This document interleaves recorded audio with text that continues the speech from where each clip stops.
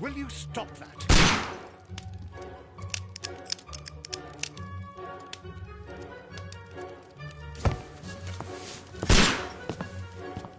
You are utterly mad.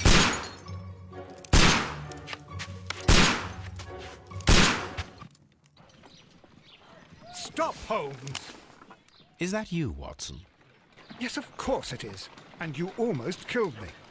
Nonsense. I was aiming for the vases. Blindfolded? Watson, quiet, please. I'm trying to concentrate.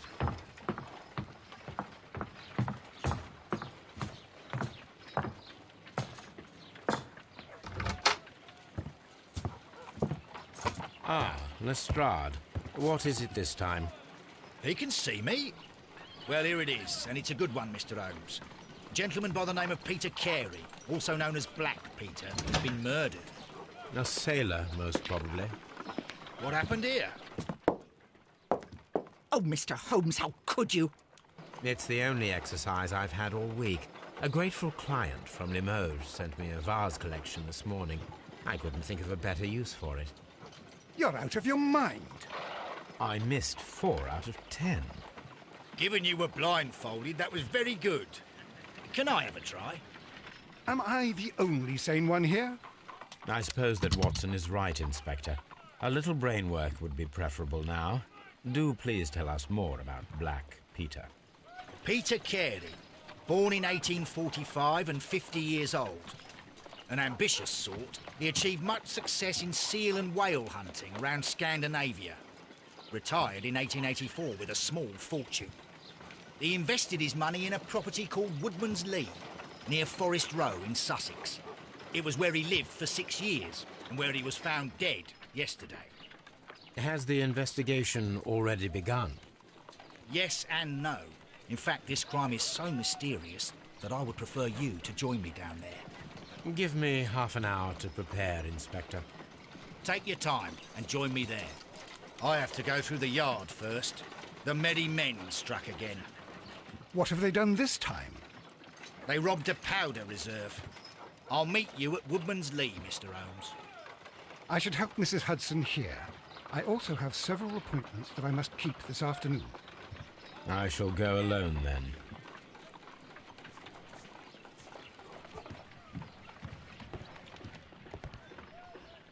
You go along to Peter Carey's house. Mrs. Hudson and I will take care of them.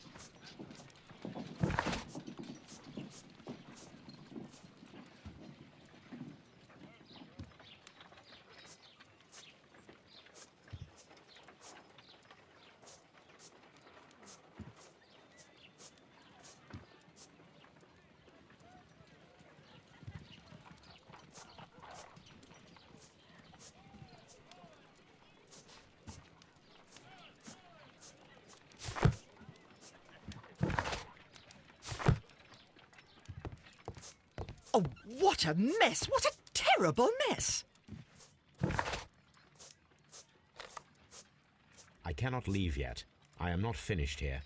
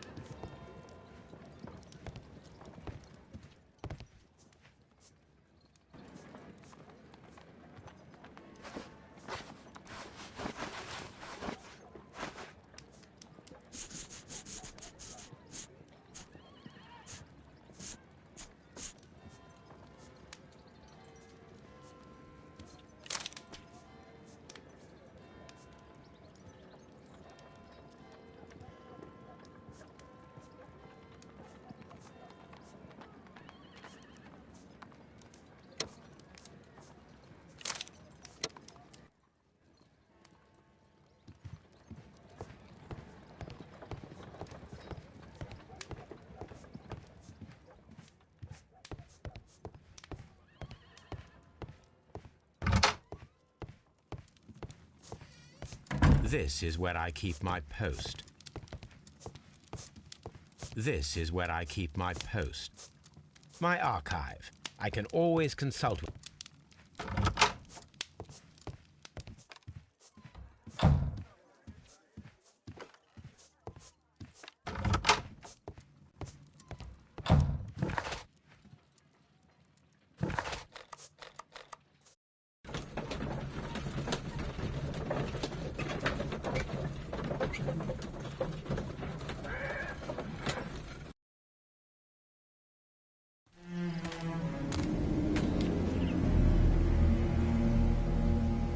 Mr. Holmes, I'm over here. Come on.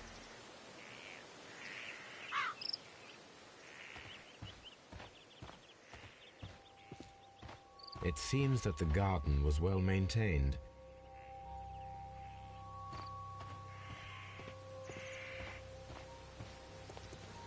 Mr. Holmes?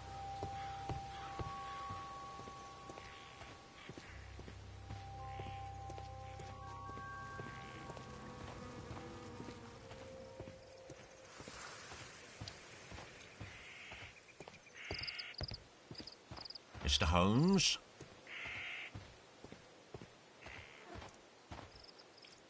Inspector Lestrade, when will you remove my husband's body? It's sacrilegious to leave him here like this. As soon as we can, Mrs. Carey, I assure you. Allow me to introduce you to Mr. Sherlock Holmes. He's a detective. No doubt you've heard of him. I'll wait for you in front of the cabin, Mr. Holmes. My condolences, Mrs. Carey. Thank you, Mr. Holmes.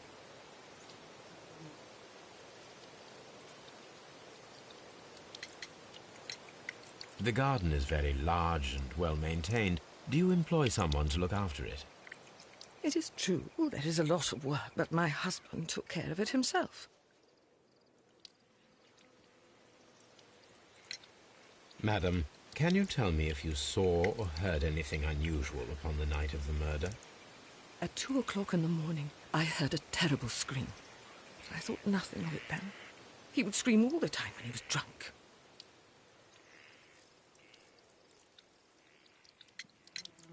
Do you remember at what time you found your husband's body? In the morning, at around 7 o'clock, I noticed the cabin door was open, but I didn't go in to take a look, for I knew my husband would not have liked it. At around 10 o'clock, I dared to glance in through the door and... oh dear. Can you please tell me what occurred on the evening of the murder? Well, Peter got drunk in the evening. He was in such a terrible temper. Usually whenever that happened, he'd stay all night drinking in his cabin before passing out. Was your husband accustomed to receiving visitors? Oh, no, I don't think so. I mean, he didn't really have many friends. He lived quite an isolated life here, after his retirement.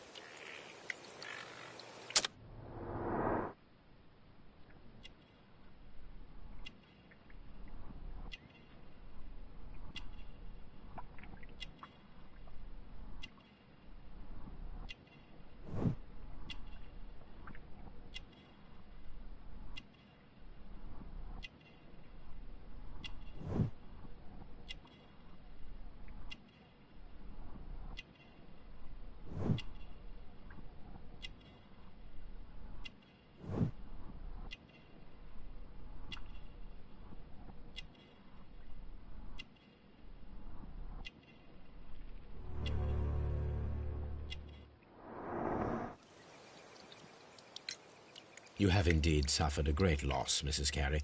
Nevertheless, I believe it will be less of a burden for you soon. Yes. Life with Peter was never easy, but he was still my husband. He was different, wasn't he, when you first met him upon your return from Plymouth? Yes, Mr. Holmes. Oh, my goodness, but how do you know about that?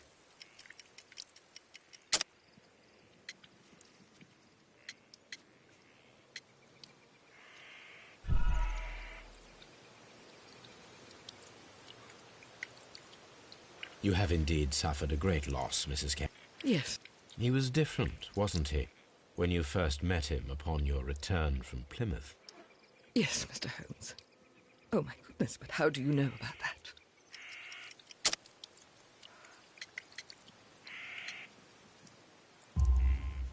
You undertook a pilgrimage to the Cathedral of Santiago de Compostela when you were young. That much is evident from the rosary in your hand. The shortest route for the pilgrim from England to Spain is from Plymouth. I believe that you met Peter Carey as a young sailor there, and you married him soon afterwards. That is indeed what happened, Mr. Holmes. How extraordinary. Thank you, madam.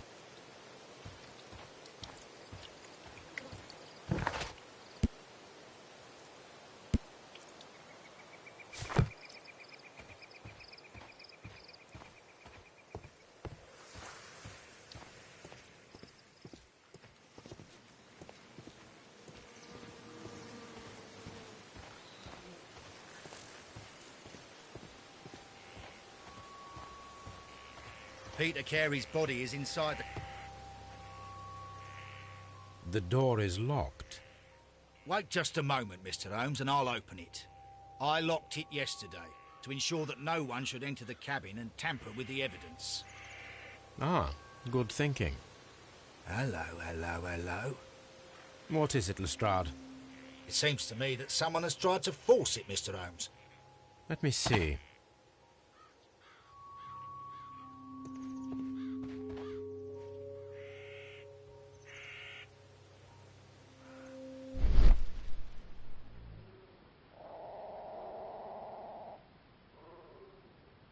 These scratches are fresh. You're right. Someone tried to force open the door. I swear these scratches were not here yesterday. Our mysterious visitor came here last night. Well, he's not the man for the job. This lock is not a difficult one. Perhaps he did not have the right tool.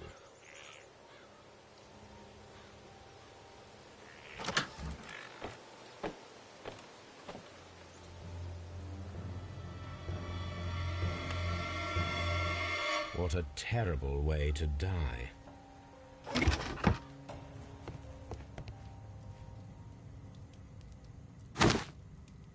Peter Carey's boots. They look to be a size 8. Old navigation instruments, nothing interesting.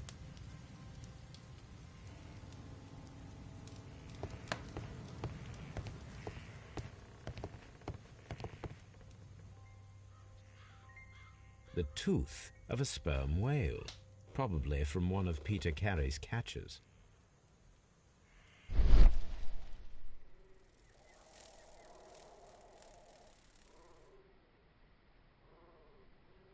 This place is not covered with dust, like the rest of the shelf.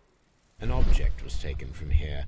It was larger than a book, a box or a small chest, perhaps.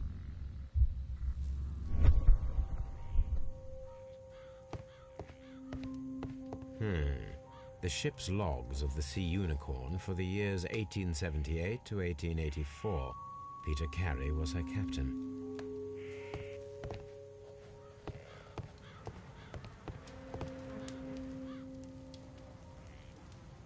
Someone drank from this glass recently.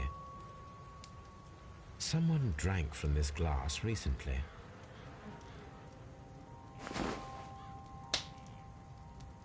The initials PC have been crudely burned. A sailor's work.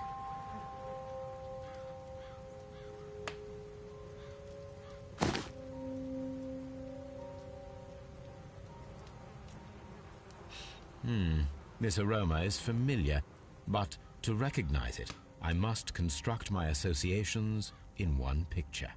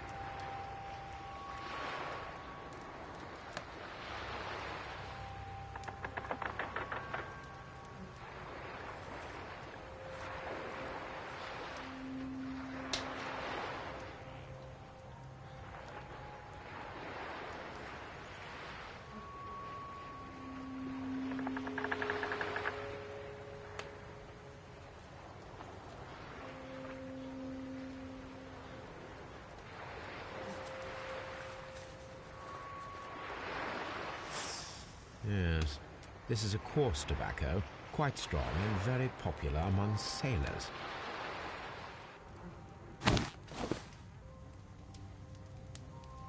Rum, a sailor's drink. It seemed that Captain Carey was enjoying a drink before he met his death.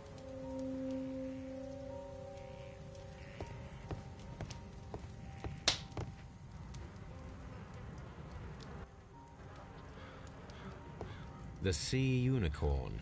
She was the ship that Peter Carey commanded. Harpoons for hunting whales. The ship's logs of the Sea Unicorn for the years 1878 to 1884. Peter Carey was her captain.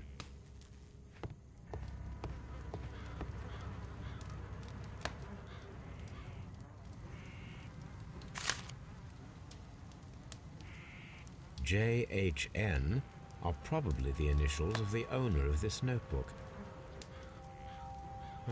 The pattern of the blood stain indicates that the notebook was not lying on the floor prior to the crime, but it was dropped into the pool of blood after the death of Peter Carey.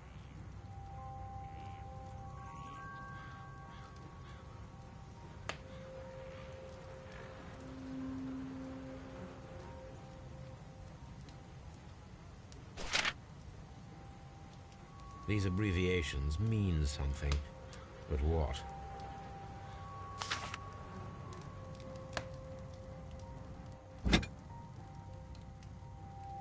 This blood is from the pool underneath the dead body. This wooden handle is plain and solid. Peter Carey tried to defend himself with this knife, but he did not succeed. Peter Carey was fully dressed. He was not caught by surprise. It is possible that he knew his murderer. Peter Carey was impaled to the wall by a whaling harpoon. The weapon fully penetrated the body. The force of the blow was immense. This man is in his 50s, yet he still looks quite strong.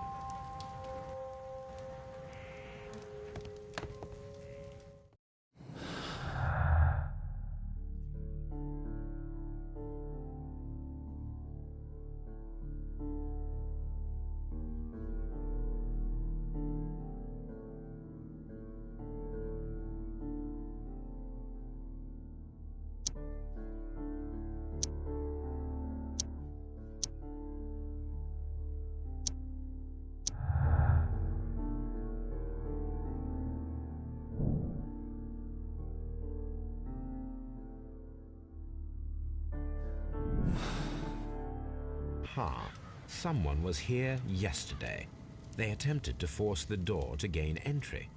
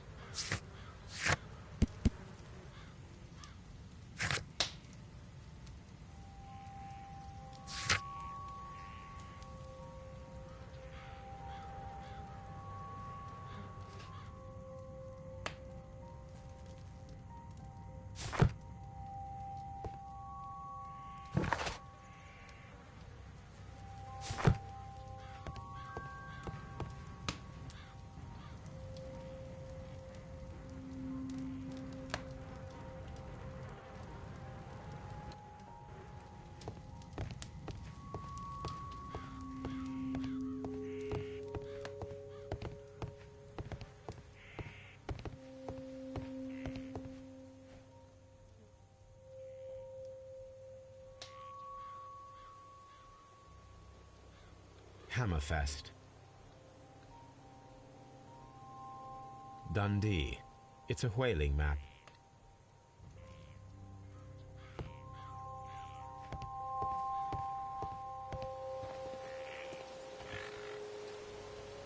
Well, Mr. Holmes, what do you think? I think that we are lucky. And why is that? Because of last night's attempted break-in. Oof, you've lost me.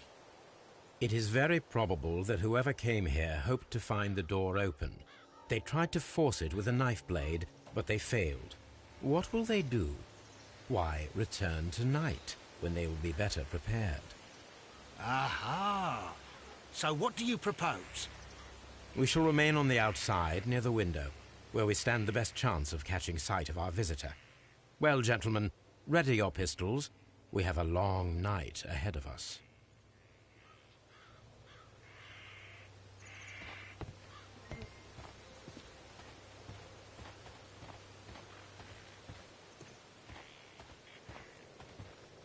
This window is locked from the inside.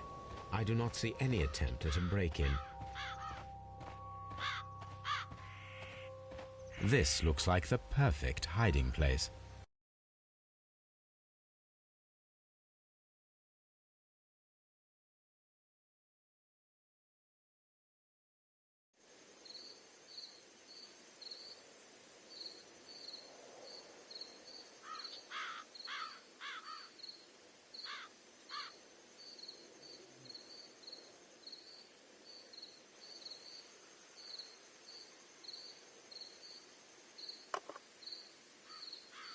Shh! Did you hear that?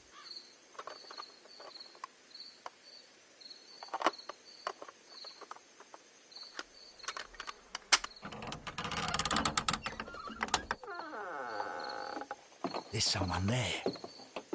I'm gonna collar him. I'll be right behind you. Police! Hold it right there!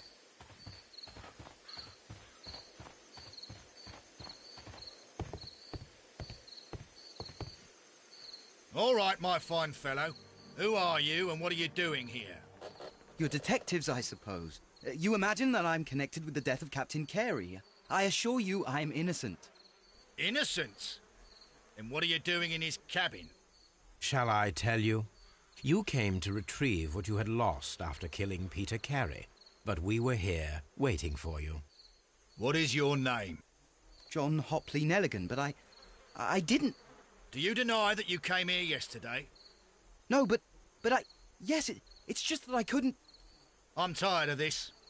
Off we go to the yard. Tomorrow, I'll see that you're put in front of the judge. What? But you can't! I'm not... It's a terrible mistake! Enough. You can explain all of that to the judge. You're coming with me to the yard. But... In light of recent events, it seems evident that your coming here was unnecessary. All the same, I'm very grateful to you, Mr. Holmes. You are welcome, Inspector, but please don't be too hard on our young fellow. I would like to question him tomorrow morning.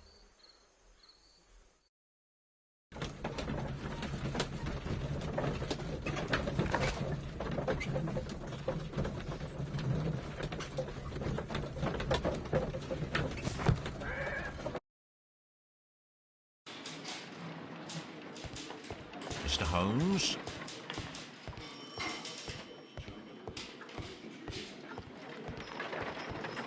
Good morning, Mr. Holmes. Can I help you? Good morning, Constable. I would like to speak to the fellow who was arrested at Woodman's Lee last night. Ah, the young man. He's waiting in the interrogation room. You can go straight through. His belongings are held in the evidence room. Thank you.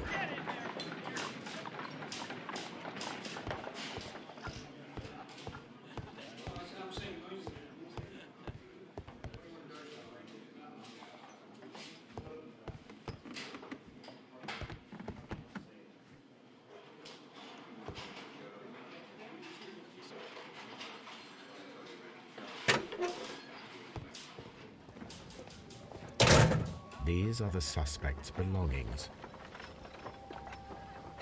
A pocket knife. It was used to force the door of Peter Carey's cabin. A handkerchief with the initials JHN. The notebook that we found on Peter Carey's cabin floor.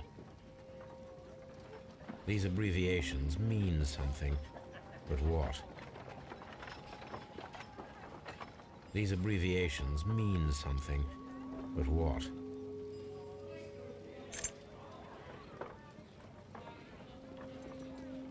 And partner, 1883. From R. Dawson. To my friend, Dawson. I've seen this name before. Perhaps my archive holds the answer.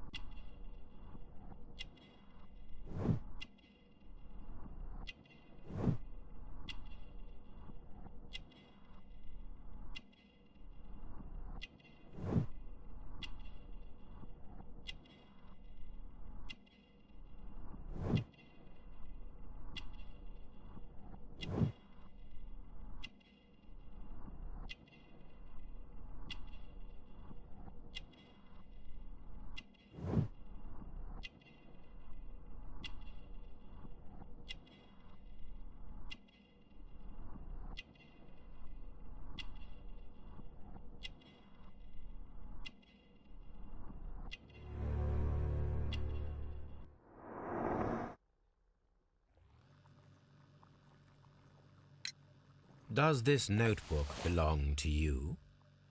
Yes. But where did you find it? I did not know... I thought I'd lost it at the hotel. What do these abbreviations mean? Oh, no. I beg you, I can't. If I told you, it would only make things worse. But I will find out eventually, Mr. Nelligan. The sea knife was found near Carey's body.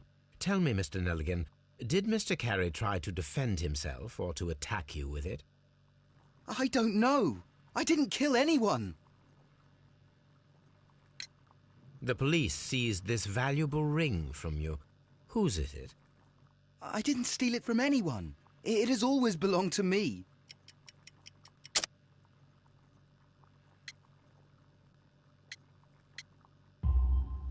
The ring's date of engraving is many years ago. You would have been a child then, hardly in any position to receive such an item from a partner. So, Mr. Nelligan, who is the true owner of the ring? The ring is mine.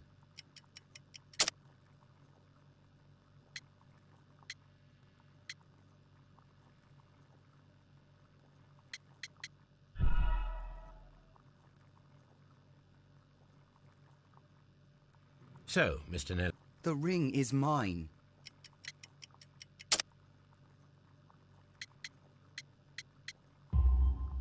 No, Mr. Nelligan.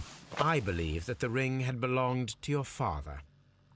Oh, but how do you know? The jacket you are wearing is made of an expensive fabric that only a man of exceptional wealth could afford. You do not seem to me to be a rich man, Mr. Nelligan. Furthermore, the garment is ill-fitting. It is quite clear that it belonged to someone else, most probably your father. With your father gone and taking with him the family's wealth, as a little boy you had to find yourself a manual job, and it was most probably cleaning fish. You cut your hands often while working. I can tell from the scars. I'm speechless, Mr. Holmes. It all happened exactly as you say. Well, I will see you soon, young man. Please, let me go! What am I doing here? I've done...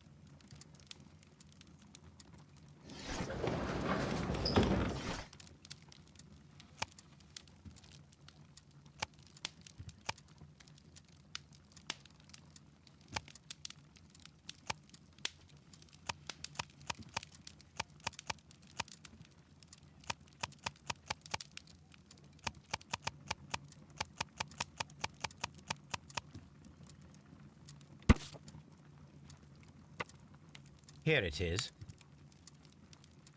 Now I begin to understand that young man's story, but I am still unclear as to what connects him with the murder. It is time to ask him.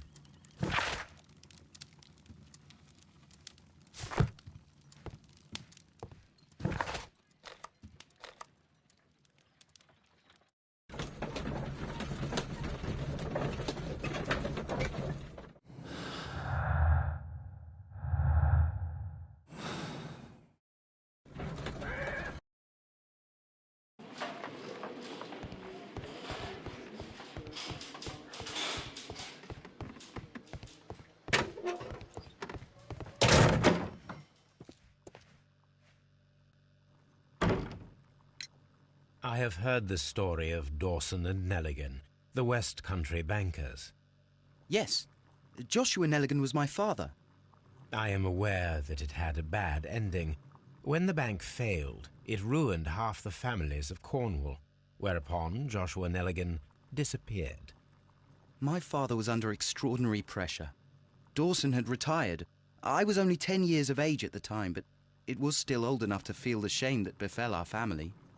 My father was convinced that he could pay off all his debts if the creditors gave him time. He set sail for Hammerfest in Norway in his small yacht, just a few days before an arrest warrant was issued. He left my mother a list of the securities he was taking. No word was ever heard from him again. We believe that his vessel went down, taking with it everyone and everything on board. Thank you for the story, Mr. Nelligan. At last, we are making some progress.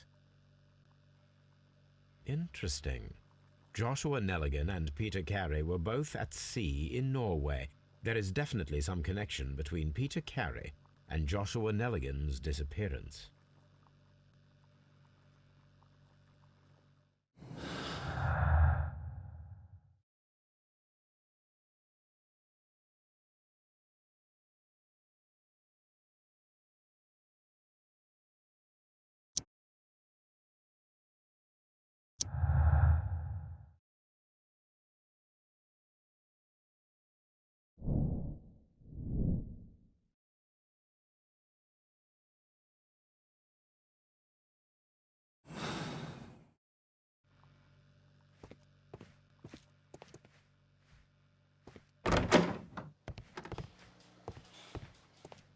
What am I doing here? I've done nothing wrong.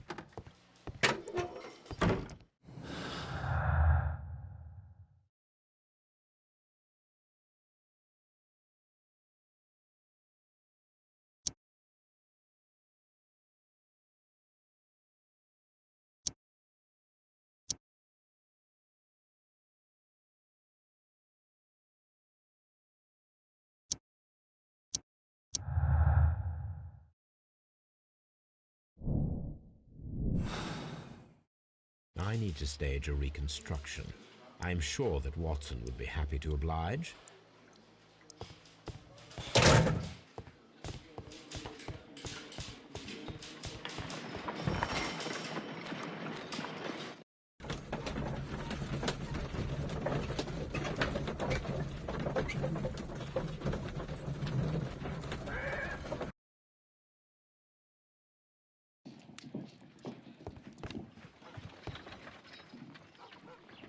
A spot of whaling, Watson. Would you care to take part? Are you serious? No, but we do need to clarify what happened on the night of Black Peter's murder. A reenactment, then? Is something bothering you? The sailor's knife, Watson. Why was it on the floor? Peter Carey attempted to defend himself? It is possible, but if that is the case, then it alters many things. I don't quite follow you. Tell me, my friend, what is the animal closest to man, morphologically, I mean? Ah, I see what you're getting at, Holmes. You asked me that once before. On the Ripper case, I believe. Do you want to slit some more pigs' throats? No. Thank goodness for that. I wish to impale one with a harpoon. Wonderful. Watson, let us pay a visit to our butcher friend in Whitechapel. We require the carcass of a well-fed pig. And the harpoon? One of the harpoons on the wall of Black Peter's cabin should do quite nicely.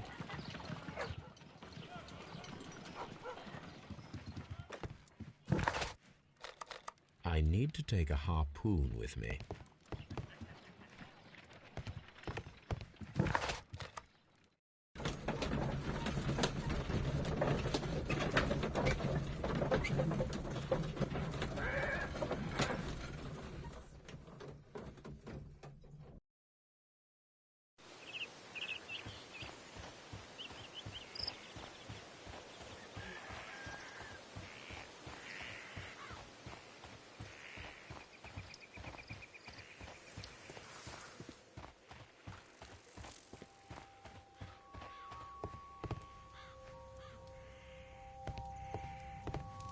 That should do it. Now I am ready for the experiment.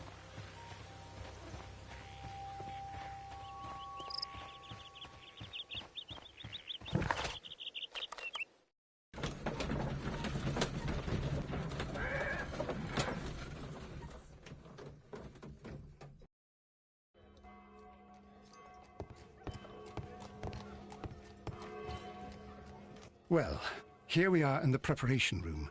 I can't say that I like the smell of it much. What do you intend to do? To indulge myself in a little experiment.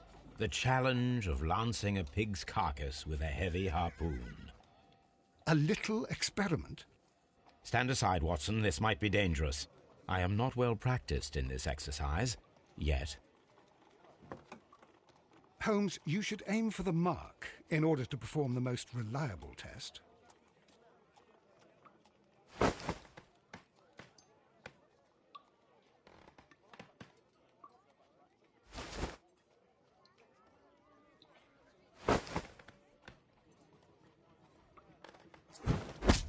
Holmes, you should try to aim better and throw as hard as you can.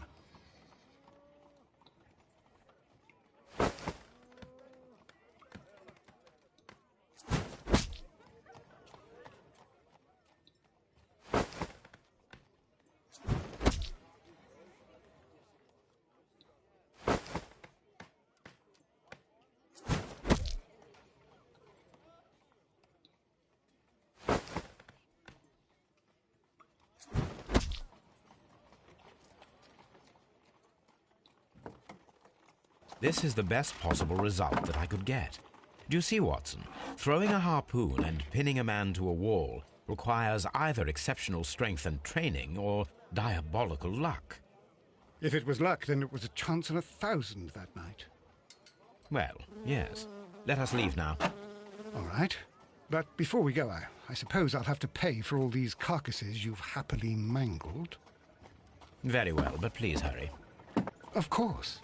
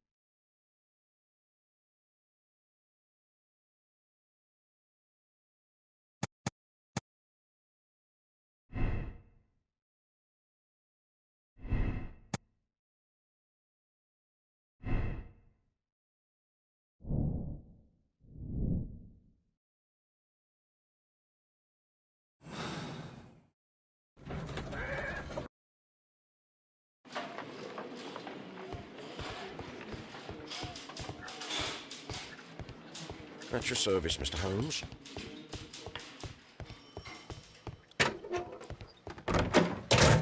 What am I doing here? I've done nothing wrong.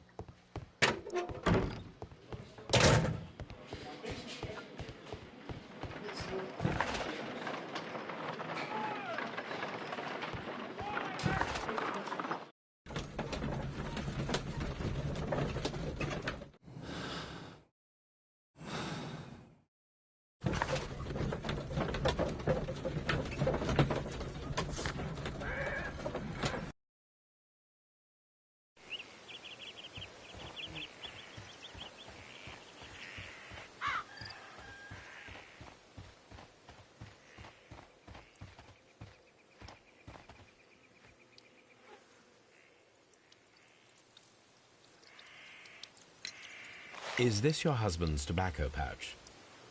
I'm not sure. It might be, but he hadn't smoked in a very long time. Your husband's private papers. Do you know where they are? There was a small tin box, barely larger than a book. He kept his papers there. It should be somewhere in his cabin. Thank you, madam.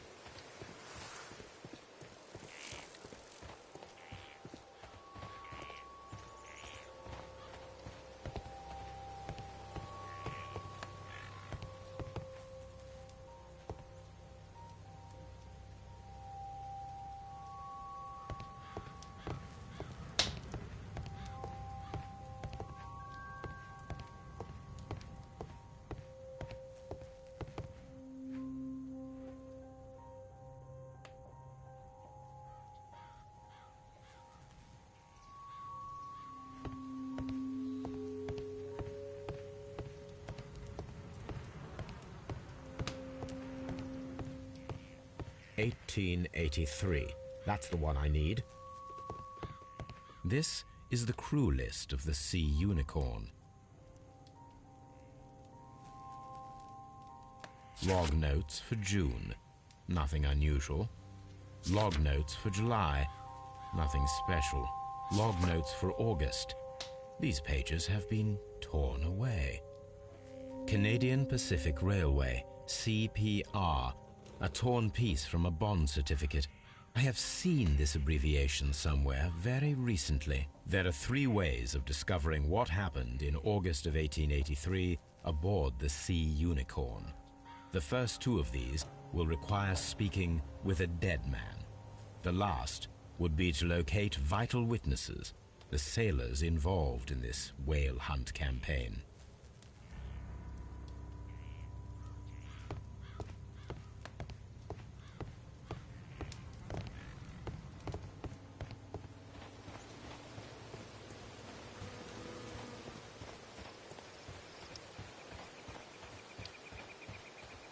Who could do such a thing? My poor husband.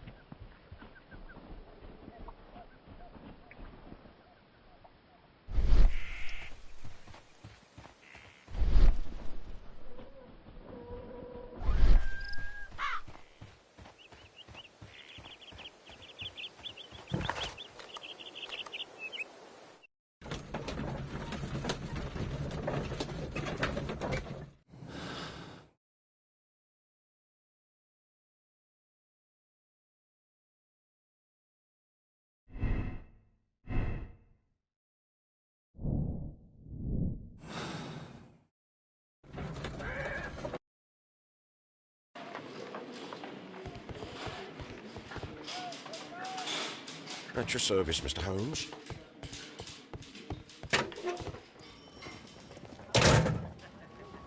These are the suspect's belongings. I wonder if these are connected.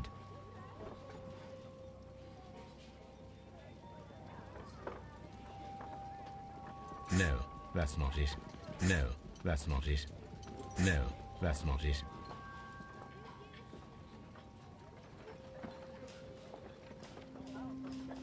Now we have the proof that Nelligan's papers were indeed here. It seems that they have vanished, however.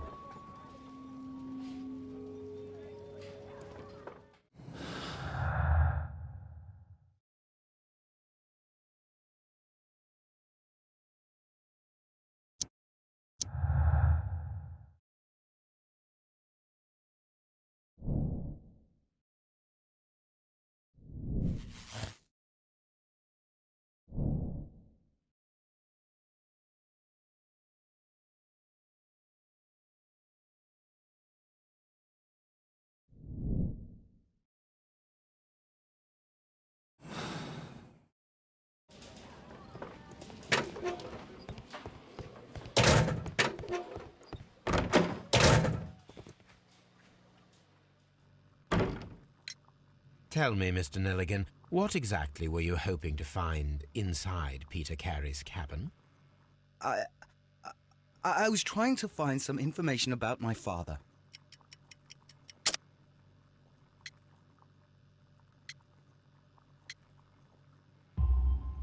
I assume you had another purpose, to retrieve the bond certificates.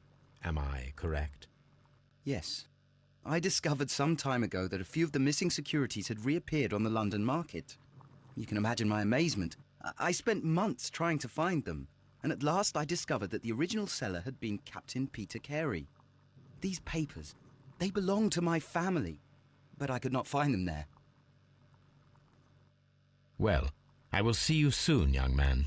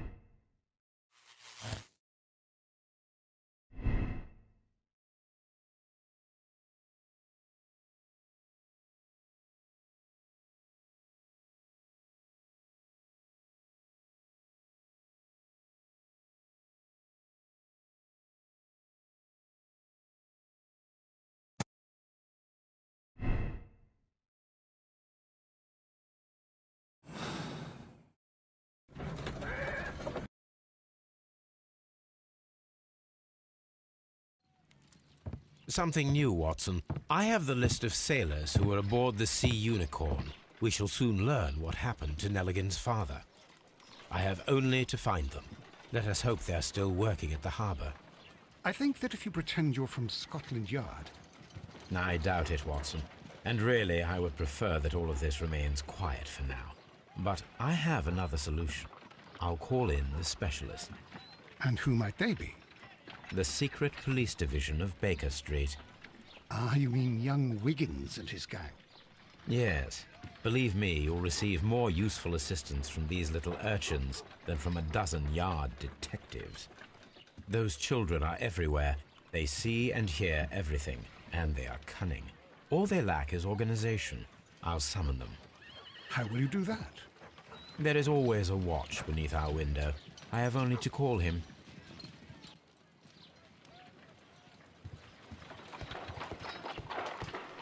Brave Toby, the best nose in the British Empire.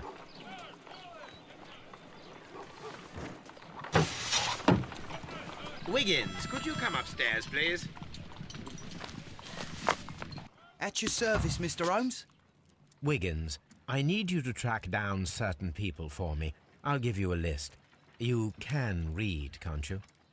Big Oliver from our gang. He can, because his father is the coachman of a famous lawyer. Fascinating. Here is the list of sailors.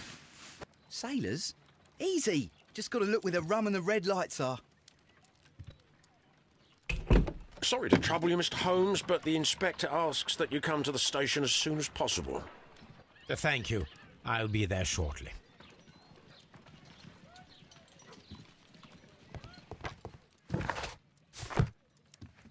A map of London and the surrounding area.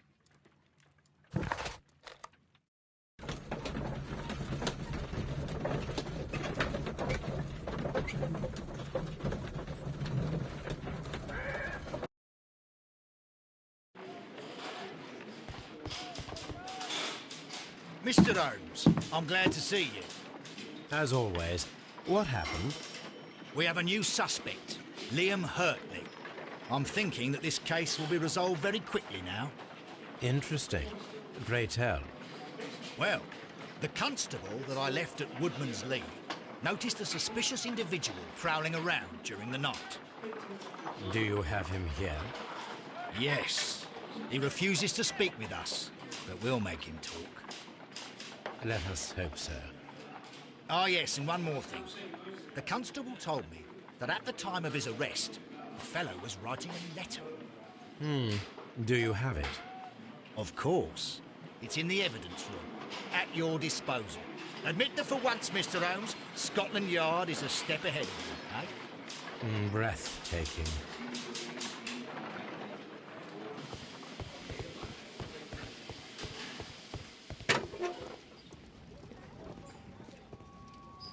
These are the suspect's belongings.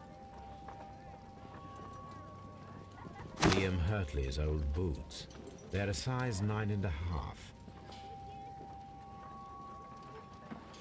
The stains are fresh. They can be removed with the proper chemicals. A pen. Nothing unusual about it.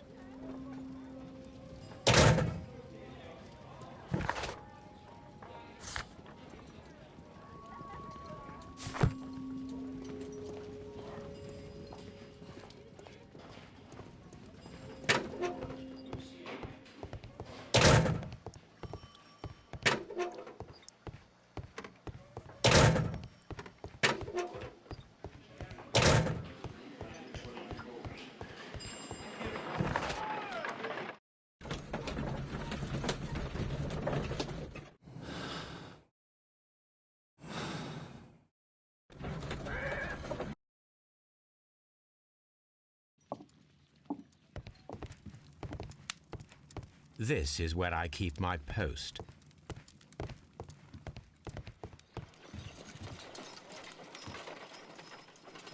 I need to prepare a chemical agent that is capable of removing fresh ink.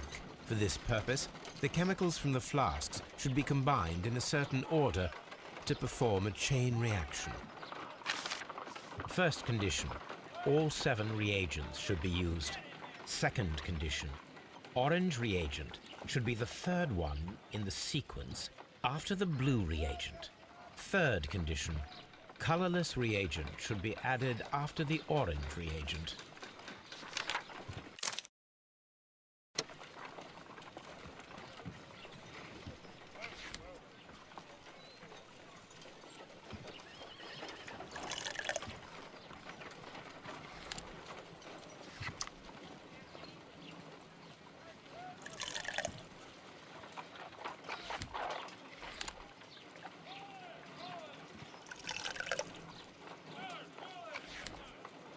I need to prepare a chemical agent that is capable of removing fresh ink.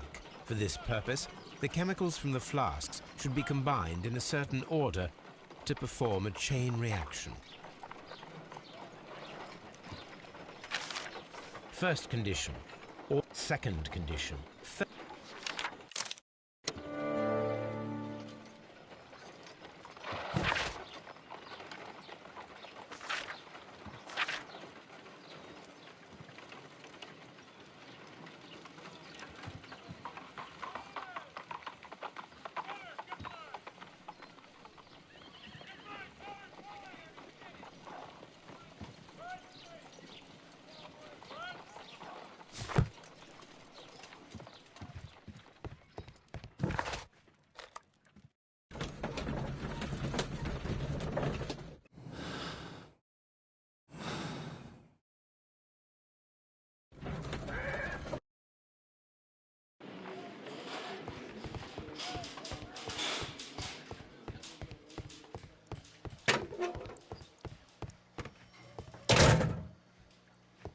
Please escort this suspect for interrogation.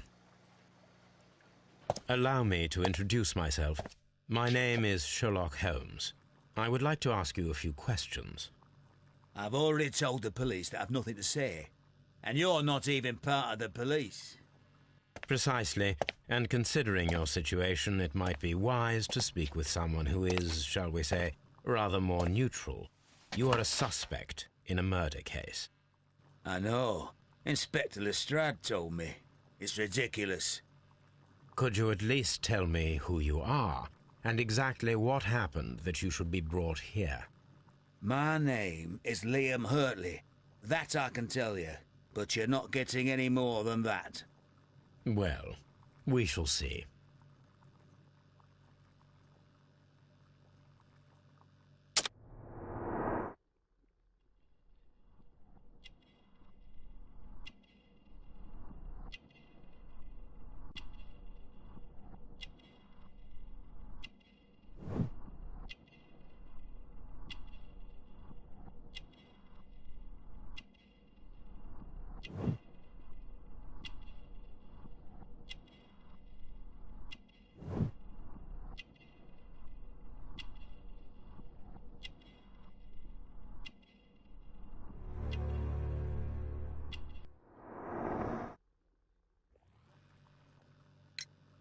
So tell me, Mr. Hurtley, what did you hide? Hide? What are you talking about?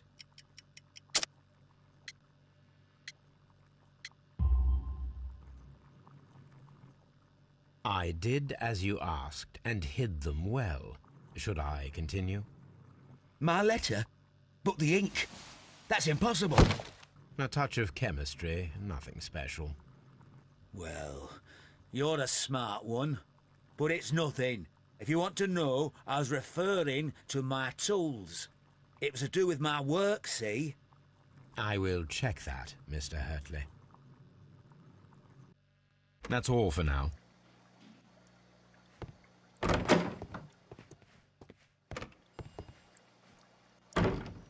What am I doing here? I've done nothing wrong. Mr. Holmes?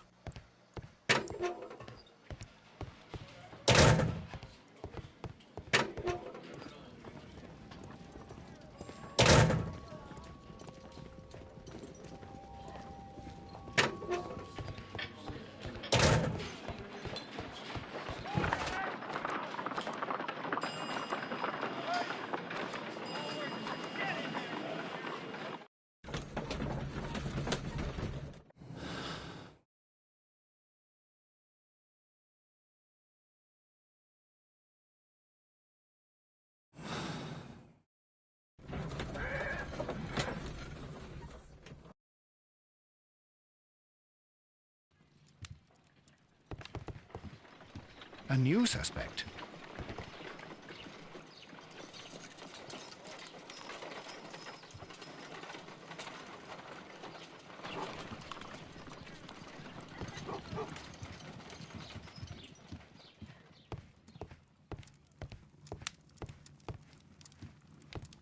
My archive. I can always consult with it, if needed. This is where I keep my archive.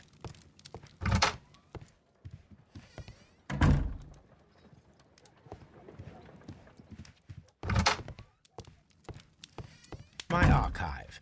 I can always consult with it, if needed. My analysis table.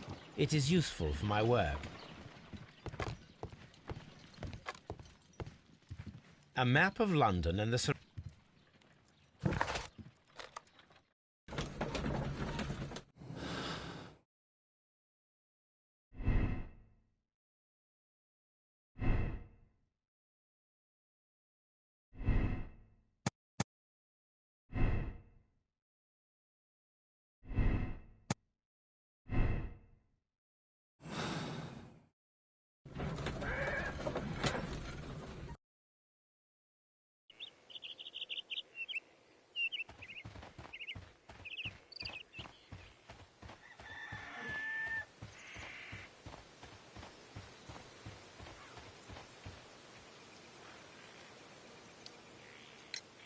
Does the name Liam Hurtley mean anything to you?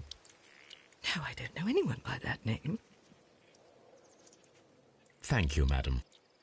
Who could do such a thing? My poor husband.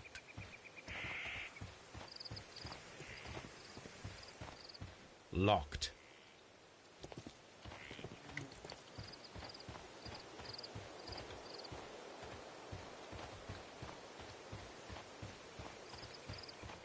locked.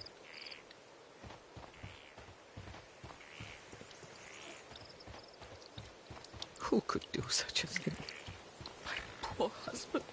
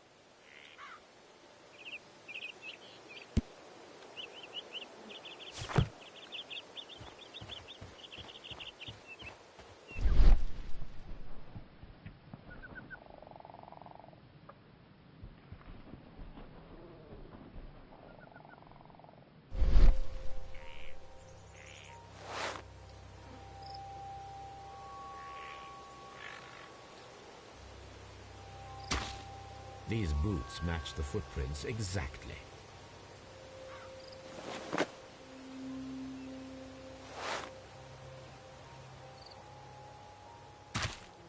These boots don't match the footprints. These footprints appear to be quite large.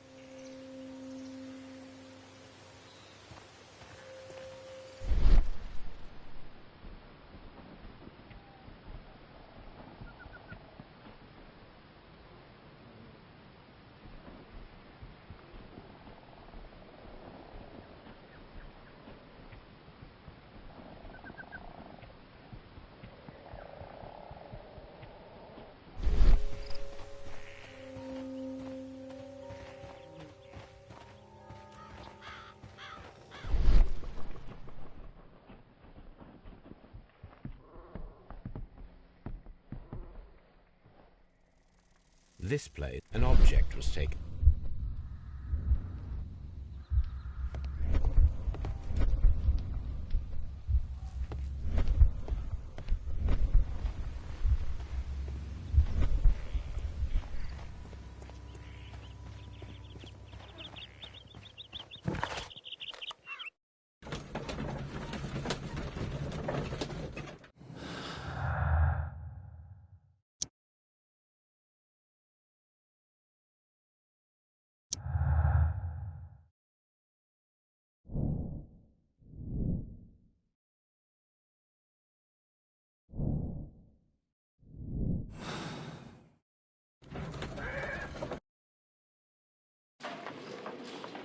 Mr. Holmes?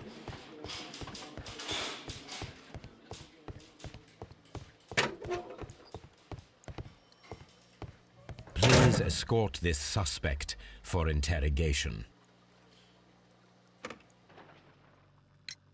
Tell me, Mr. Hurtley, what were you doing at Woodman's Lee? Woodman's Lee? I've never been there.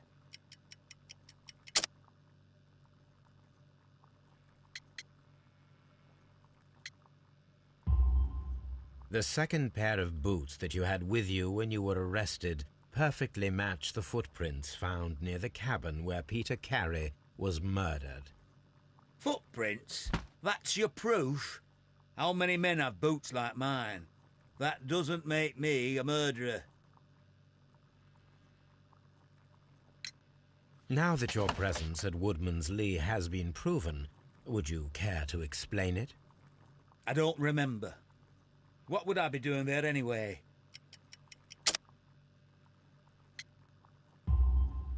Because you are the gardener at Woodman's Lee.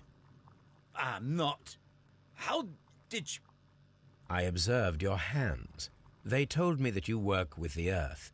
Small fragments of plants snagged to your trousers indicate that you were mowing very recently. But the most obvious clue presented itself in the bird embroidered on your handkerchief. A crested tit, if I'm not mistaken. All right, you got me. Yes, I am a gardener, and I went there to get my tools. That's all for now.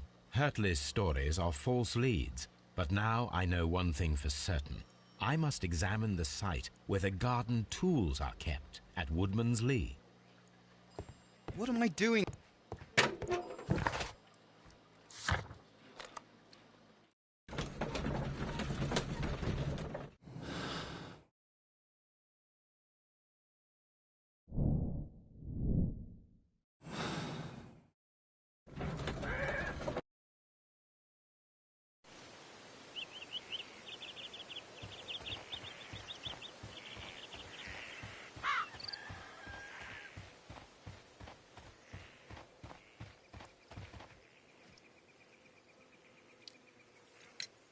Madam, we have information that the valuable stolen papers are hidden amongst the garden tools here at Woodman's Lee.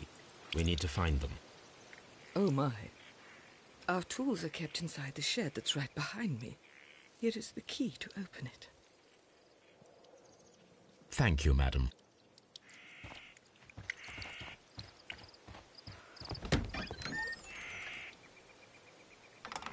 Let's see what could be hidden here.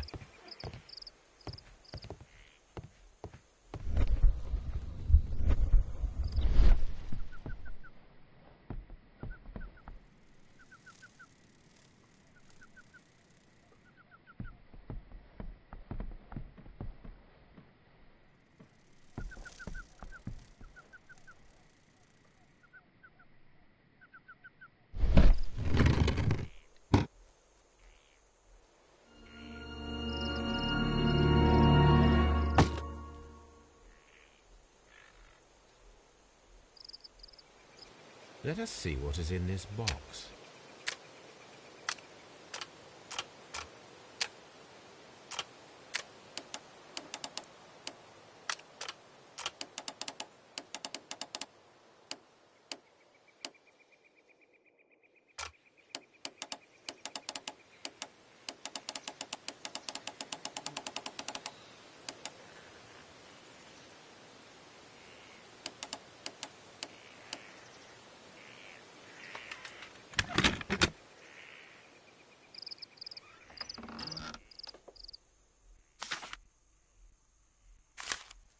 A bundle of letters in a woman's hand with the Carey family monogram. Hurtley and Mrs. Carey were in a relationship. That is interesting.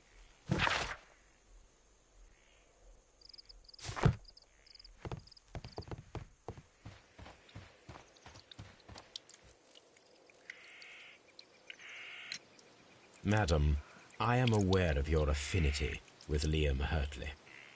Oh, what are you talking about?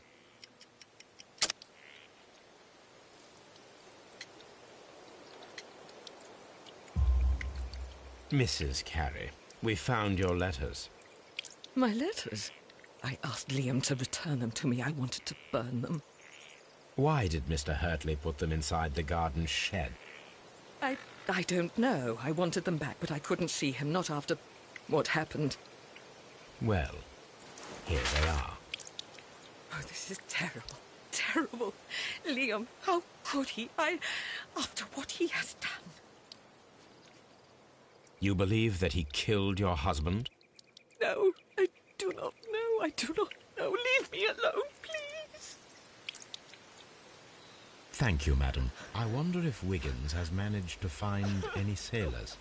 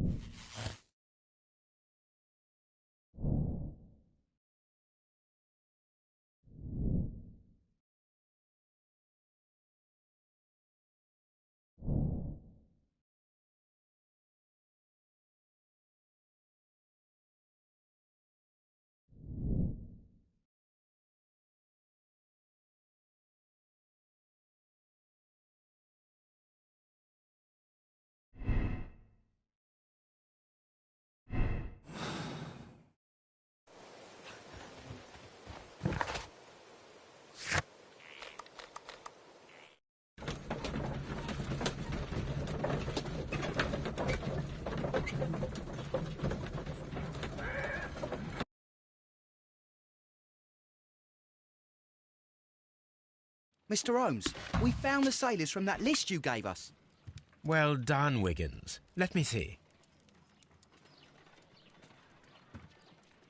This is interesting. Let us review the other sailors now. This is interesting. Let us review the other sailors now. This man is a harpooner, and his initials are PC, the same initials that were found on the tobacco pouch. Wiggins, could you gather some information on one of the sailors that you found? His name is Patrick Cairns. We found Patrick Cairns. Good job, Wiggins. Where is he? He lives in a small furnished dump of a room, but he's always at the Sea Witch pub, where he does arm wrestles for money and drinks. Excellent. Here is your reward. 2 guineas. Thank you, sir.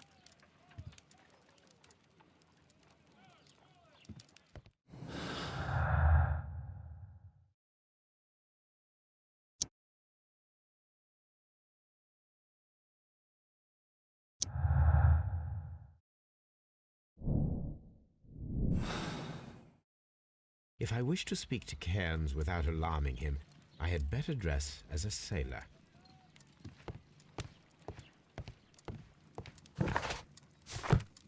My arca.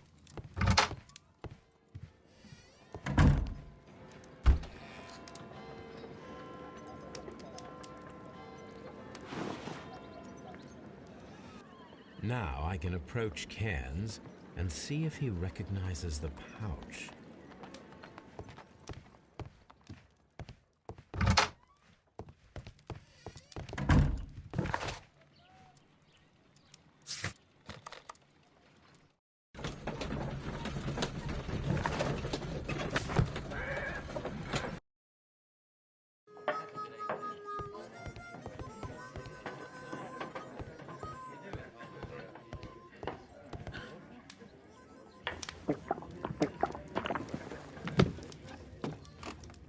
Hello there.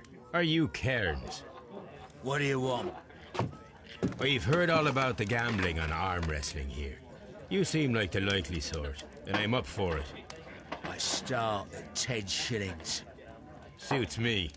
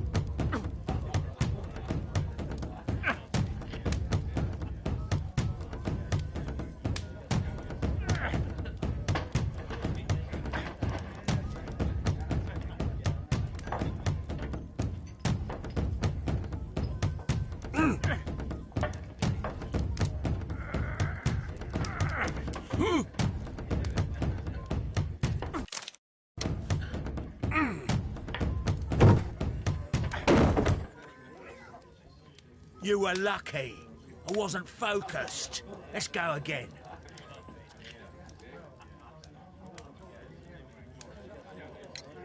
I'm ready to try again.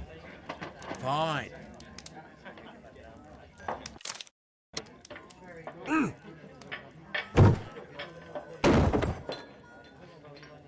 Well, good for you, I reckon. You're stronger than you look. Here's your 10 shillings. I'd like to buy you a drink. Good winner as well. That's good. Let's have a drink.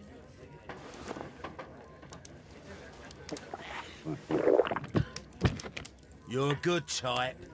Seems you've managed to settle down in life. You've got money, eh? Not all that much. Oh, well. At least you're not as poor as me. Why do you say poor? You're not working? I'm a harpooner. But you see, the whalers are rare. They don't pay much. So, as a result, find myself arm wrestling to pay for my drink. A harpooner? Interesting. You've had a lot of adventures, I bet. Of course. It's been a dozen years since I've sailed. I've seen everything. Old Wallace, damn Black Peter, Great Roger. We sailed to the Cape of Good Hope.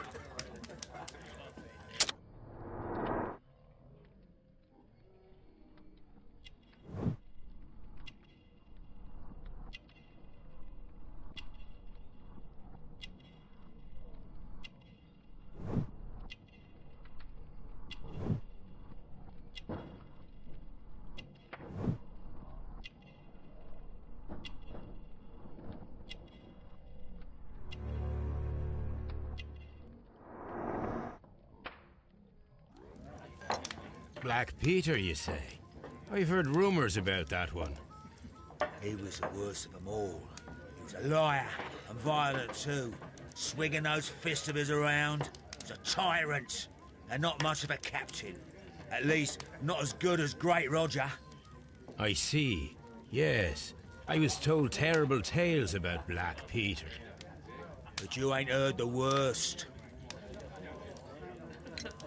Tell me, and let's have another drink. It was in 1883 that it happened. The August of that year. Peter Carey was captain of the Sea Unicorn, and I was a spare harpooner. We were coming out of the ice pack on our way home. One evening, we saw a little craft that had been blown north. There was only one man on her, and he wasn't a sailor. The crew must have thought that she'd foundered, and they made for the Norwegian coast in the dinghy. I guess they all drowned. We took the man on board.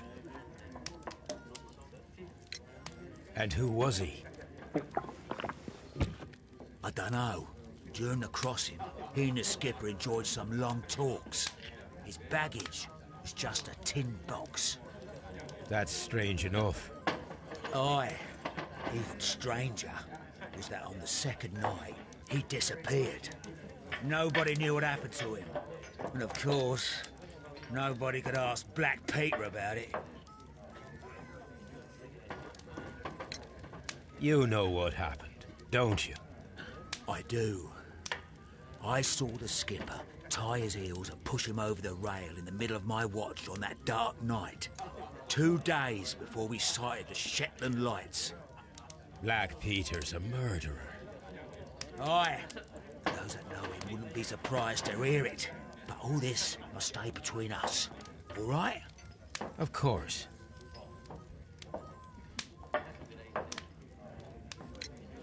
Back in a second. I'm off to the Kazi. I'll be here with my drink.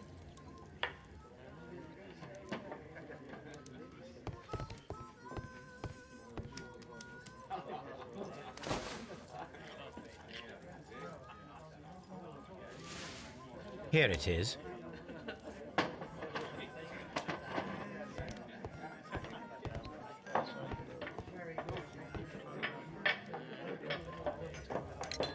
Have you got any tobacco? I've run out of mine. Nah, I lost my pouch. I don't know where. Wait a minute. What's this? Oh, is this your tobacco pouch? Well, oh, it is. Well, I have to go now. I know a captain who's planning an expedition to Cape Cod. Captain Ahab's his name. He commanded the Pequod. He might need good harpooners. I'll tell him about you. Maybe. If you like, aye. I'm done here. It's time to leave.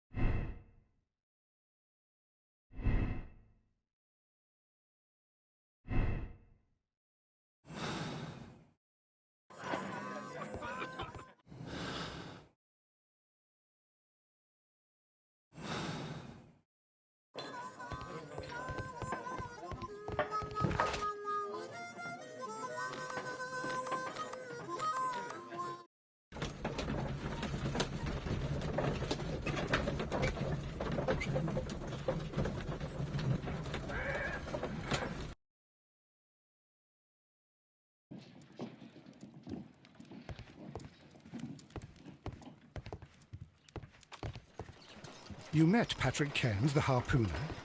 Do you believe he's the murderer?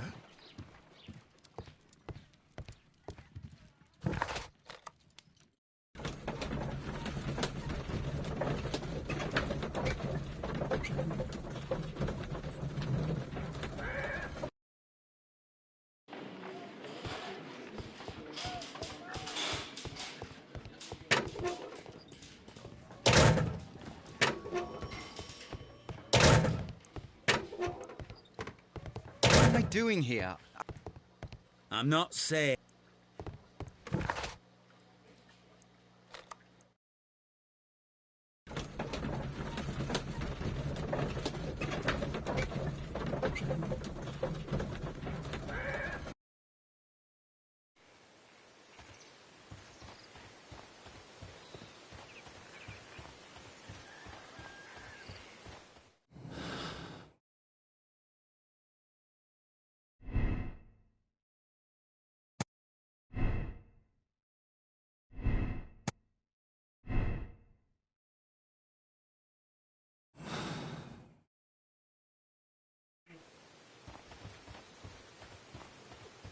Leave me alone, please.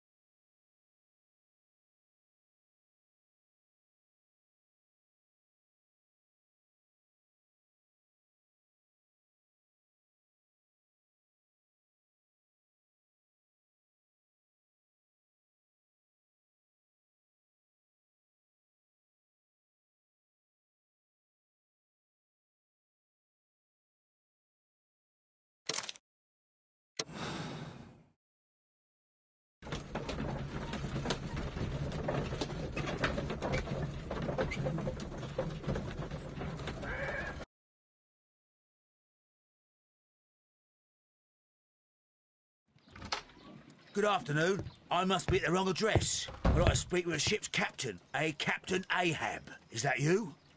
No, my name is Sherlock Holmes. That detective fella? So, you wanted to see me? That is correct. We need to talk. About what?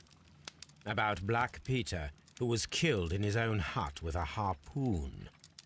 You know, don't you? Yes. How? The tobacco pouch. You recognized it. Oh, the sailor. It was you. Unbelievable. Well, fine. I confess. But if you really do know everything, you should also know that I didn't want to kill him. He made me do it. I know. Did you know about this story with the bond certificates? Did you need money? Yeah.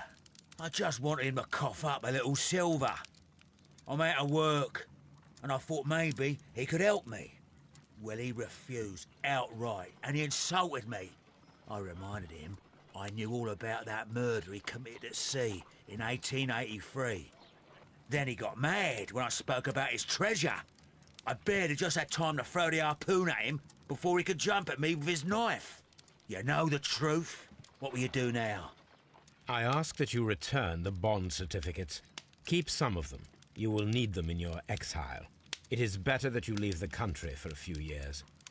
And you won't say anything to the police?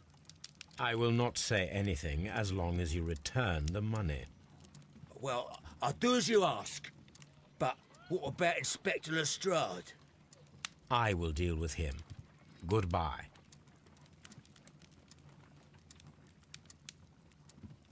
It's good that you asked me to come, Mr. Holmes. We do need to talk. About what? What do you mean? Our case, Mr. Holmes. You sent me a message via your little thug. His name is Wiggins, Inspector. Telling me that the case is solved. Well, Mr. Holmes, tell me, who is our murderer and where is he? The morgue. Eh? His name is, or rather was, Pablo Coventrao. He was also on the ship with Peter Carey, and he was a harpooner. I'll tell you everything, Inspector, but do calm down. Mrs. Hudson will bring us tea and orange cake. Orange cake? You're spoiling me, Mr. Holmes. That's my favourite. Ah, Mr. Holmes. Inspector Lestrade told me that I should thank you for clearing my name. He also said that you were waiting for me here. I came as fast as I could. I cannot thank you enough. It is all because of you that this nightmare is finally over. I believe that this belongs to you. My father's securities. Incredible! But how did you get them? It would take far too long to explain. Tell me. This is extraordinary. You are a genius. Then that may serve as an explanation. Goodbye, Mr. Nelligan, and good luck. Goodbye, Mr. Holmes. And thank you. 1,000 times thank you.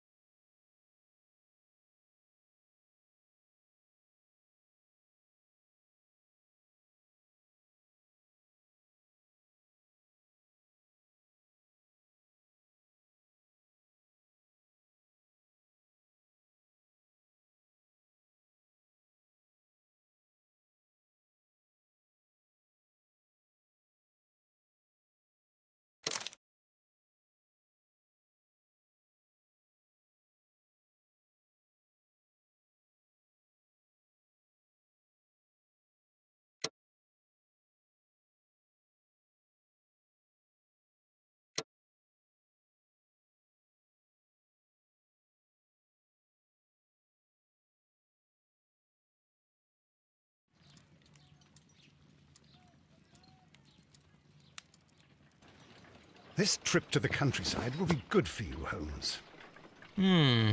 As your friend and your doctor, I really do recommend that you give yourself a complete change of scene. Fresh air, brisk walks, bird watching, chopping wood. Sounds intolerable. Certainly it sounds delightful. But you haven't yet told me who your friend is, the one we're going to visit. He is a bee lover. A bee lover? Do you mean that he keeps bees? That must be Mrs. Hudson, bringing the warm cloth that I requested. There is someone to see you, Mr. Holmes. I have no time. Send whoever it is away. Yes, Holmes, I really think we ought to leave now.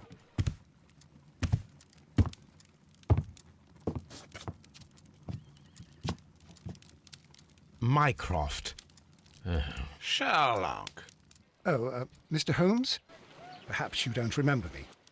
I'm Dr. Watson. We met at the Diogenes Club a few years ago. I documented our encounter in a short story I gave the title The Greek Interpreter. He does remember you, Watson. My brother remembers everything, and that is why he is so valuable to the government. We're about to depart for the train station. I know. You know? Sherlock, I need your help. There are people who presently threaten both our country and the Crown itself. You must help us with those methods of yours. Need? Help? Those are not words I would readily associate with you, Mycroft. I wrote you a letter, but you did not reply. And this is not about politics. It's about people. People similar to those whom you pretend to defend in your petty detective affairs. Everything is about politics with you, Mycroft. I'm not interested. Have some of your agents, your spies, or worse, undertake this job of yours. You are defending your people, and they have little to do with the people I choose to help, I can assure you. That is the point. You think exactly as they do. Who are they? The Merry Men. He is talking about the Merry Men, a band of idealistic terrorists. Sherlock, do please think about it. They are planning something diabolical. Your country needs you. You need me, Mycroft, and you are not the country. Although if your waistline expands very much further... Mrs. Hudson, tea will not be necessary.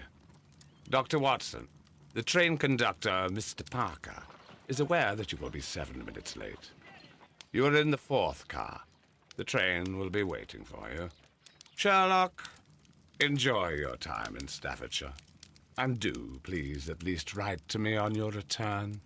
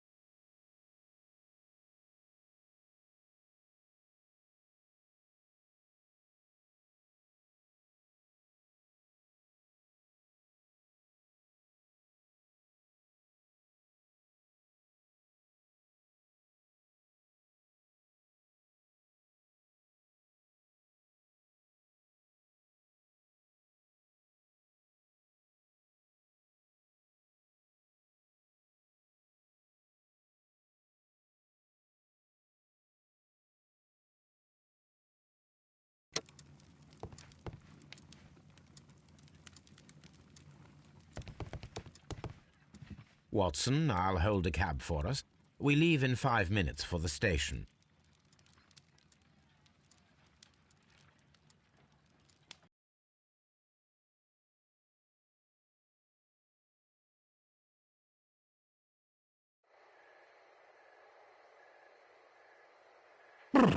What a gloomy night. It was warmer inside the waiting hall. Since the station master told us that the train is about to arrive, we should not have to wait very much longer. Yes, at last. Attention! The train is arriving at the station. Please stand well away from the platform edge. I'll take your bags and your blasted archive suitcase. But, Holmes, the headlight. It's faded away. Something is wrong. I can't hear any sound from the incoming train. Excuse me, sir. Can you explain what has happened? I don't know. It's as if the train vanished into thin air. Holmes, say something. Quick, fetch a lantern and let us take a look. It's too dark. Only fog and rails, nothing else. There is no use in stumbling around here at night. We will come back tomorrow.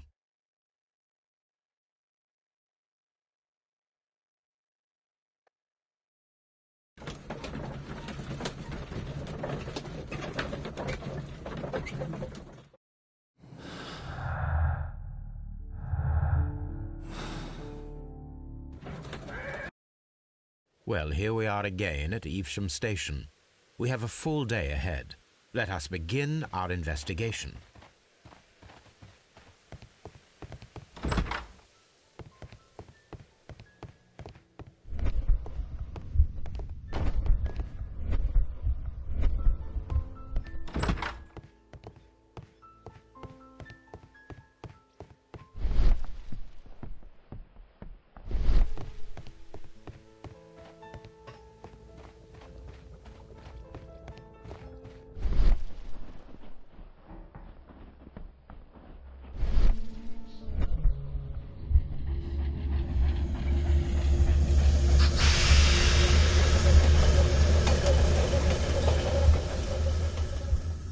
This is the place where we saw the train vanish last night. A discarded item, possibly thrown from the train. There are no tracks or footprints on the ground. Railway sleepers, nothing unusual. The rails have not been touched. There's nothing unusual here. There are no signs to indicate that the train ran off the track, nor are there any other traces. There is nothing whatsoever. There are no clues. But then, a negative result is also a result. Oh, I see what you're getting at. No clues, and you're smiling. Yes, Watson, I do smile on occasion. This mystery appears very promising. This investigation won't be simple. Perhaps the station master could lend us one.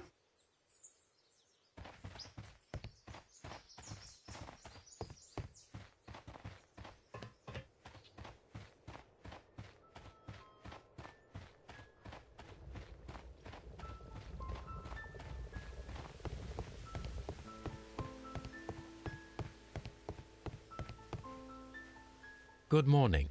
Allow me to introduce myself. My name is Sherlock Holmes, and this is my friend and colleague, Dr. Watson. Yes, I remember you. I'm Station Master Everett. You were here last night. So, you are Mr. Holmes, the great detective. Will you be investigating what happened? I shall indeed. It is extraordinary that an entire train could disappear like that. And to think of all the poor people inside it, the passengers, the driver.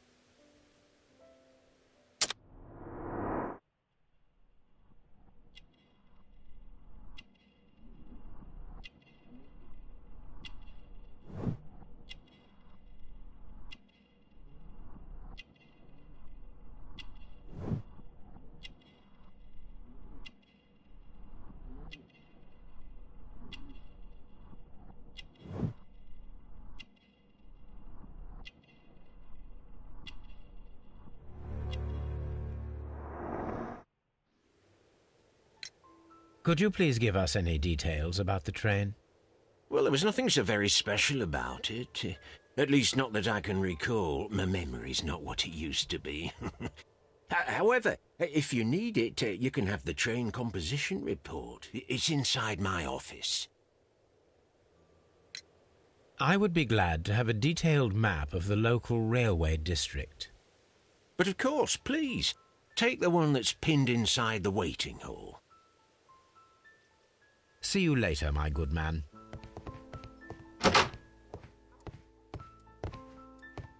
Railway post bags.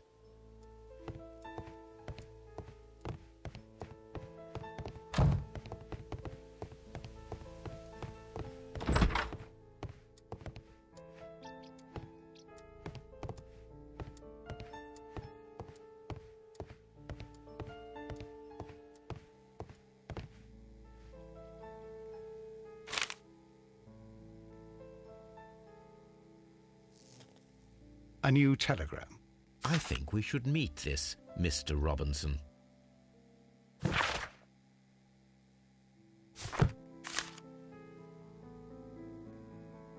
Here is the train set.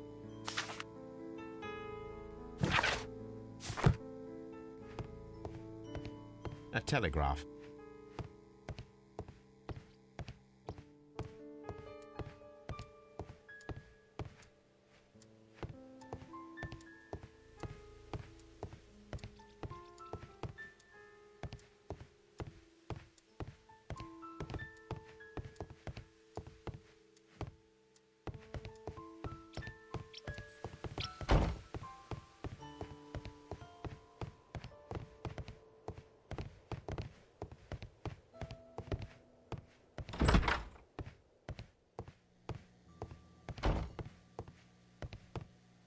This map will be useful.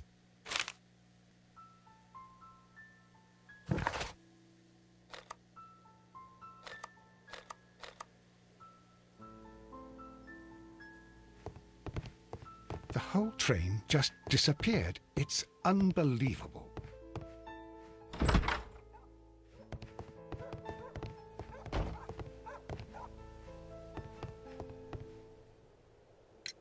According to the train composition report, there was a special wagon. What does that entail? That's a highly secure car, ordered by a private party. It is generally to carry something of value. Those wagons have iron walls, you know, without any windows. And they're fitted with a complex key lock. That is important information. Do you know what was inside this particular wagon? Certainly not. No, that's private. And it's not my responsibility to allot the wagons to whoever. Was there anything exceptional about any of the passengers aboard the train? What do you mean? Like officials? I wouldn't know. Oh, but now that you mention it, yes, there was something. There was a message from Bridlington station saying that the train had been delayed because of an issue with the passengers. But what kind of problem that they didn't say? That is interesting. You mentioned a problem at Bridlington station. I should like to visit this station. Could you mark it on the local map? Of course. It's a suburban railway station. You might take a cab there. See you later, my good man.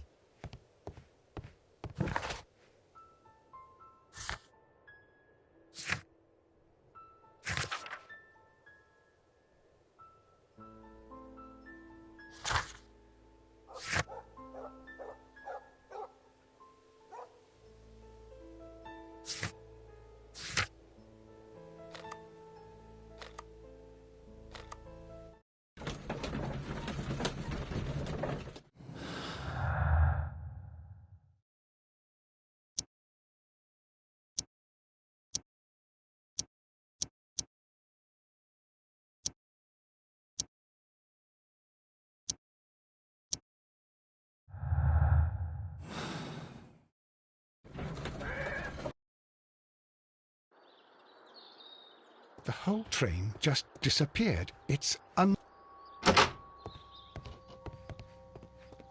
Railway post bags.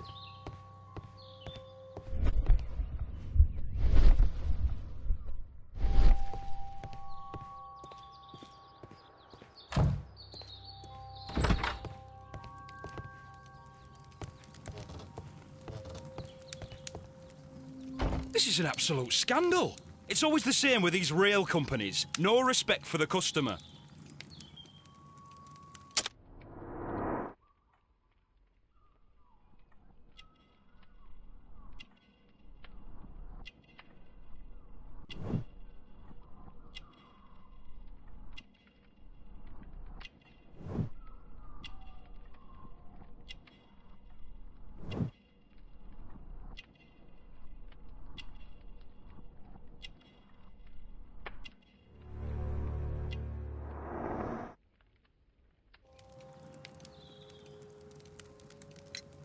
Please calm down, sir.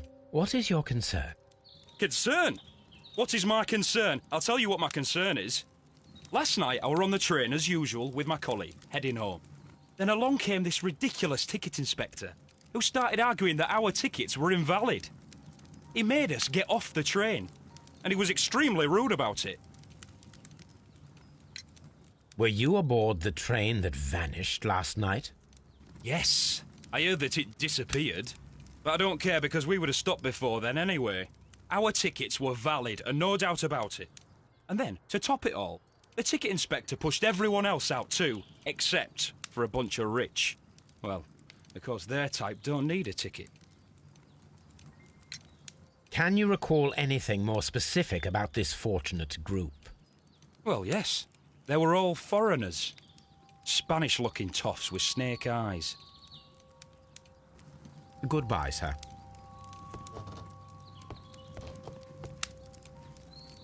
Good day to you, sir. Good day. To whom am I speaking? My name is Sherlock Holmes, and this is... Are you a representative of this damned railway company? Because I have a complaint. We are not from the railway company. We are... Well, in that case, Mr. Shamrock Flomes, please excuse me, but I'm not in the mood for idle chit-chat at the moment.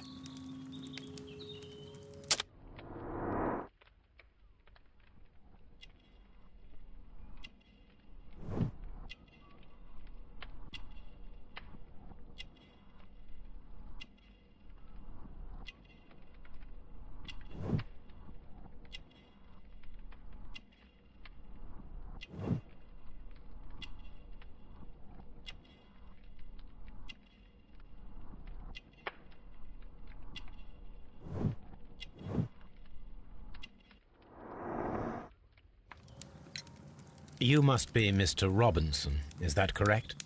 Yes? I am leading the investigation of the disappearing train. It would help if you could answer my questions. Ah, well, all right. I have nothing to hide. I presume it was you who placed the order for the special wagon. Yes. It was to transport my valuable prototype safely to London. My prototype is a revolutionary device. It is capable of producing electricity. I'm a businessman and an engineer. I had already found several potential customers for my invention, but I was very optimistic about the directors' board who were travelling on the train last night. You mentioned a director's board.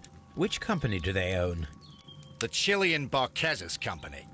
I had made an appointment with them. Now they are lost, along with the train and my prototype.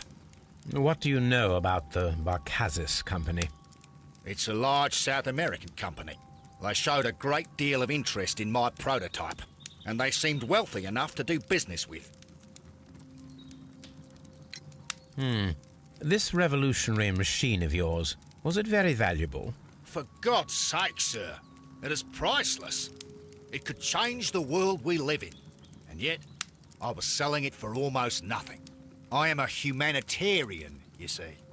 I do not know if I will ever be able to get over this disaster. I cannot believe that it disappeared with that damned train. Mr. Robinson, could you please clarify? Were you travelling alongside your prototype? Yes, I was. But I had to step off the train. And all because of this stupid station master. I received a telegram declaring that an important person, a Mr. Bromsby, wished to see you in the waiting room. I merely informed you of this. Mr. Bromsby is a wealthy gentleman. His interest in my invention was truly unexpected. So yes, of course, I agreed to see him. Unfortunately, he wasn't there. I thought perhaps he might have been delayed, so I chose to wait a while. But despite my requests, the train left the station without me. Absolutely unacceptable. The timetable is strict. We cannot wait any longer. The regulations require the train to be on time. You are an idiot. You will pay for it. I will sue you. The ticket inspector forced all the passengers from the train except for the directors of the Barcazas Chilean Company. Holmes, how is it even possible?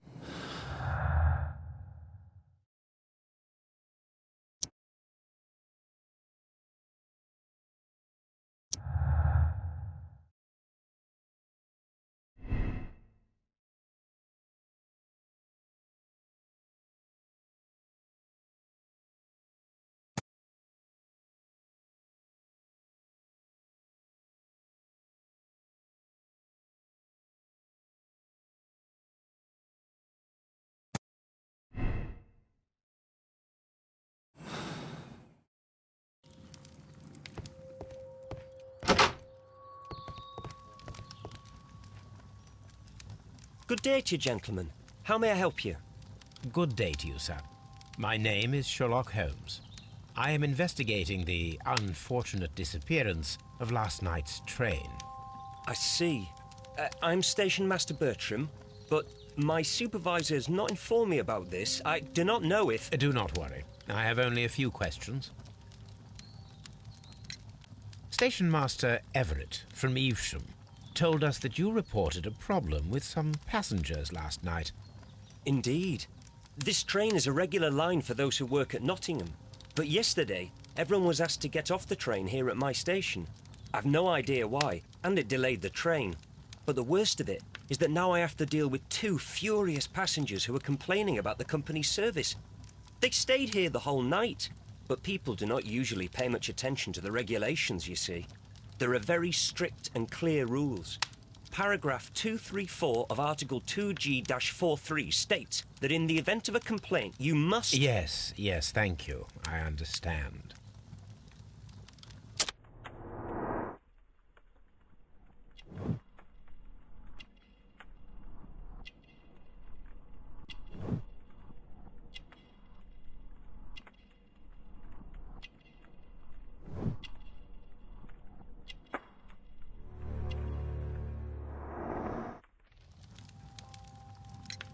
Apart from the passengers disembarking, did you notice anything else that was unusual last night? I did, and I mentioned it in my report to our higher management on the matter. What was it? Sorry, but I can't tell you. The station master's reports are confidential. Confidential, you say? How long have you been working here? I've worked here long enough to be quite capable of managing a railway station.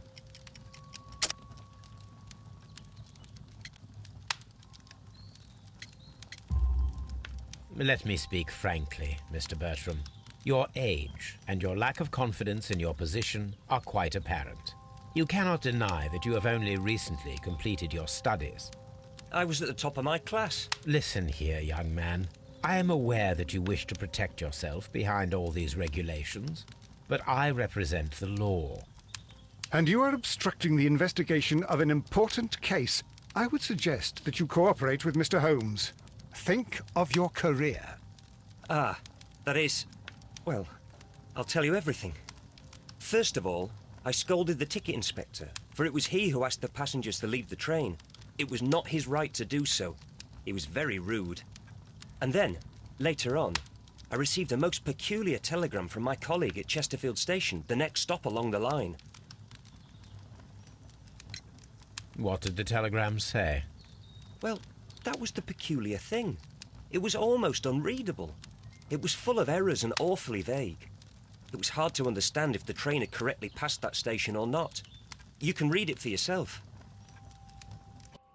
We ought to visit Chesterfield Station. We need to confirm if the station master saw the train or not.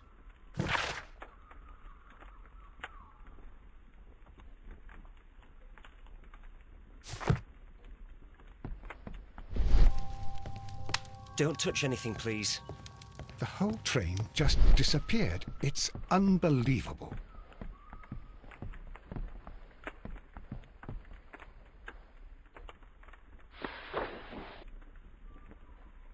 The insurance policy for Robinson's machine. A significant sum.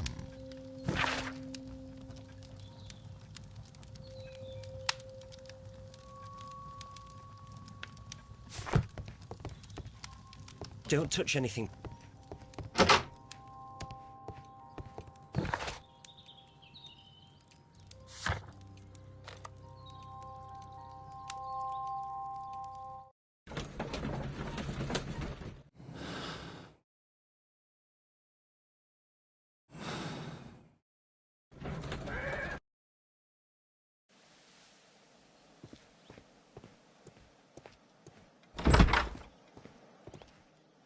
This bin is full of empty bottles.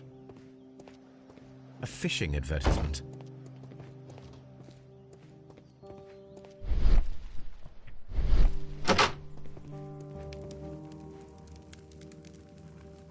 I had thought that all station masters knew the Morse code, but apparently not.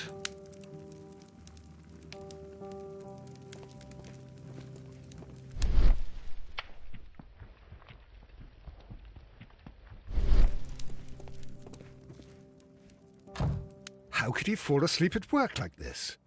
Excuse me, sir. Wake up. Ah, his breath. He must have swallowed half a distillery. And that explains the how. By his sleeping off the alcohol, you mean?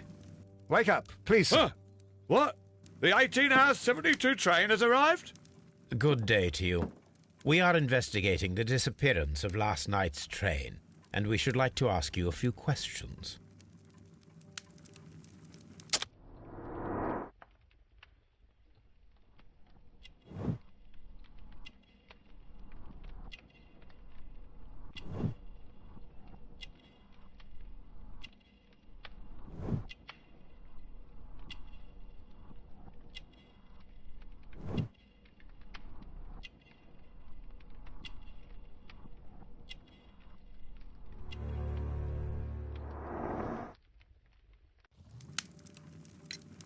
Were there any passengers who got off that particular train at your station last night?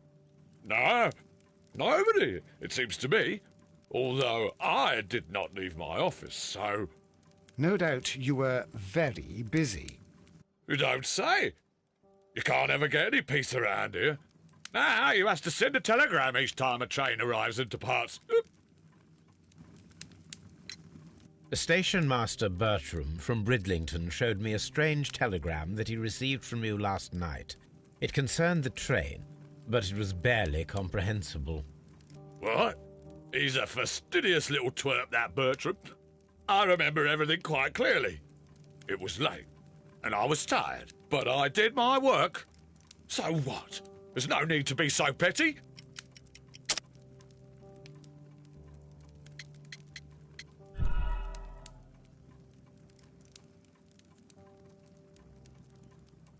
What?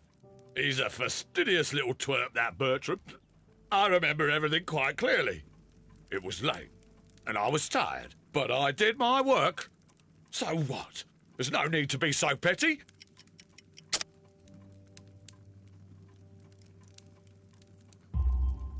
You were not tired, you were inebriated.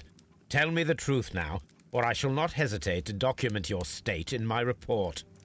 My friend means that you will end up by being sacked from your position. All right. So I was drunk.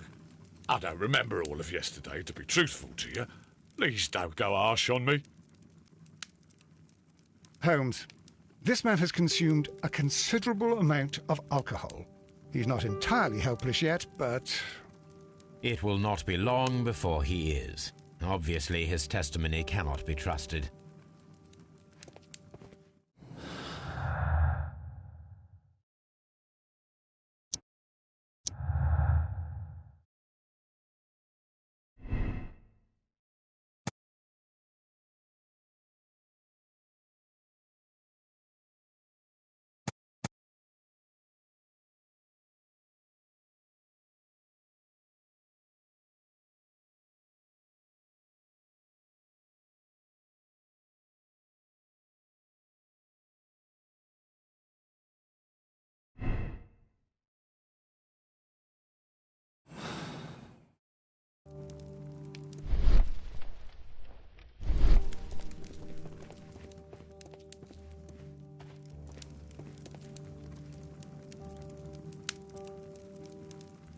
A telegraph.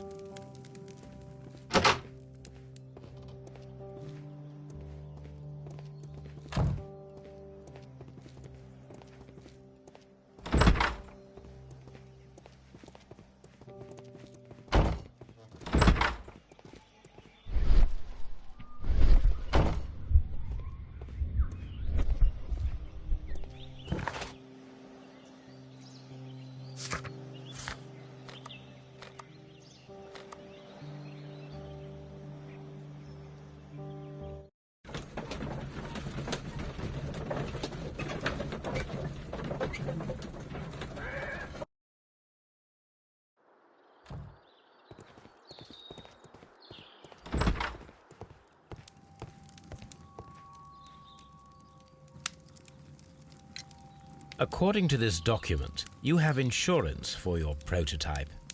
Oh, thank God. Where did you find it? Near the telegraph station. I must have lost it when I tried to send a message, which I was prevented from doing. I apologise for that, but regulations state that public access to the telegraph is strictly prohibited. Upon my word, you keep on digging that hole of yours. You have no idea who I am. I see that you kept your grip sack with you. Why don't you leave it in the luggage room? I've had other things to think about. I lost my prototype. And this idiot station master just stands here doing nothing to help. Oh, but... Well, that won't do at all. Station master, I believe that the regulations state that any passenger luggage should be taken to the luggage room. I'll do it right away, sir. Sorry, sir. This Robinson is quite a character. We should learn more about him. It's a scandal. An absolute outrage. Don't touch anything, please.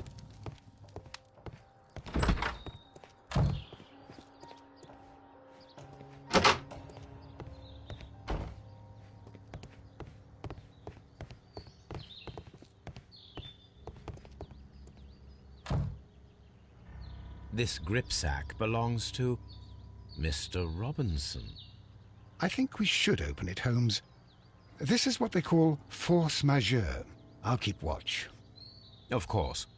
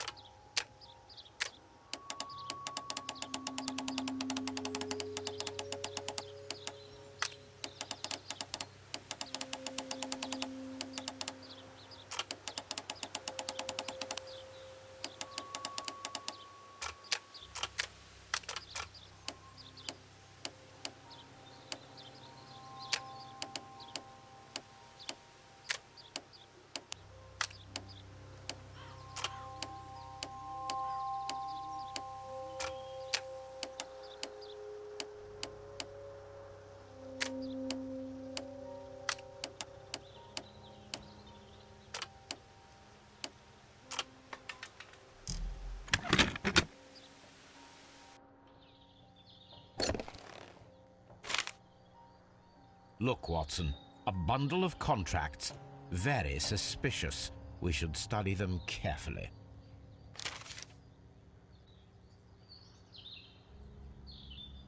An exclusive sales contract.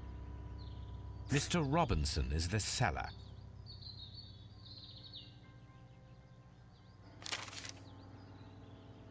Yet another exclusive sales contract. Mr. Robinson is the seller. Mr. Robinson. Yet another exclusive sales contract.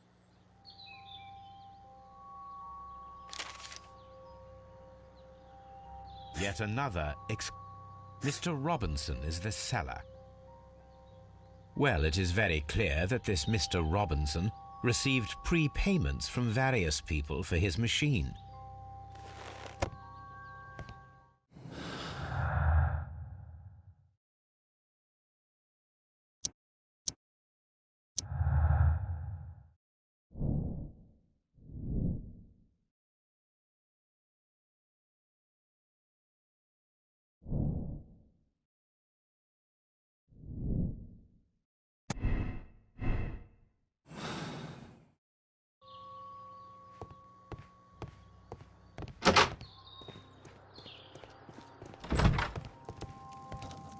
I will not move from here until...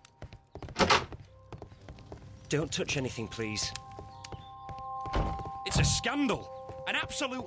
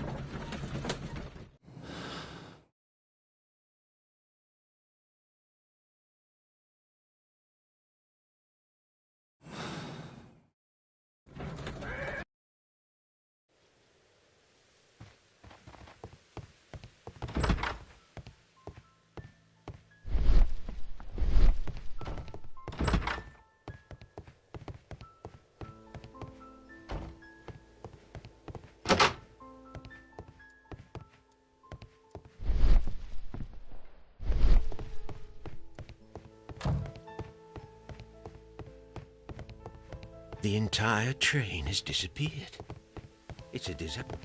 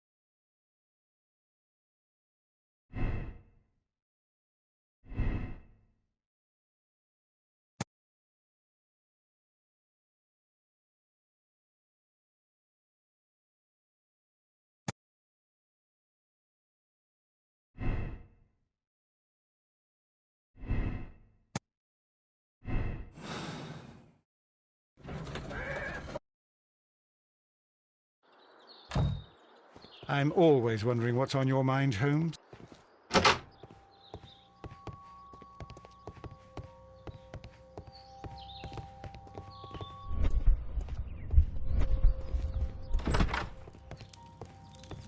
I will not move from here until I It's a scandal. An absolute out... Don't touch anything, please.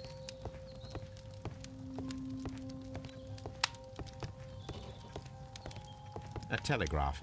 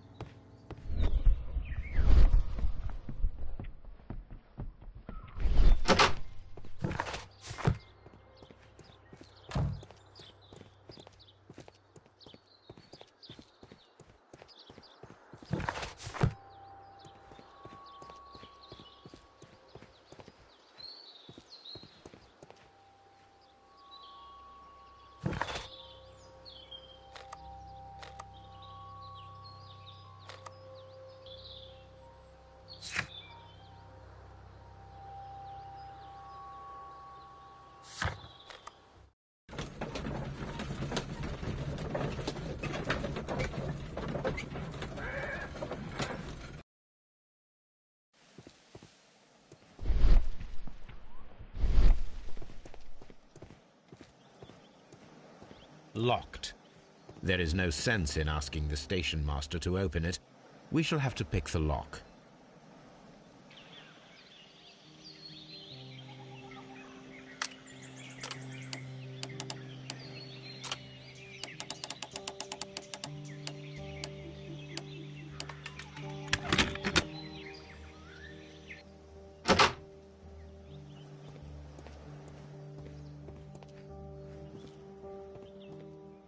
These tools were used quite recently. They are still muddy. We should ask about them. Railway post bags. Bags were recently dragged here. French wine, a remarkable vintage. These bottles are too expensive for a station master's wage. They were likely taken from the parcels. Shameful.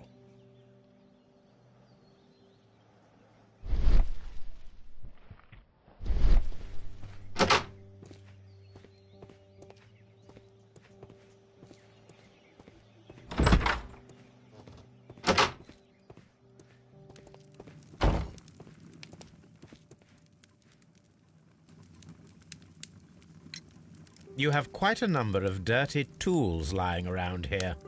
Ah, yes. Well, thank you for reminding me. I should clean them. Although, it might be easier to put them outside. Seems it might start raining soon. I meant, what were they used for? Some workers come here and borrowed them from me. They wanted to lift the edge of the railway to one of the stations on the line, so that the water wouldn't come in too close. Who were these workers? Well, they didn't seem to be from the company, but they was fine lads. They invited me to share a drink, and whatever it was, it had a kick to it. They wasn't English. No, I don't believe so. But see, they knew just what a man needed to brighten up his dull evening.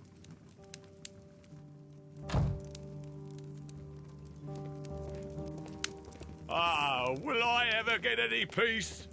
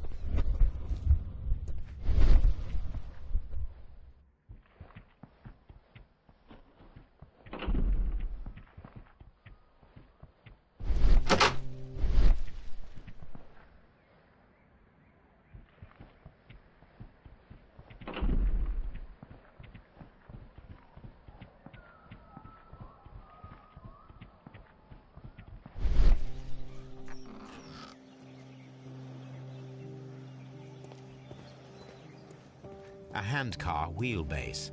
Interesting. It appears that elements of the same construction were scattered everywhere. Watson, please tell me, do you believe in magic? Of course not, Holmes. Then you are of the opinion that a train cannot simply disappear? Well, we both know that that is obvious. Why are you asking such peculiar questions? A little patience, Watson. You will understand my point quite soon. So, are you quite certain that you saw the train at Evesham Station? Yes, of course. We saw it coming. The headlights, and heard the whistle. But that is it. We didn't see the train itself. But... Oh, Holmes, I'm a little confused.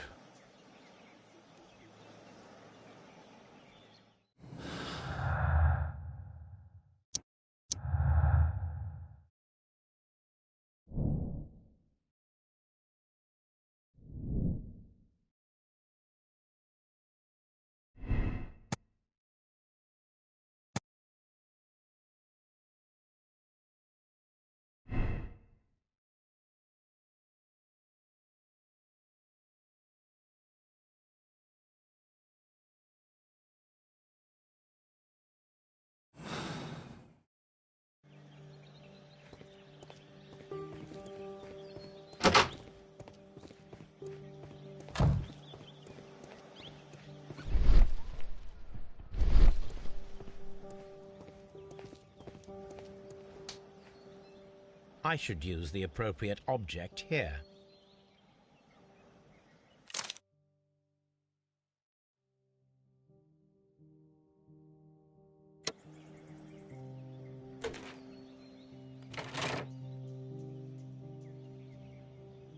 I should use the appropriate object here. I should use the appropriate object here. I should use the appropriate object here.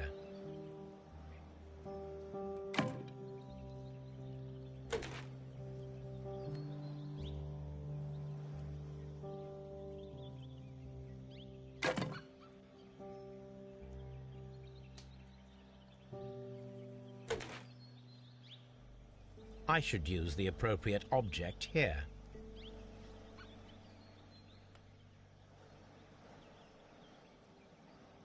I should use the appropriate object here.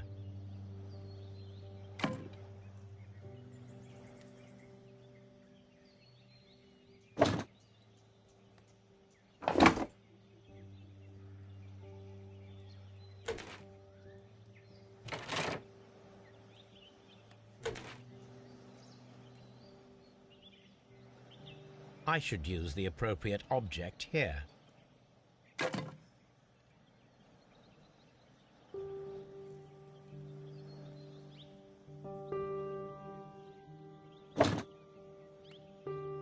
I should use the appropriate object here. I should use the appropriate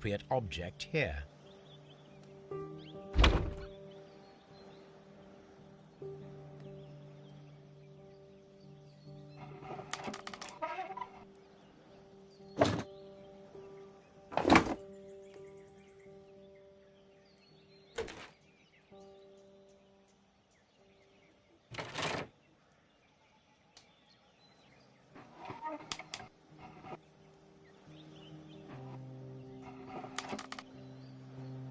I should use the appropriate object here.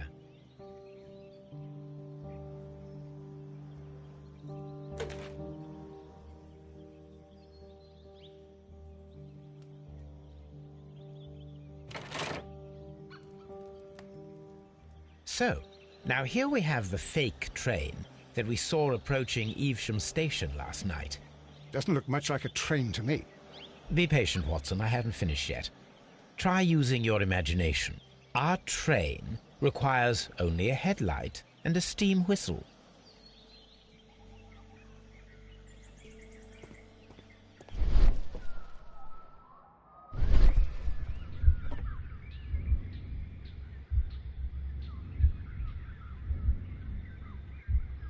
We need to attach a headlight and a steam whistle.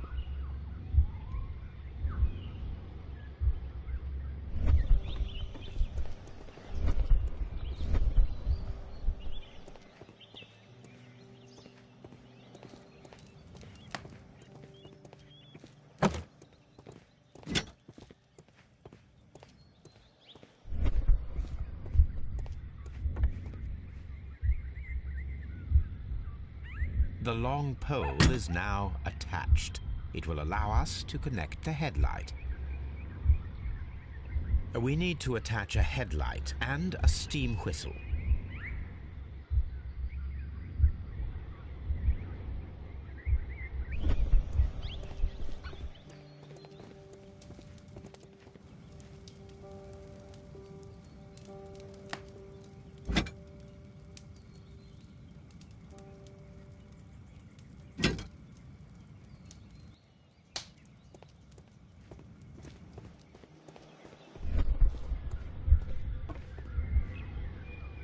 The headlight is attached.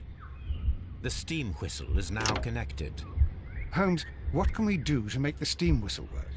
It is elementary, my dear Watson. We shall need a fire extinguisher.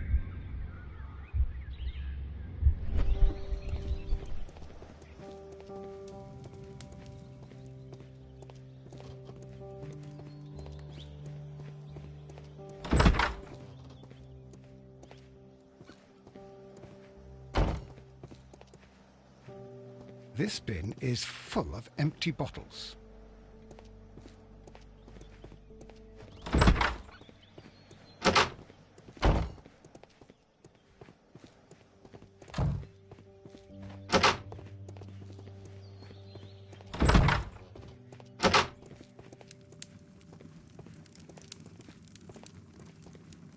Ah, will I ever get any peace?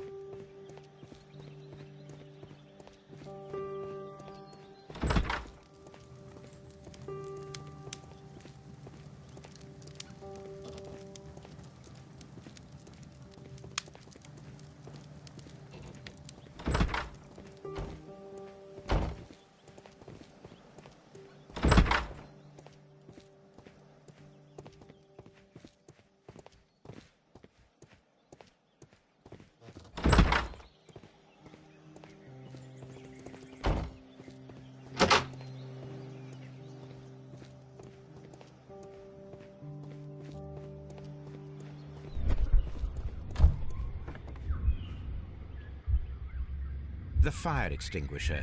Now let us see what we have here.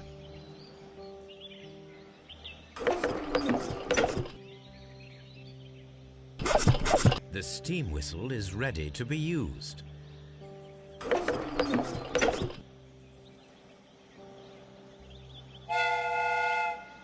Watson, I do believe that we have created an exact replica of the train that vanished in front of us last night.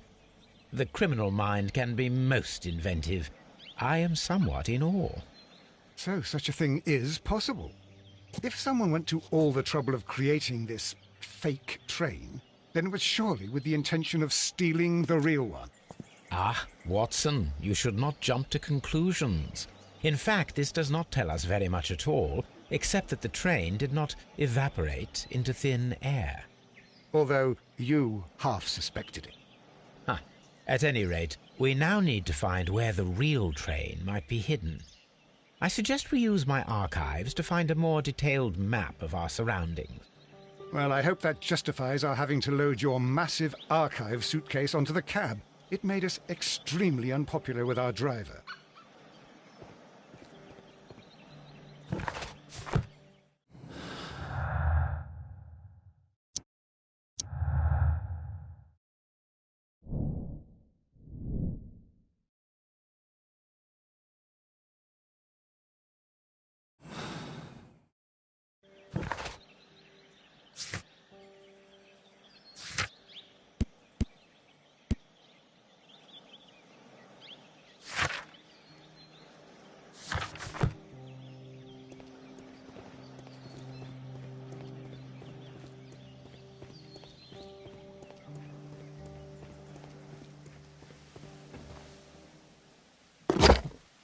Now we have two maps. We must combine them properly.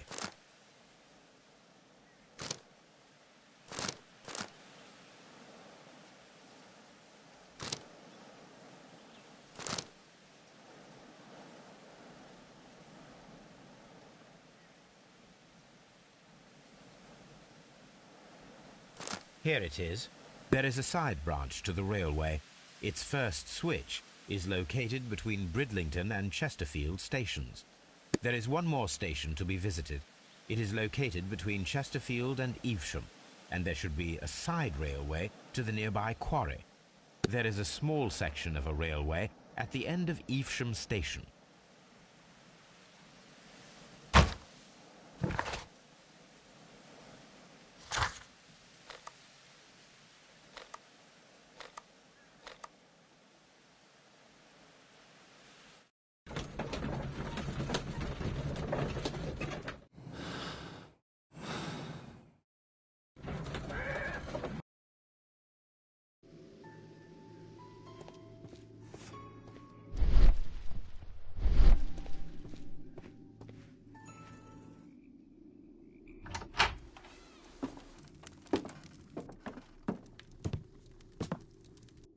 A funny character.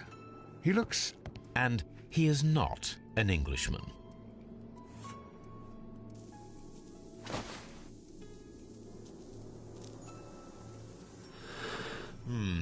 This scent is familiar to me, but in order to recognize it, I must combine my associations into one picture.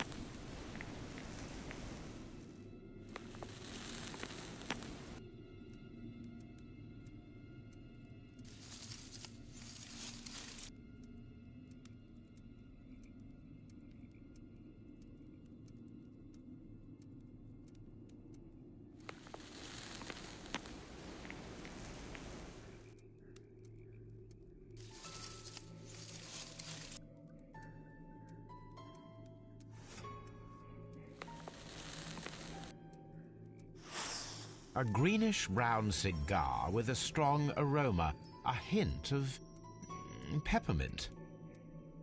Ricardo. You already know the name of this man? Holmes, you amaze me. No, Watson, I refer to the cigar. It is a Ricardo Turrent, a Mexican cigar of an excellent quality. Quite an expensive one, too.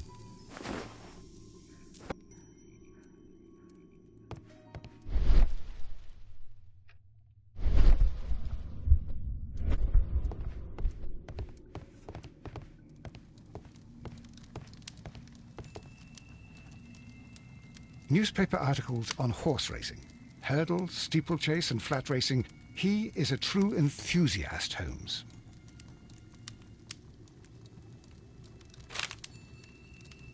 Betting slips for horse racing. The sums are quite impressive. It can be an expensive vice. This man had probably used all his savings.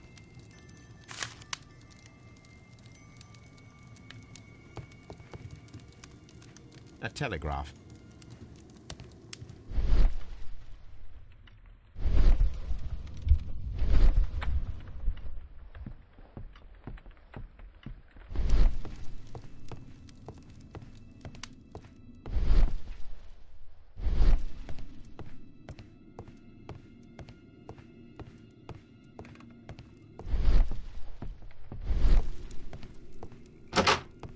Holmes, look.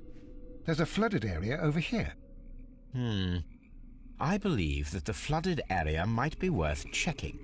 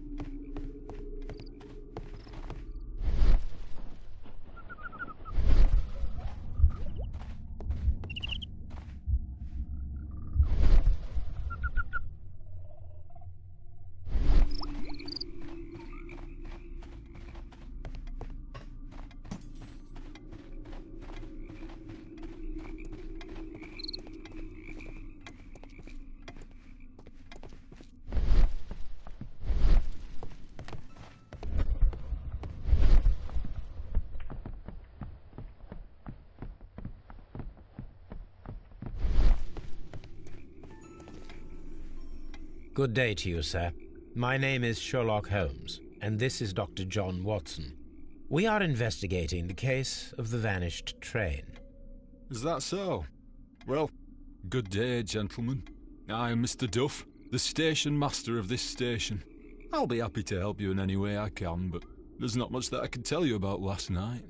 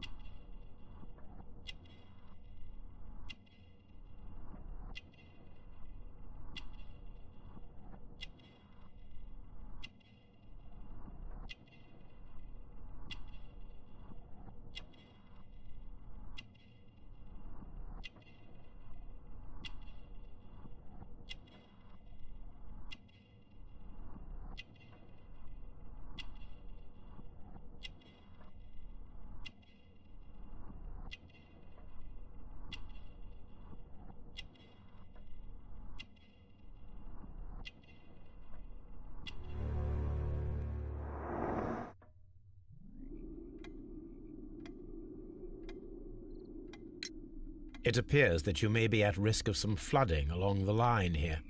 You mean that the whole bloody lake is at our feet? Quite so. But it is strange, because according to my map, there should be a quarry here, and behind that, the lake. How should I know? I only arrived here a few months ago. And where did you work before that?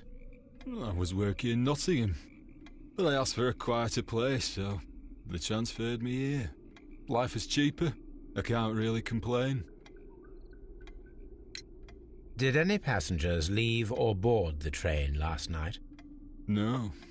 I saw no one as usual. I reported the train's passage by telegraph, just the same as all the other nights. I observe that you are a gambling man, Mr. Duff. You had hoped that your relocation to this small town might have helped ease your addiction, but it was not to be. I beg your pardon? Addiction to what?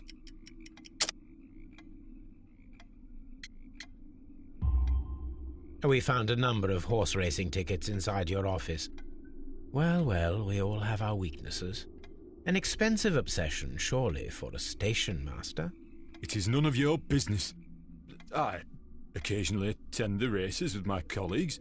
And anyway, that's my private life. Goodbye, sir. It is obvious that we cannot inspect the quarry. Instead, we can check the beach area around the flooded lake.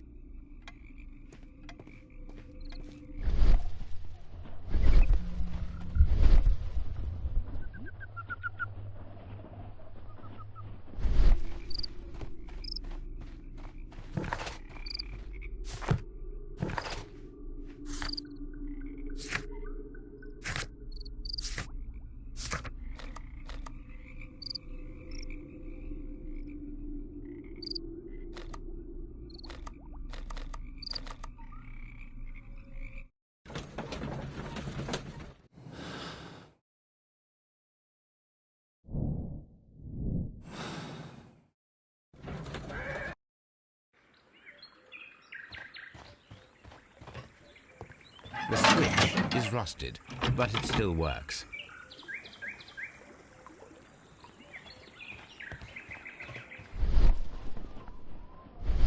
Mines. This is interesting.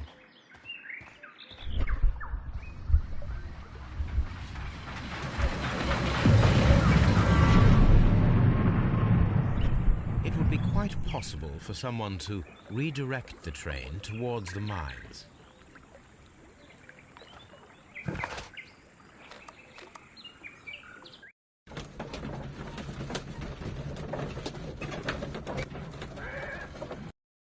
Here we are at the beach that is located near the quarry and Doncaster Station. It doesn't look like a very good place to rest. These traces were made by a carriage. Look.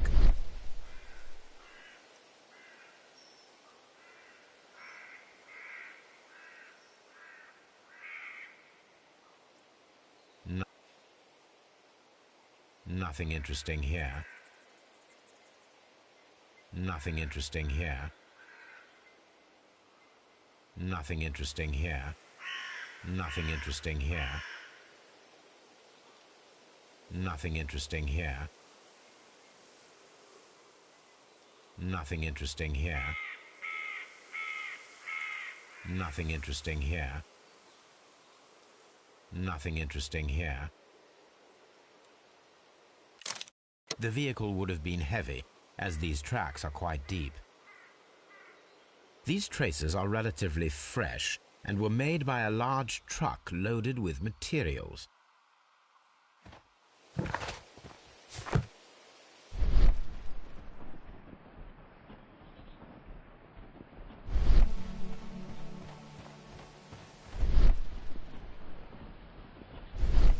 This place was abandoned fairly recently.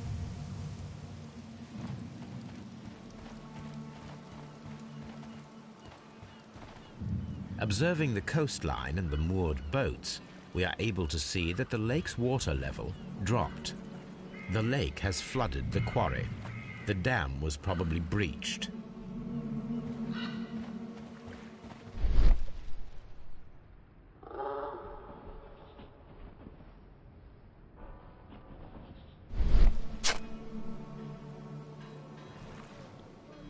A label with the name Las Zarpas.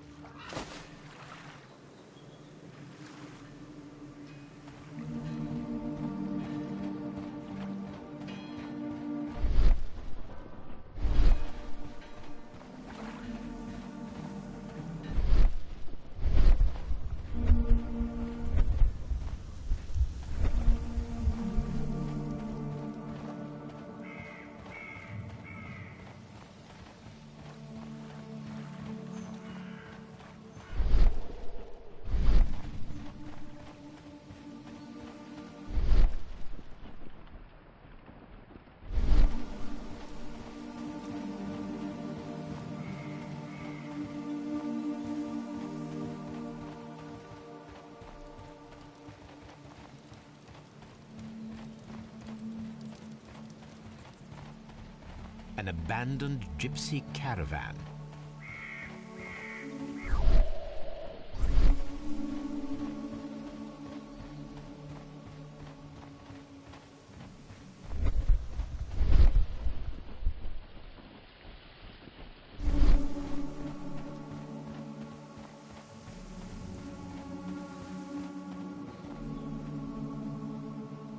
An advertisement for lake cruises.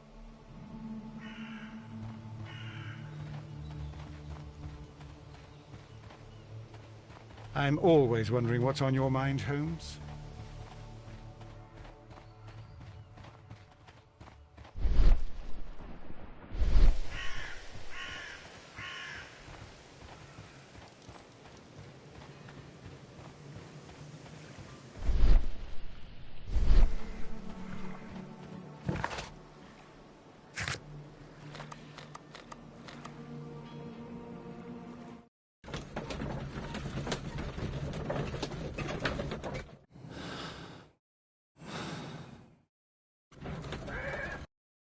Here are the mines, Holmes. They appear to be abandoned. This mine has completely collapsed, Holmes. It is curious, but to be truthful, I am not entirely surprised. It's difficult to follow you, Holmes.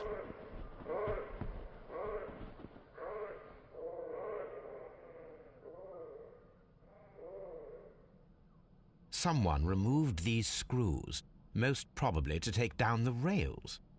A few feet of the rails have been dismantled.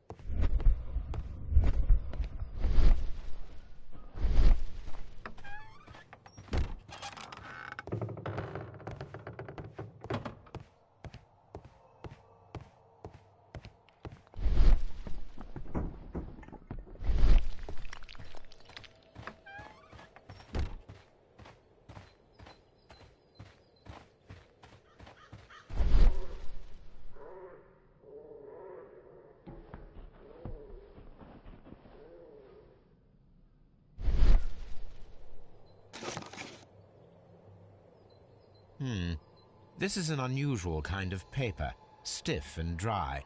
It was used for a specific purpose. Let us look inside.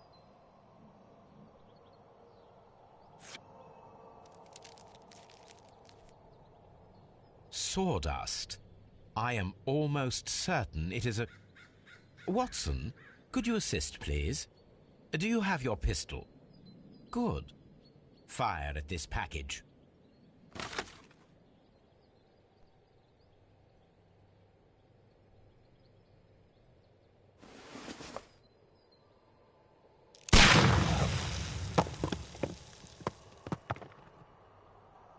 Dynamite.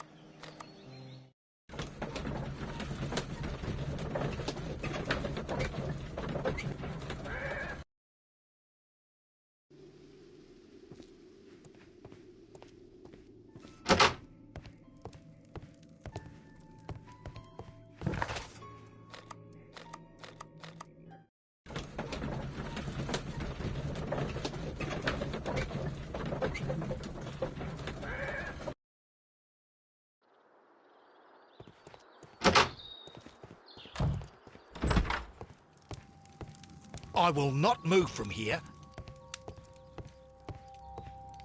It's a scandal. An absolute outrage. Don't touch anything, please.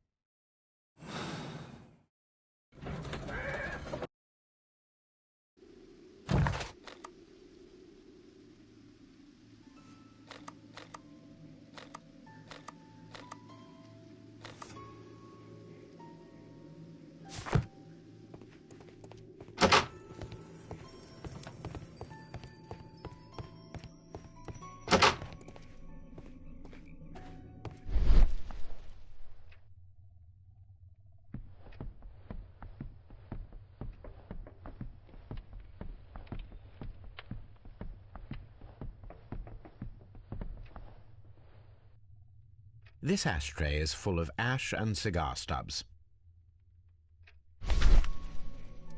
Apparently, there was a conflict between the Mexicans and the Chileans. This ashtray is full of ash and cigar stubs. a greenish-brown cigar with a strong aroma, a hint of peppermint. These ashes and cigar stubs are similar to the one that we found on the floor. Some of the stubs were recently smoked. There are others that appear fairly old. That means that the fellow spent several days here. Judging by his clothes, he's hardly a traveller or a tramp. Well concluded, my dear fellow. A man who smoked the Ricardo brand of Mexican cigar spent several long days at Doncaster Station.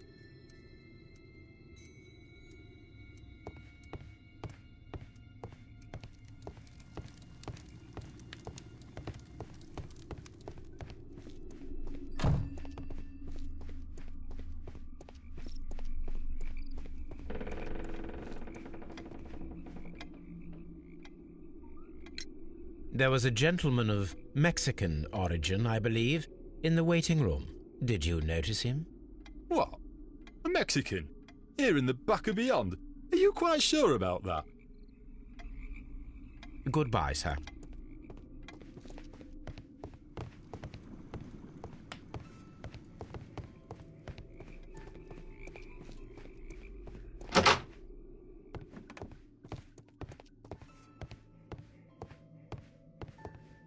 This postbag belongs to the station master.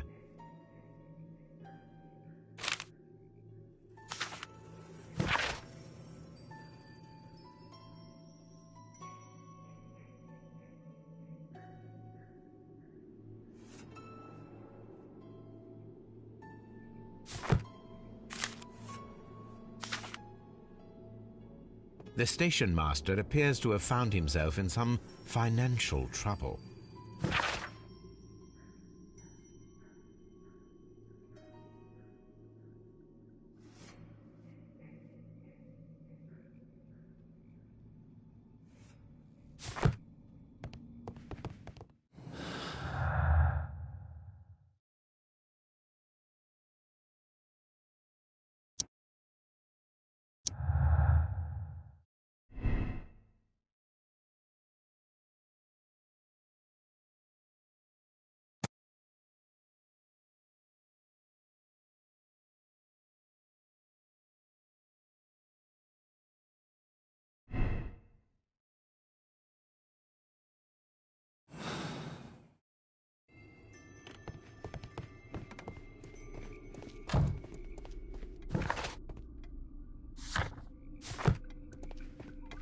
You'll find nothing interesting here, I'm afraid.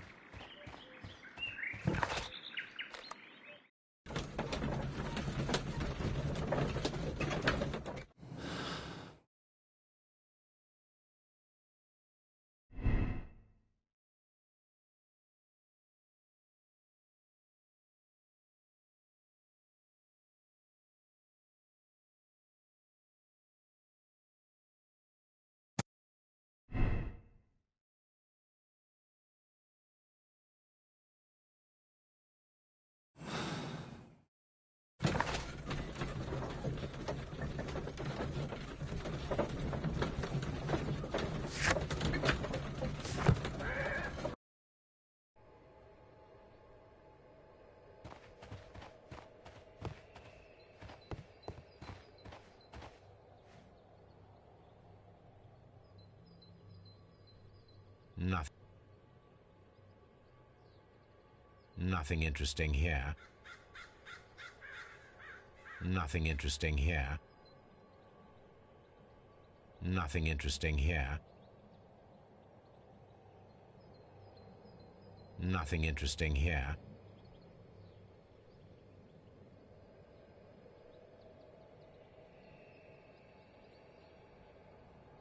Nothing interesting.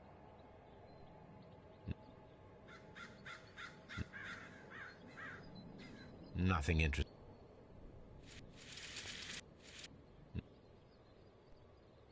Nothing interesting here. Nothing interesting here.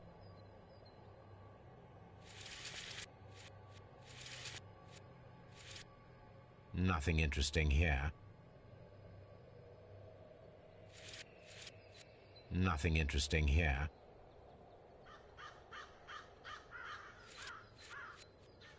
Nothing interesting here. A small vehicle with wooden beams.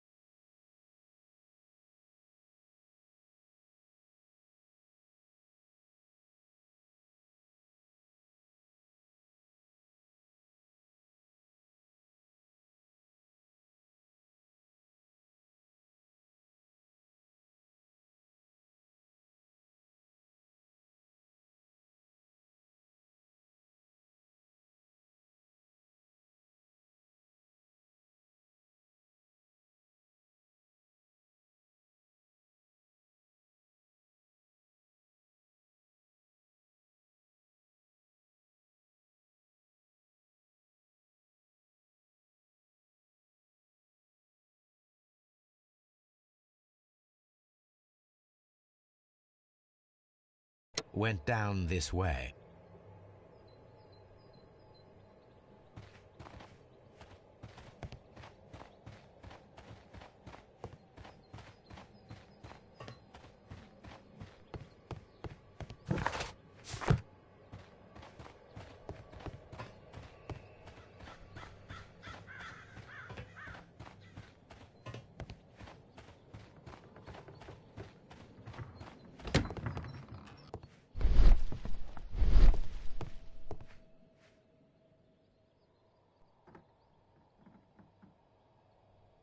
This box must be the safe. Let's open it.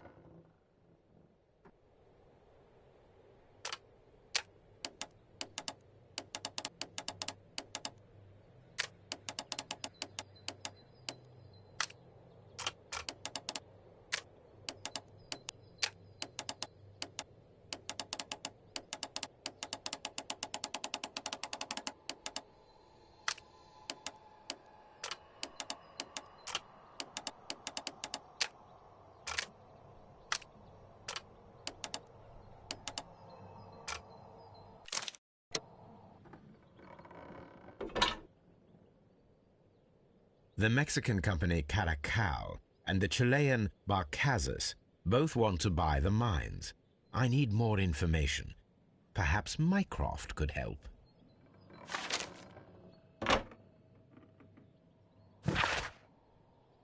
Watson, it seems that both South American companies were involved in the purchase of the mine. The man at Doncaster who fled our approach, he smokes Mexican cigars. Perhaps... Yes, Watson. We should certainly speak with him.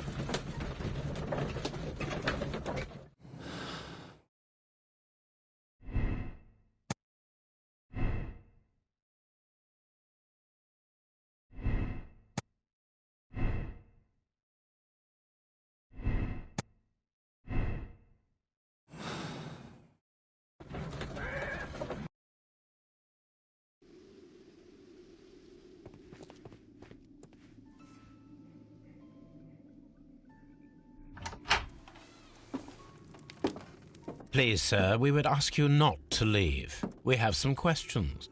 Are you the police? No, we are employed by the railway company. We are collecting witness statements about the train that disappeared last night. Lo siento, I'm in a hurry. Really? It seemed that you were waiting here for someone. Could you tell us if you were at the station last night? No, I just arrived from South America. A formidable journey, no doubt. Which country are you from? De Chile.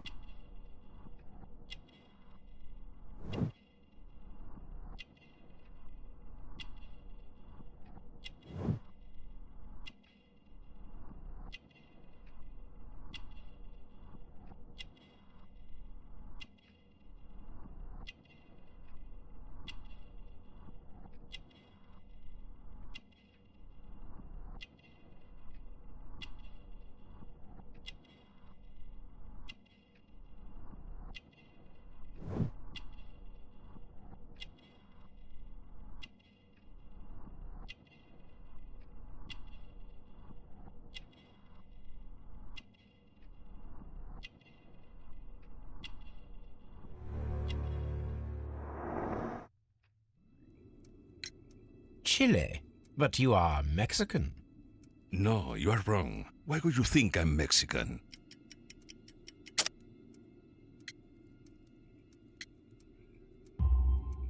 Because of your cigars. Sí, cigarrillos. So what? Those cigars are the Ricardo brand, from Mexico. It is quite impossible to find them anywhere but there. Pero not your business. I don't suppose that you are on vacation. What business brought you here? I was to meet my fellow compañeros, who were due to arrive yesterday. They were on that damn train. I will stay here and hope that the authorities find them, or their bodies. It's now my responsibility to repatriate them. Who authorized you to do that? The company I work for. Could you tell me the name of the company? It's not your concern. And what is your name? Enough questions. Buenas tardes. Not a very friendly man, and he is lying. He's...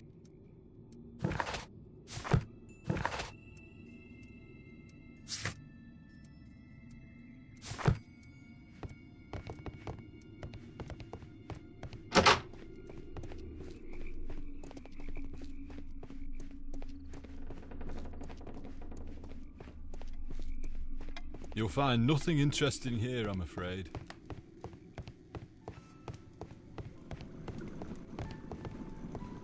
Watson, would you like some tea? No. You'll find nothing interesting here, I'm afraid.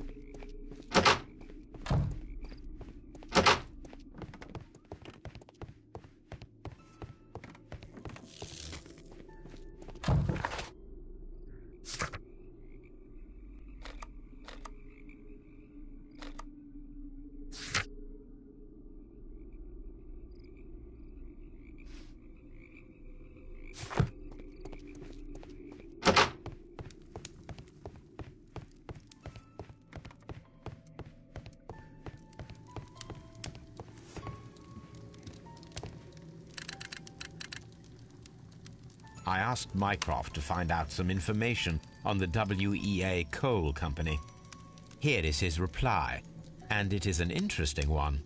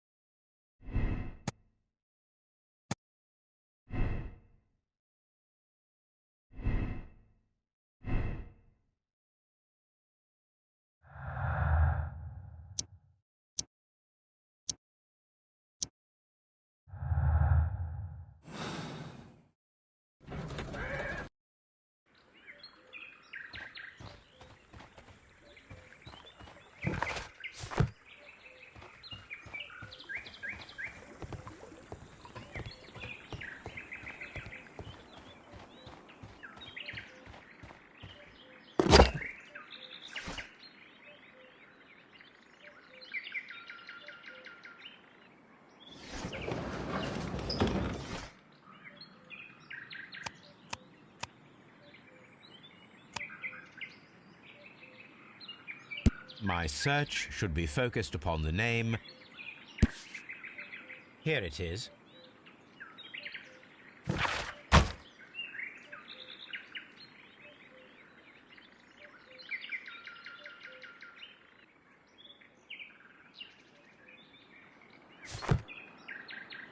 This suitcase contains my archive.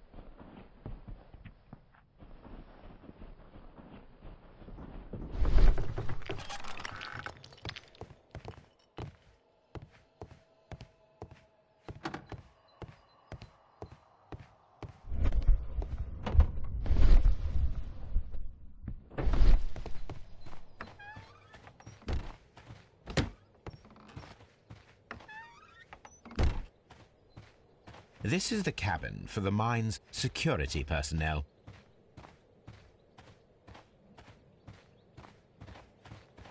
Holmes, I don't understand. Why do you care so much about this business?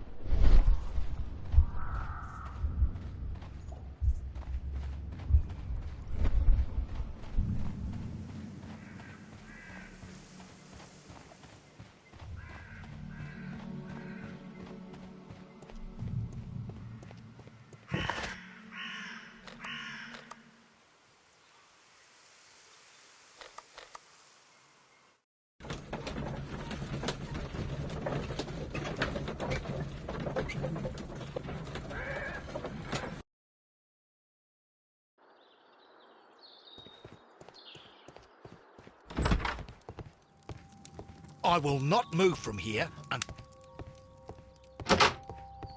Don't touch anything, please. It's a scandal.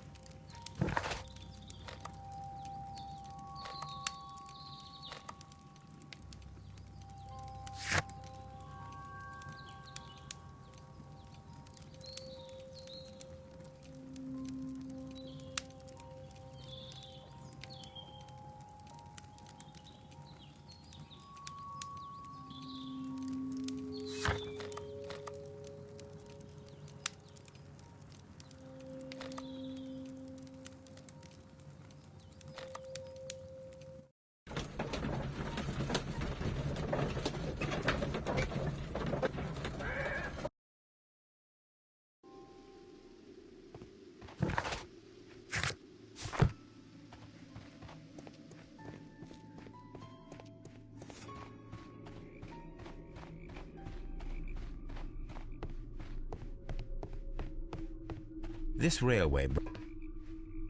The rail is rusted and looks old, but the railway is still usable.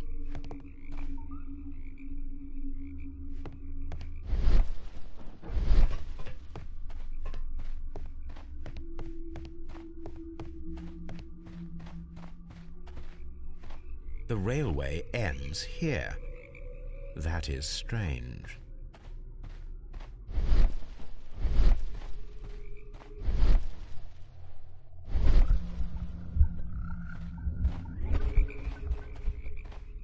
What should we do next, Holmes?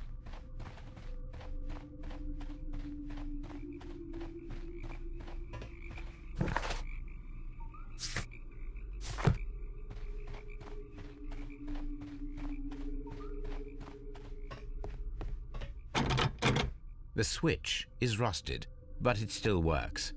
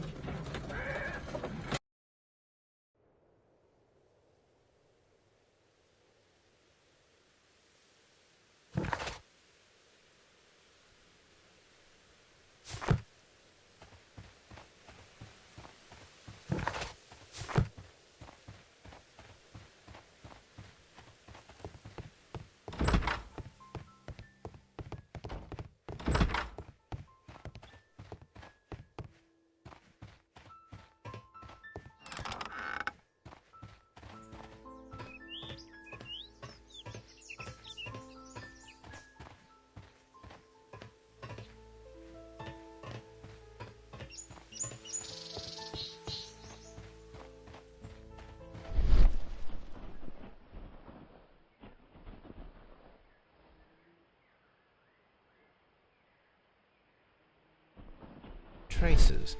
Let's take a closer look.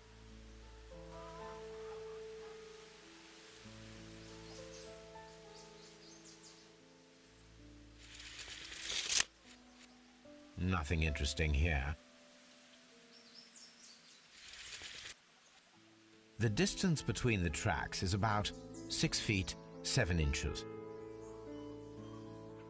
The vehicle would have been heavy, as these tracks are quite deep. These traces are relatively fresh and were made by a large truck loaded with materials. The traces found at the disassembled shed near Evesham and at the lake were from the same vehicle.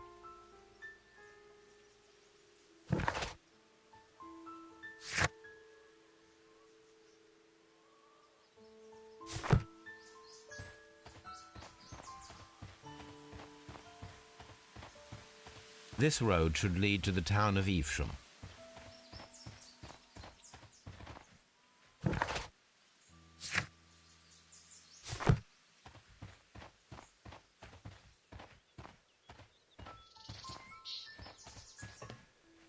There was a building here not so long ago. But I don't understand, Holmes. Why would anyone destroy the shed in such a manner? It was disassembled in great haste. It is most odd.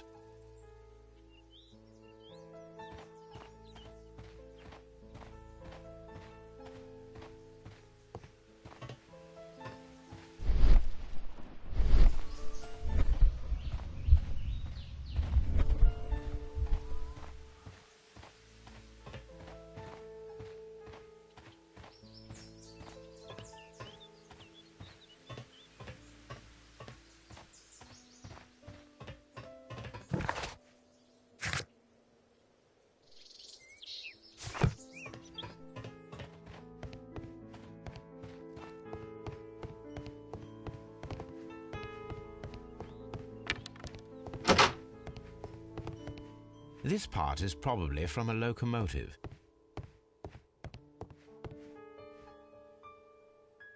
an old locomotive bell.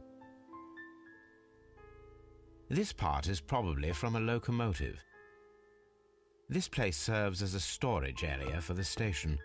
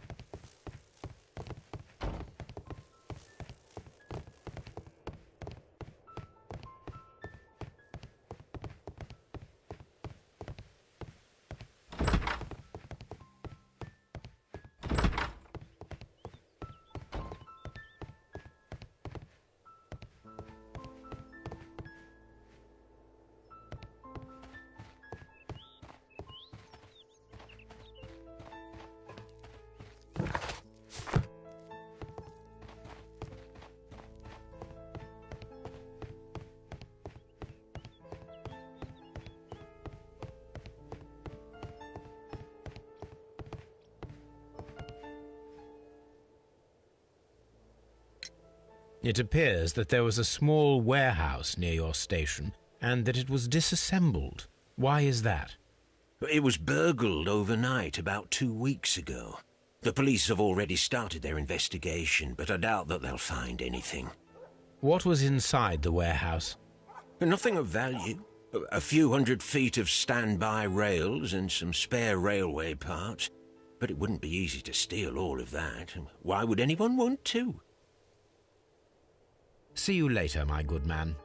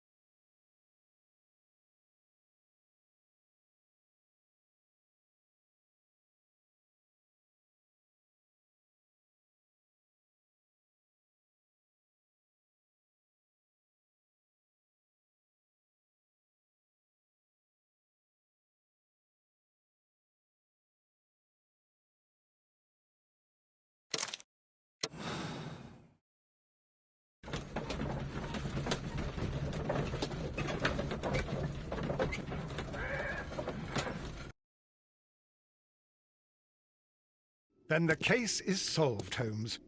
What do you intend to do? Well, I shall require assistance for the arrests. There were accomplices. Ah, but I know that look. You have your own ideas. What are they, Holmes? On the one hand, we have Mycroft and his tedious political games. He will locate the guilty parties without any trouble. But it will be a long and drawn-out process, and possibly with some compromise that will be to Mycroft's benefit. Our other option is the local constabulary, and advice from our friend Lestrade. The problem we have there is that the authorities seem to be incapable of acting quietly. They rely on brute force. It could result in an international scandal. All the same, I think that I prefer the forces methods. It would be better to resolve the case quickly and efficiently, without any talk of politics. Let us go home, then. I'd like to begin writing a draft of this story. No, I did not say that we had finished here yet. Well, all right. What did I miss? Watson, we know that the Barcazas Company directors were trapped under the collapsed mines, along with the train and Robinson's prototype. But we still need to corner the guilty party. But how do you intend to prove... Oh, no.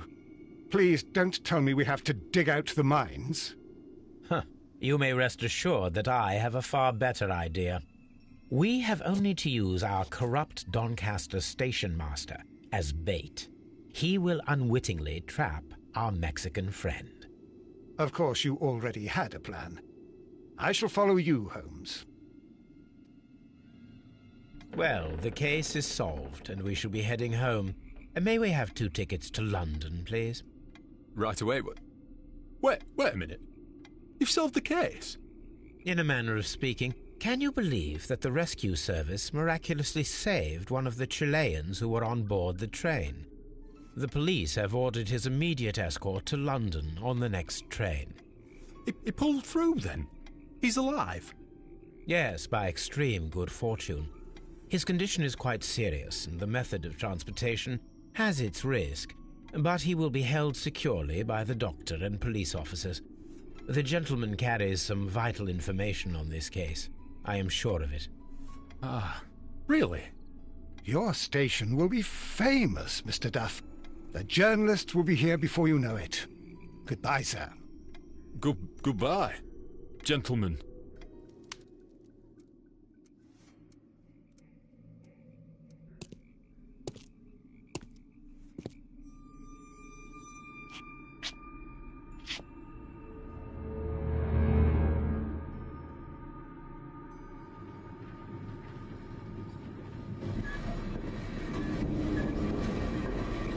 Gentlemen, you are under arrest.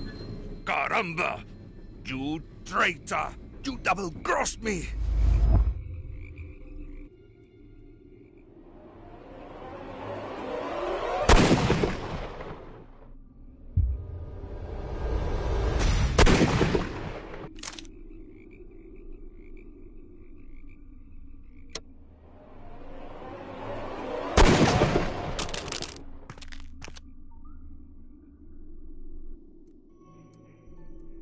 Good shot, Watson. I always knew you were a talented marksman. I didn't want another life lost in this case, Holmes. Oh my God! I thought I was a dead man. You shouldn't be so glad about it. You'll be up before the judge. Your testimony will be of great importance to the investigation. I would remind you that your cooperation will be the best way to ease your sentence. By the way, Watson, would you be so kind as to give me some shooting lessons later on? Yes, but not in our sitting room, and not with you wearing a blindfold.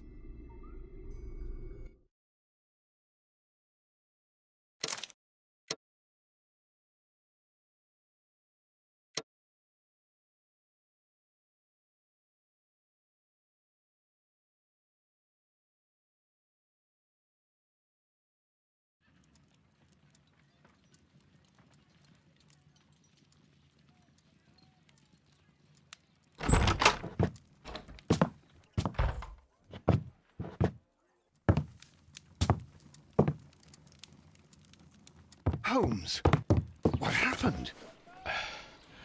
I feel deathly. And you look it. Let me examine you. Please don't tell me that you've returned to your old habits.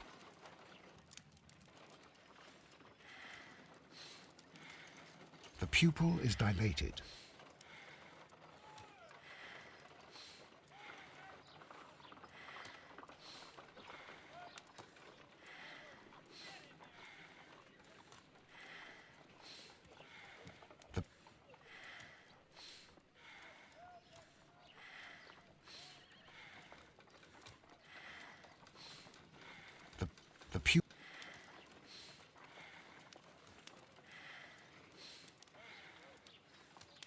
The pupil is dilated.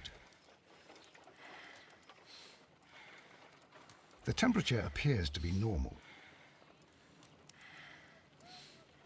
I need to concentrate and count the heartbeats.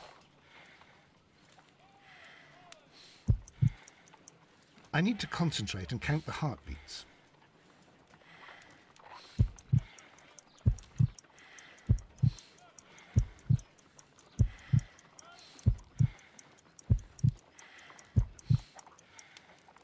A weak pulse, around 50 beats per minute.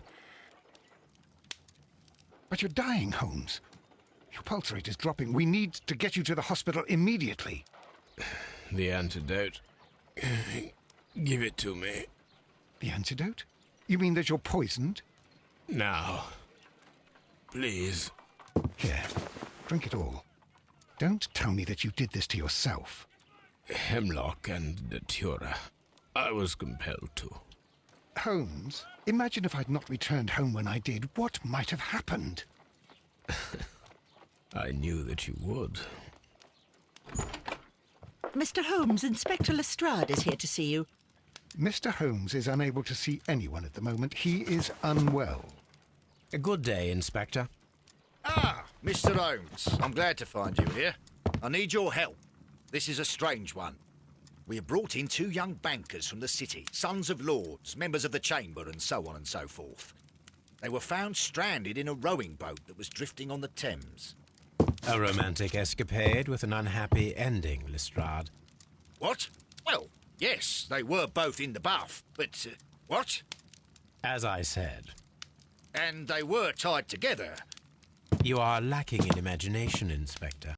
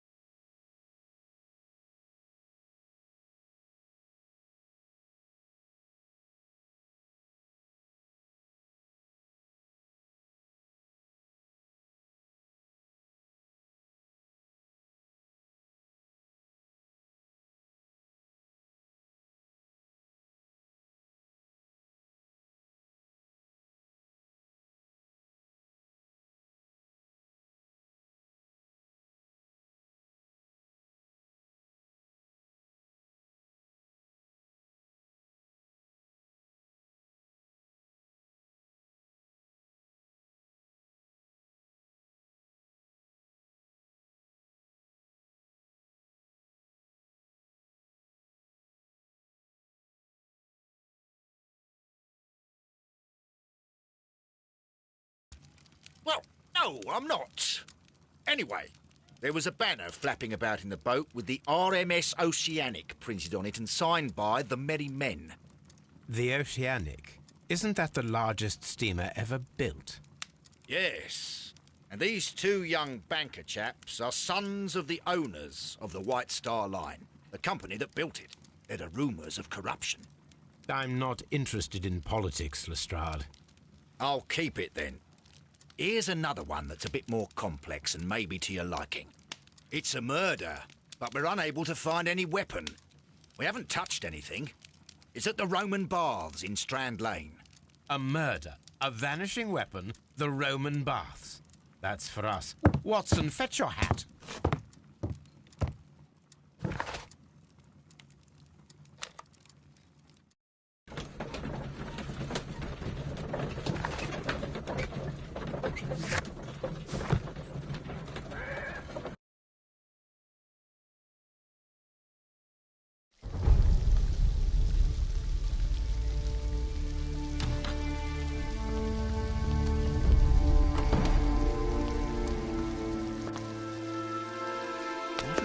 Beautiful place.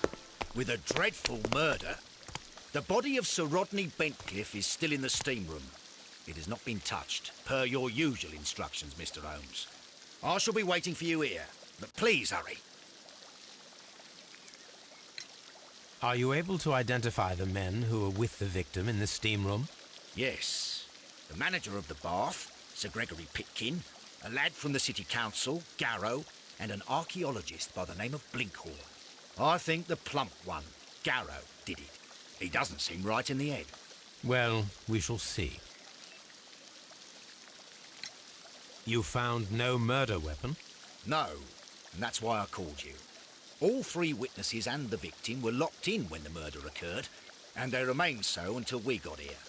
We even had to pick the lock to enter. I see. Was there anyone else here, apart from those gentlemen in the steam room? Yes, a Mr. Phillips. He was the one who called the police. He'll be able to give you more details.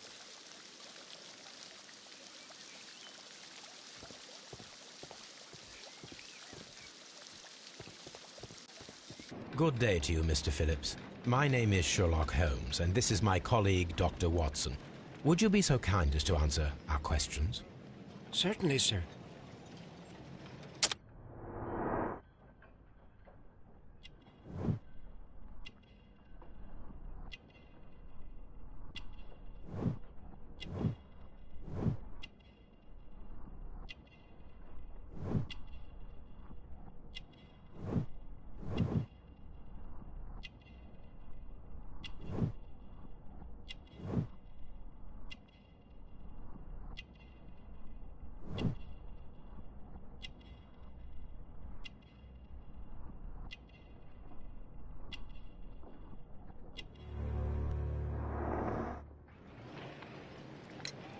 Please tell us the chain of events from the start of your day. Everything that you can remember. The slightest detail may be of importance. Very well, sir. I came in at 6:30 this morning, and I opened the baths. I made sure that the room was clean, and I prepared the towels. The brazier was still burning. There was a fire burning all night. Yes, Sir Gregory ordered me to light the brazier yesterday. It takes some time until the room is fully heated. The gentlemen had a meeting at 9 o'clock this morning. I wanted everything to be perfect. They'd been in the steam room for 20 minutes when I suddenly heard shouting. I ran to the door, but it was closed. I couldn't open it. So I ran out to the street to call for the police. One constable came up, and then there were others, and they picked the lock. Then Inspector Lestrade came along, and he told us that nothing should be touched. Did you receive any other visitors this morning? No one. Until these gentlemen arrived. Sir Gregory was the first. And then, while we were discussing work details, Sir Rodney and Mr. Blinkhorn arrived, and Mr. Garrow followed. And what happened after that? I waited until they'd all entered the steam room, then I returned to the hall. The changing room door was open, so I should hear if they needed anything. You would have heard if someone had entered or left the steam room. Certainly, sir. These doors make a lot of noise.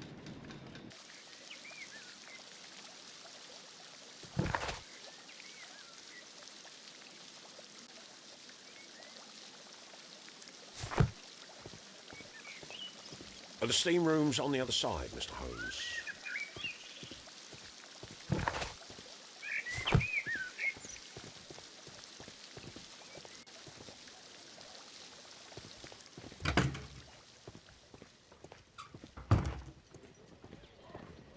Expensive clothes, belonging to one of the men from the steam room.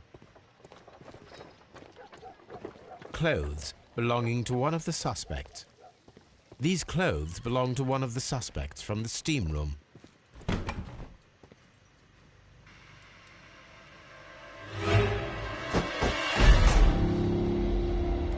Good Lord, Holmes. Ah, death with a peculiarly Roman piquancy. Like the one you almost had an hour ago. Let us forget about that.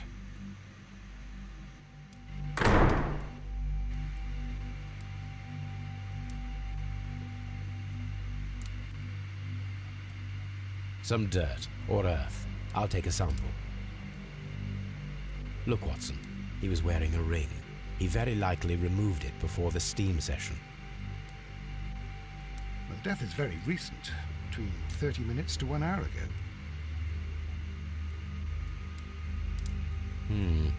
The wound should not have bled so profusely. This pool is rather large.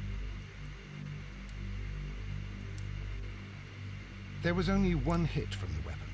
It pierced the right eye straight through to the brain. Death would have been instantaneous. I think we have found all that we can here, taking into consideration the abysmal lighting. Constable, we have finished with the body. We don't have many leads here. What concerns me is that we still have to find the murder weapon. Mr. Holmes? Please have the body removed without disturbing anything else in the room. All right, Mr. Holmes. I was wondering, Holmes, it's fairly reckless to carry out a murder inside a closed chamber. Why do you suppose they did it? There are a great many possibilities. The murderer was in a hurry. Or he is an artist. Or a ghost. Or he wanted to ensure that I'd be brought in on the case. Probably the latter. You are ridiculous. Do you know that?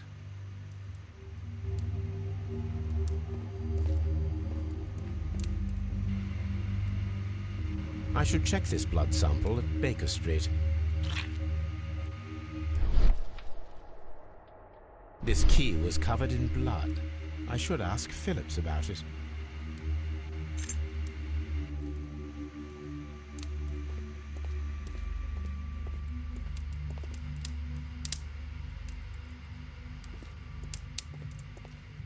The brazier is still burning. The heat here is extreme. I will need something to pick up this melted metal.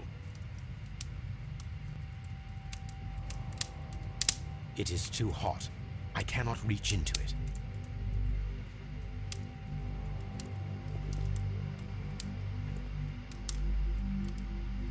Blood traces wiped on the towel. It's horrible. So Rodney, he's dead. Can't we speak about it somewhere else?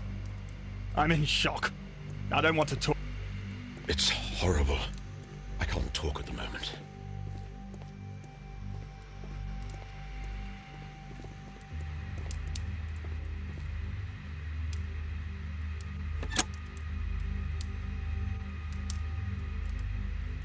With the steam on, I'm unable to see even a few feet away.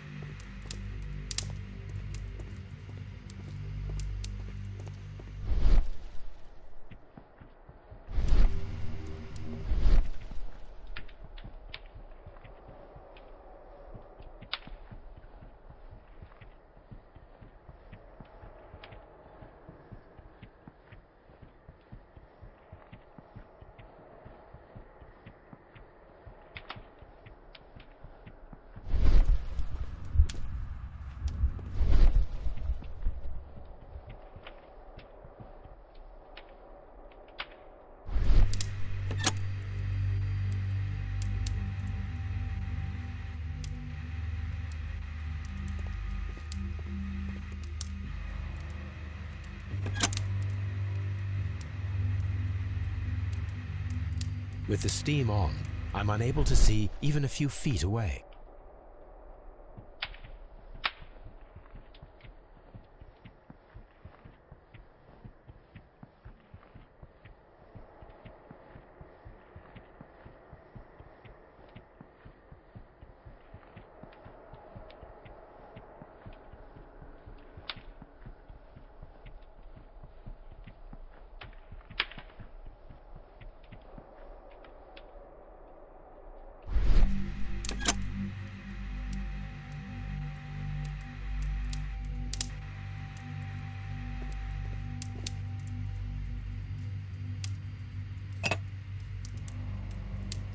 One lens is cracked, probably due to the temperature of the brazier.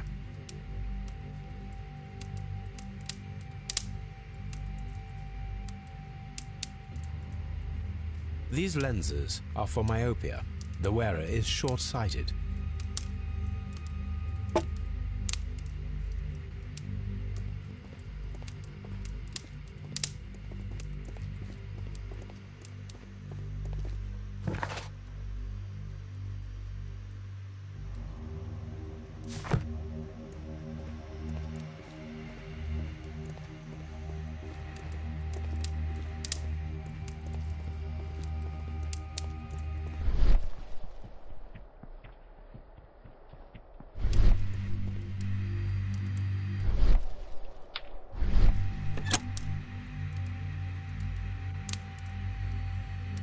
With the steam on, I'm unable to see even a few feet away.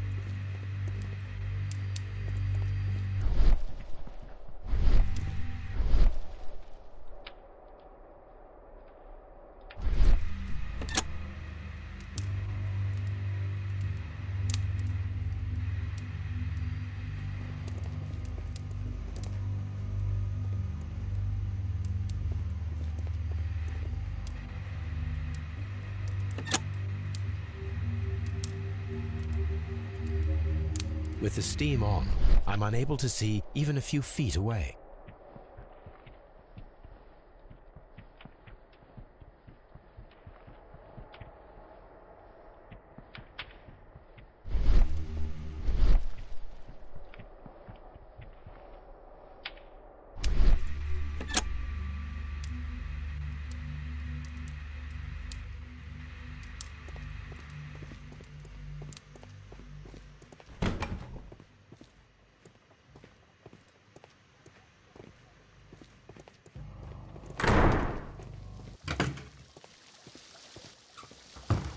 Mr. Holmes, I should like to take the suspects to the yard. You can interrogate them there. Any objections? None, Lestrade.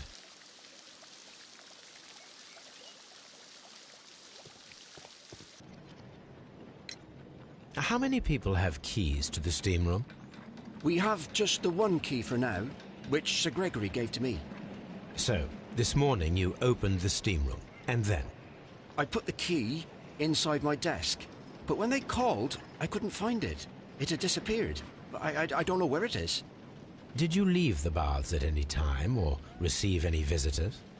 No, sir, I did not.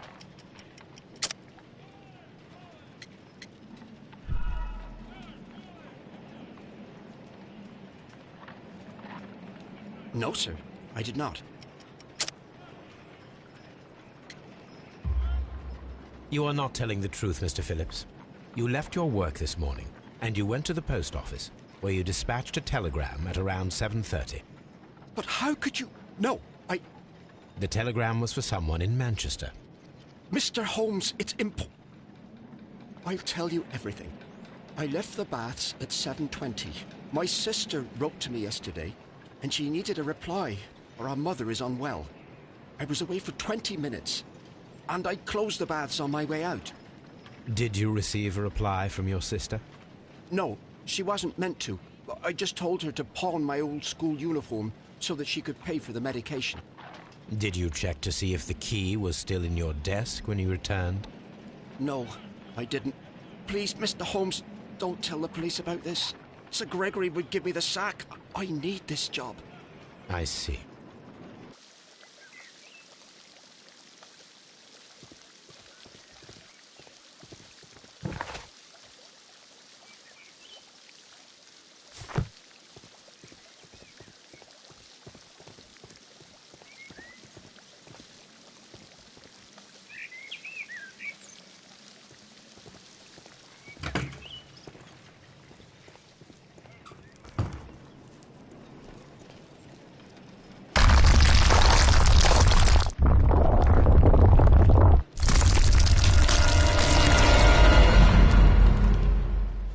My God, are you all right? I wonder how this could have happened. Yes, it is somewhat treacherous. Fortunately, I am unscathed. To where does this corridor lead? To the frigidarium, the coal room. Barely unscathed, and by a very small margin. And treacherous is an understatement.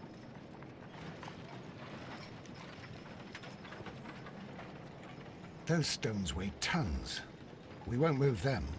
It does not matter. If our investigation requires it, we shall ask for them to be removed.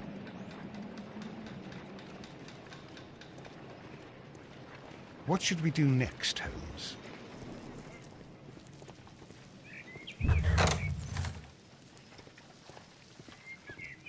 This area serves as Sir Rodney Bentcliffe's workshop.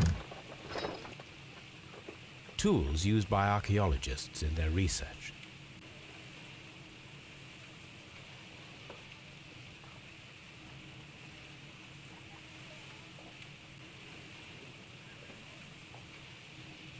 I will need these tongs.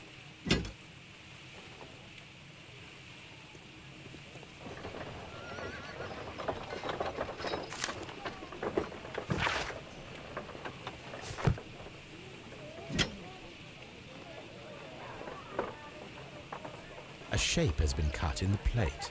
What should be done with it?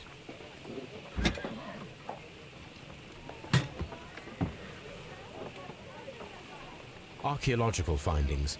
Old clay pots with numbers inscribed upon them.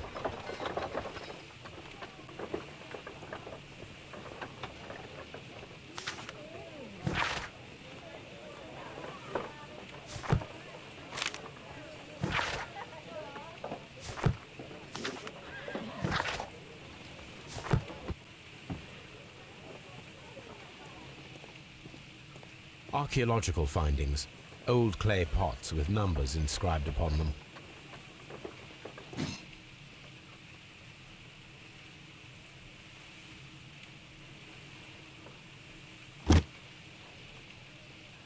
Glass plate negatives.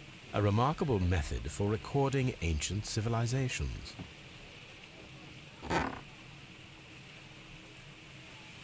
A glass plate negative is missing.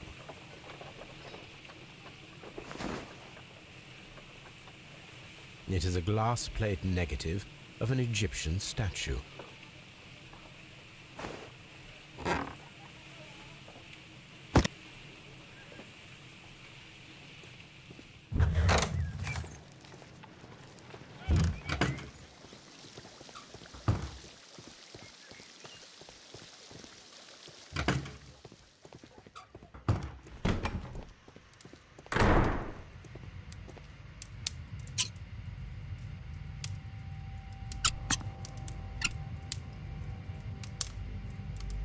I should analyze this melted metal.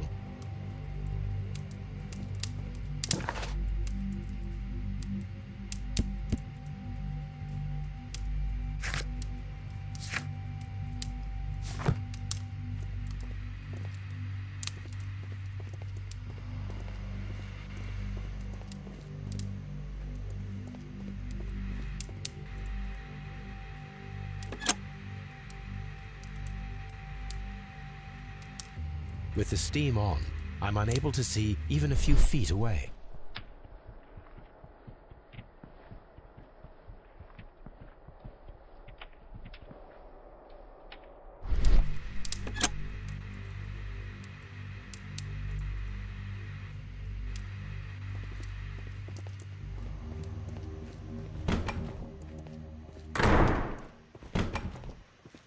Mr. Holmes?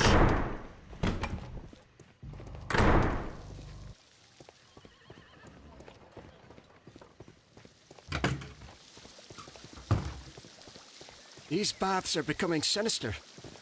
Mr. Holmes?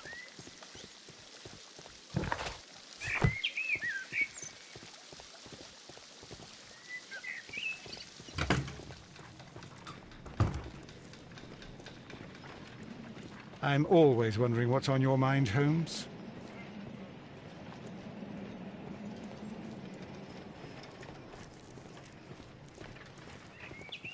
This area serves as Sir Rodney Bentcliffe's workshop.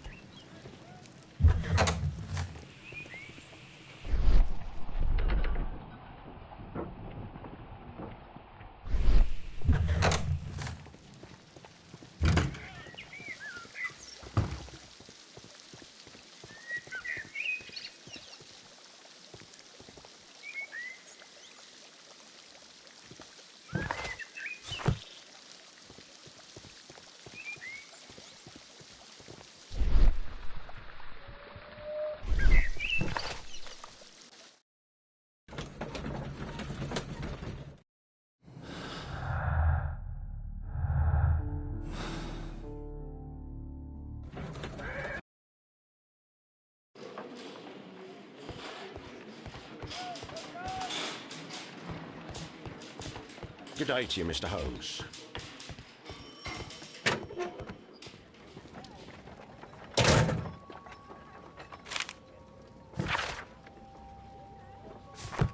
An ordinary pencil.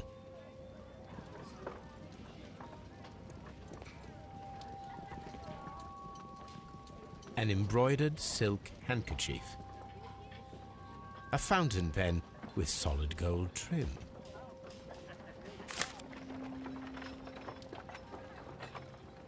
Sir Gregory Pitkin's visiting card.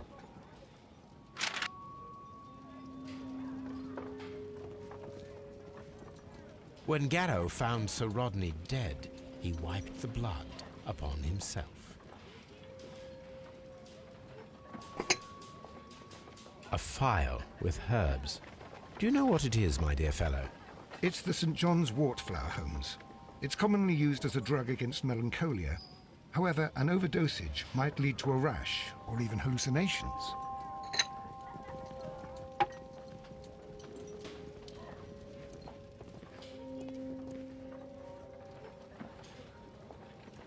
This ring was most likely the one that Sir Rodney wore. He removed it before entering the steam room. I see the join. This ring was repaired, and quite badly too. with silver.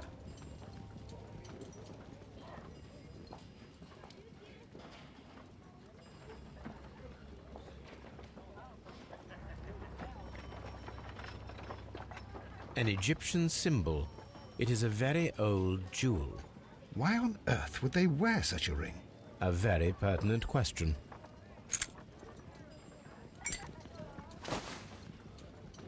Rodney Bentcliffe's notebook. It may contain something of interest. The last pages were torn out. We must find a way of retrieving Sir Rodney's last lines. Watson, please prevent anyone from entering the room. But first, fetch me a pencil. To begin with, a few strokes of the pencil will be enough. I don't want to damage the traces.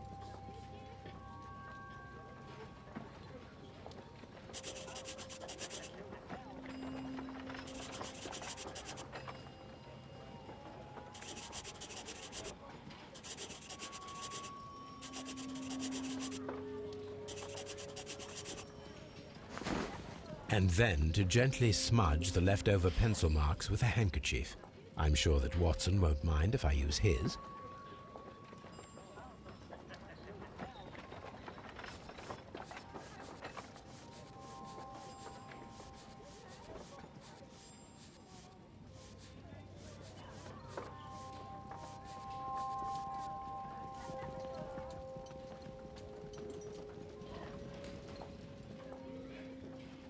Mr. Holmes, the coroner had...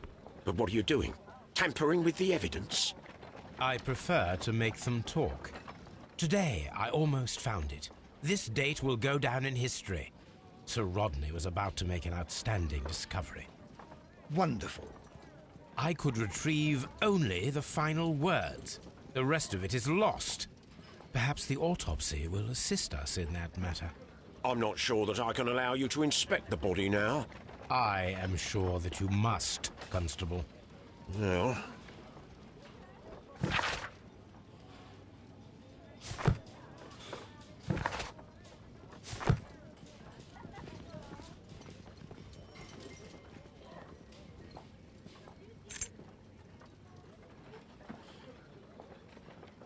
An old and rather dirty coin.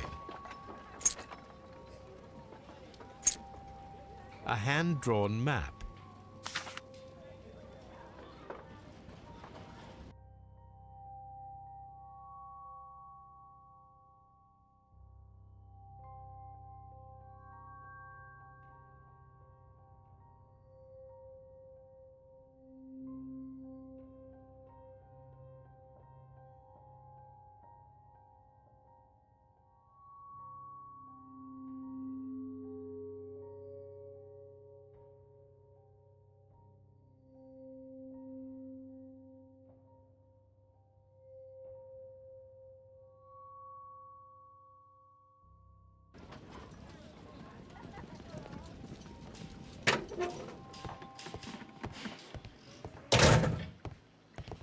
Locked.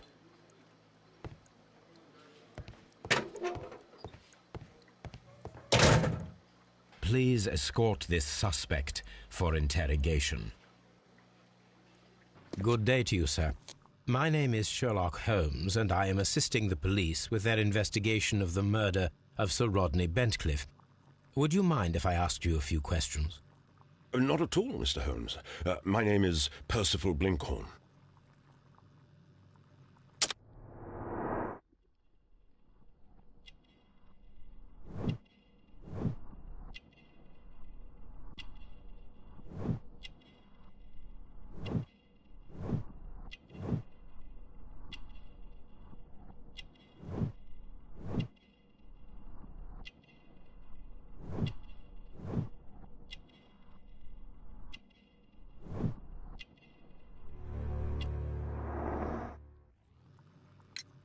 What is your occupation?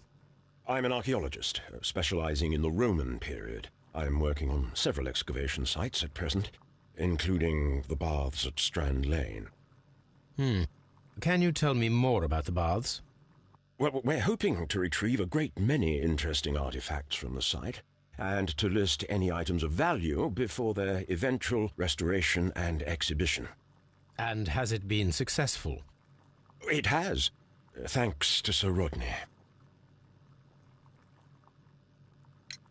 What was your relationship with Sir Rodney? Well, I couldn't say that he was a kind man, no. But he was talented. I felt a great admiration for him, I must say. Was it your first collaboration? I had met Sir Rodney briefly once in Egypt, and I'd shared my researches with him. Surprisingly, my work did convince him to come here. He arrived only a couple of months ago. Surprisingly? Well, Sir Rodney was a cold man, and so very secretive, too. But I learned so much from him. I can't believe that he's dead. Can you tell me what you saw today? Well, we entered the steam room, and we all went to sit down. The steam was particularly dense, and I didn't see anything much further after that. I just heard Mr. Garrow shouting, but we all ran for the door and bumped into each other. I was very alarmed by this point. What did you do? Well, the door was stuck, and with all the steam, it was quite frightening. I was barely able to see my own feet. Garrow was covered in blood. Do you believe that Garrow killed Sir Rodney? Oh, no. Garrow couldn't harm a fly.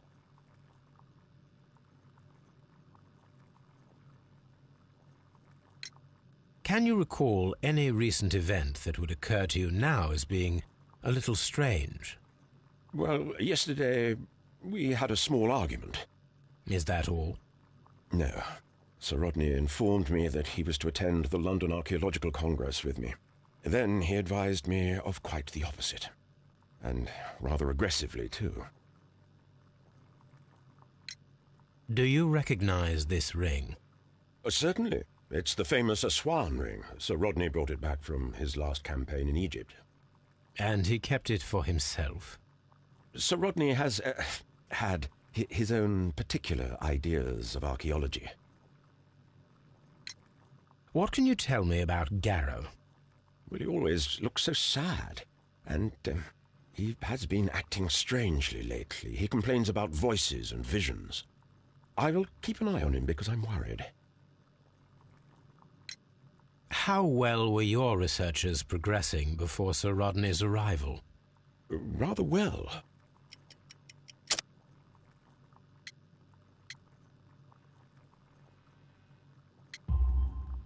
This letter reveals that Sir Gregory was prepared to put a stop to your work.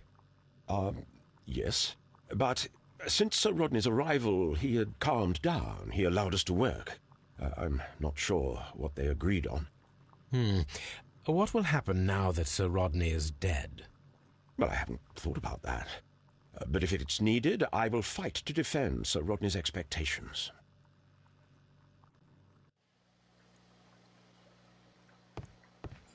Please escort this suspect for interrogation. Good day to you, Sir Gregory. My name is Sherlock Holmes. I'm assisting the police with their investigation of the murder that took place this morning. Would you mind answering a few questions? Tell me, Mr. Holmes, will I need to stay here for very much longer?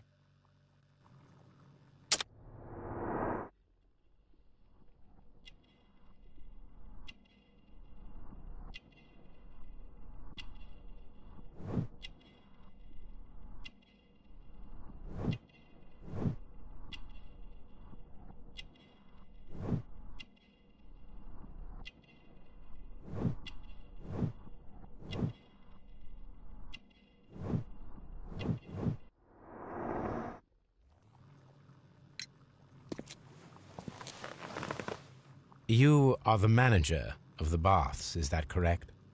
Yes. I'm passionate about archaeology. I wanted to restore the ruins. My ambition is to open the baths to the public. Living archaeology can be a profitable business, although now I'm not so sure. I see. When do you wish to begin using the baths? When the archaeological researches are over, I will be free to complete the restoration. It is the usual process. What was your relationship with Sir Rodney Bentcliffe? We were not particularly close.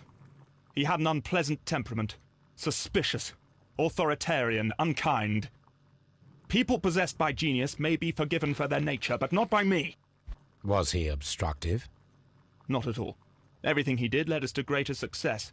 He helped us increase the potential of the building. Please tell me what happened this morning. The test that we performed this morning was a success. The steam was working well. But then, of course, that awful murder. What did you see? The steam was too thick to see anything. But ask Garrow. He saw the body first. Had Sir Rodney exhibited any recent strange behavior? Look, I'm not a suspicious fellow, but I think that he had professional interests elsewhere that he did not wish us to know about. Why should you think that? Where? I have no idea. But after all, it was not my business. How was the work progressing before Sir Rodney's arrival? Rather slowly, I would say.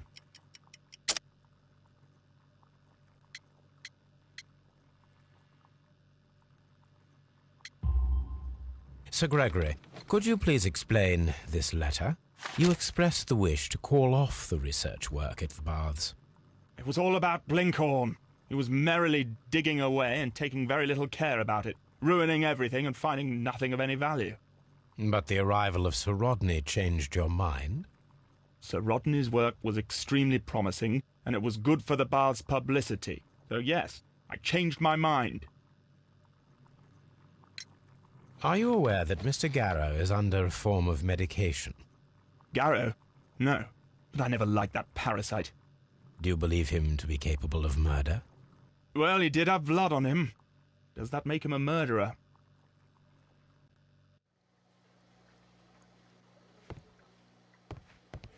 Please escort this suspect for interrogation.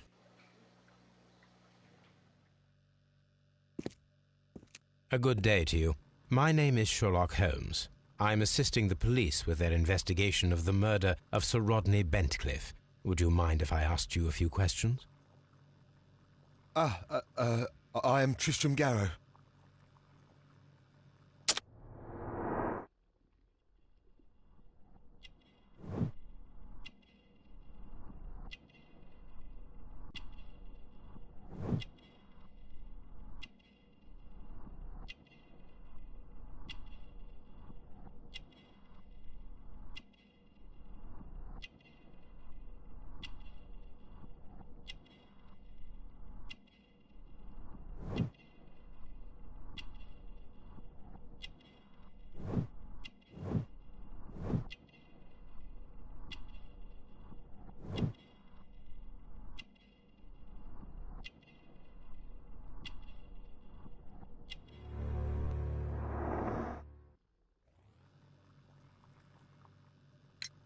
What is your occupation? I am a counsellor at the district chamber. And what were you doing at the baths? Well, I follow the researches. I am interested in archaeology. You follow them? Yes. So many things happened and we need to know. Or perhaps it's better hidden. I beg your pardon, Mr. Garrow. I meant nothing by that. I apologise. What was it like to work with Sir Rodney? It was like working with a genius. He was a hard man, but then, you know, this world is hard. There are always people who want to steal from you. And he trusted me, but, oh... Are you feeling unwell? Oh, I'm sorry. It is I. I remember. Oh, I feel so sorry. Do you need anything? I feel bad. I hear... No, nothing. I'm better now. Please try to recall what you saw today. The room was so hot, I had to remove my glasses. I was not feeling so very well in there. But you found the body. I saw the knife, you know, flying through the air. I saw the blood. I tried to escape. I don't remember. You saw the knife? What did it look like? Everything was as if in a nightmare. It all happened so fast. The knife was shining like gold. Had Sir Rodney exhibited any recent strange behaviour? Well, he had been rather secretive these past few days. Last Thursday, for example, I saw him leave. When he returned, it was very late. He showed me some wet coins, Roman coins, and he started to laugh. His ring! Oh, it should be destroyed. Why do you say that? It is a cursed ring, digging dark secrets. Really? It is after me now. I know it. I shouldn't have worked on it in the workshop. It's too late now. This is the coin that he showed me. It is from the 3rd century. It must be very rare. No, I don't know. Thank you. Thank you. This will help me to calm down. Do be careful with the dosage. I will. I mean it. Garrow appears to be rather mentally disturbed. Either that or he is a good actor.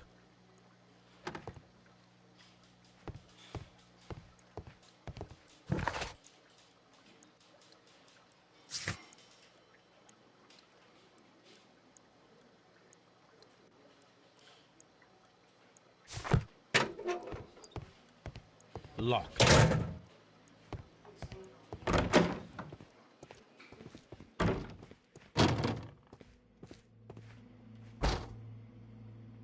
An unusual wound, inflicted by a curved knife, which resulted in instant death, as the coroner's report says.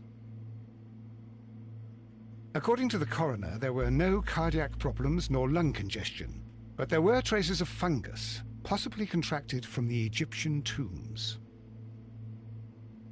The coroner observed no stomach nor liver disease, if we're to accept that Sir Rodney was an occasional drinker and 63 years of age.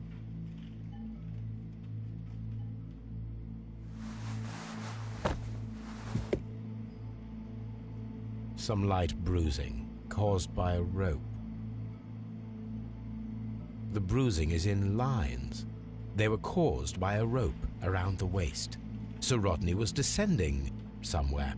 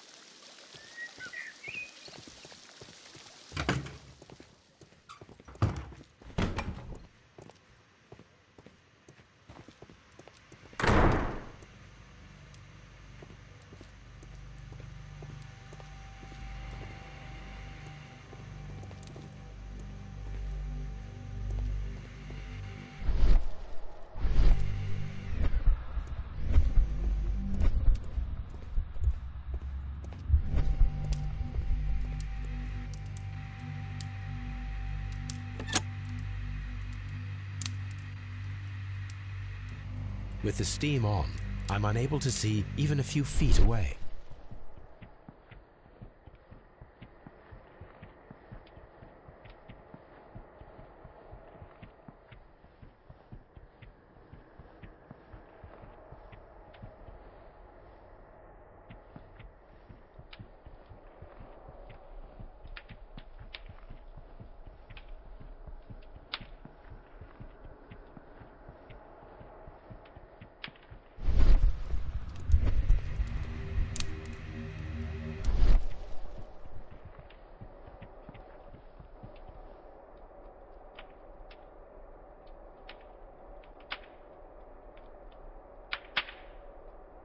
With the steam on, I'm unable to see even a few feet away.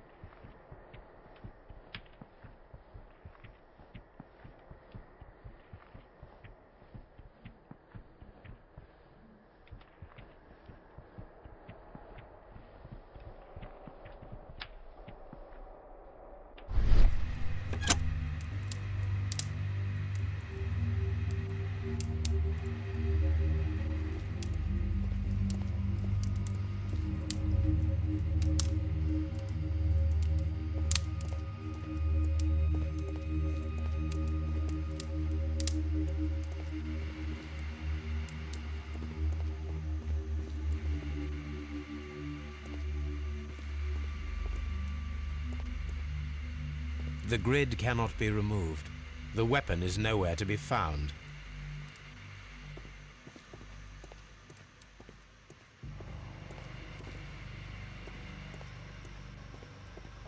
The grid cannot be removed.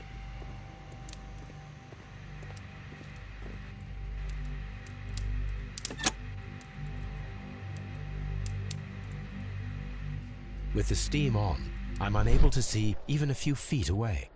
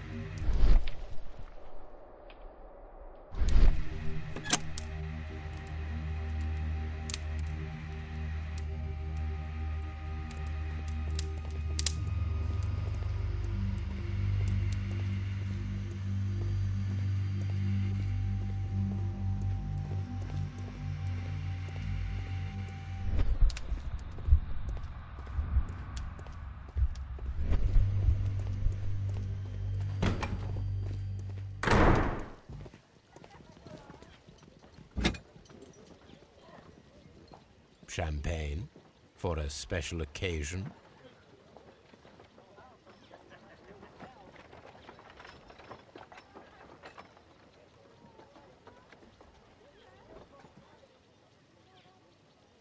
Unopened, it was intended to be enjoyed after the steam session. An ice bucket to keep the champagne chilled.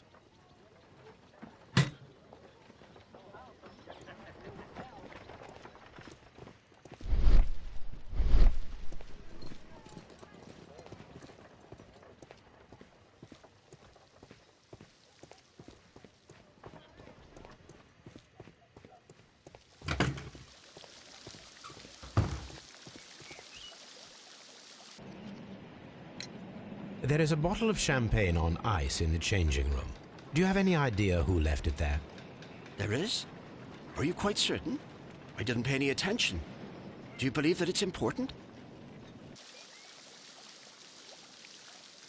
We don't have...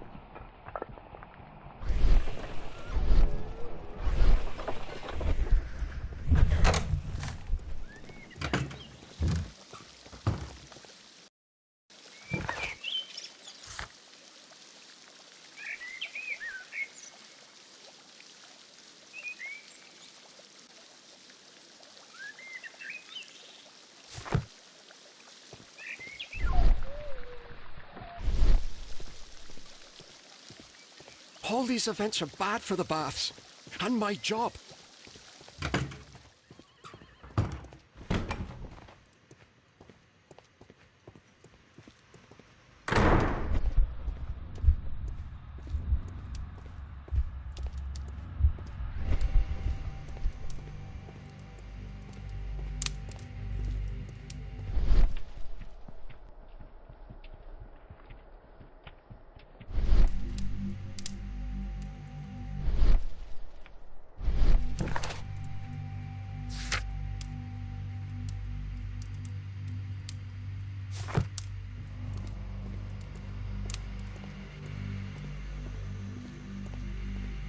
Mister.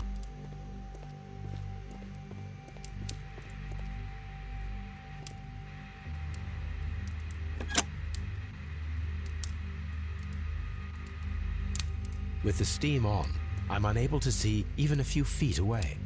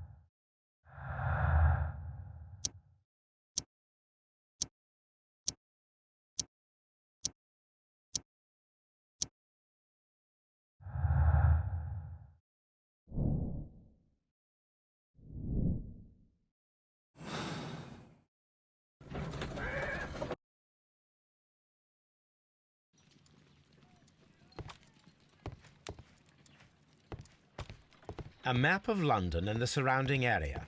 It could be...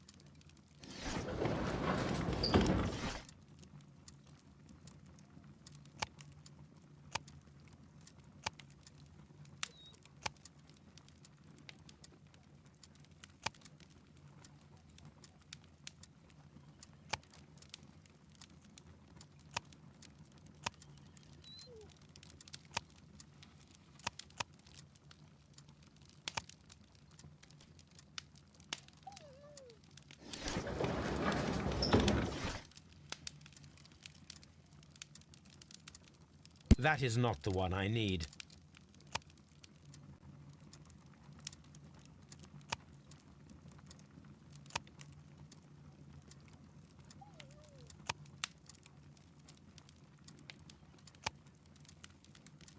That is not the one I need.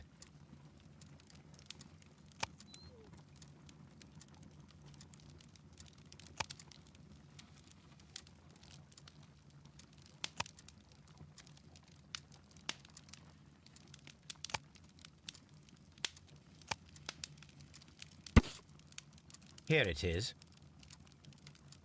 By the eye he was punished, for he saw that he was not worthy. Dreadful.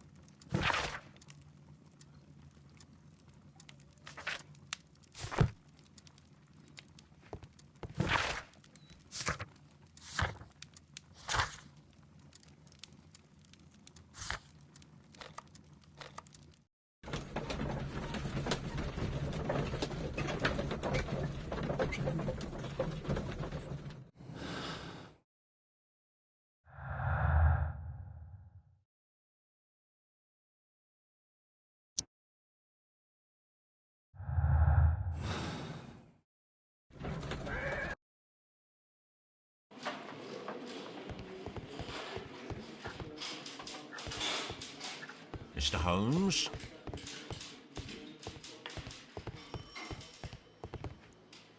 Locked.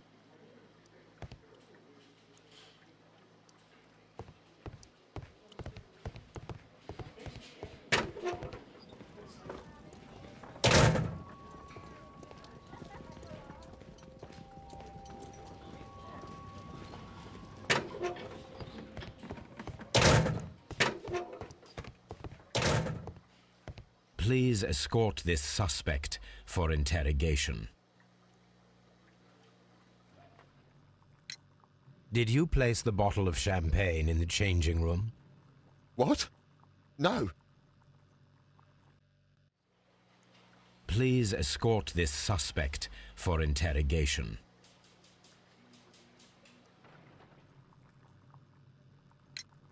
Did you place the bottle of champagne in the changing room? No, I did not. Please escort this suspect for interrogation. Did you bring a bottle of champagne to the baths? Absolutely not. Sir Rodney did, I think.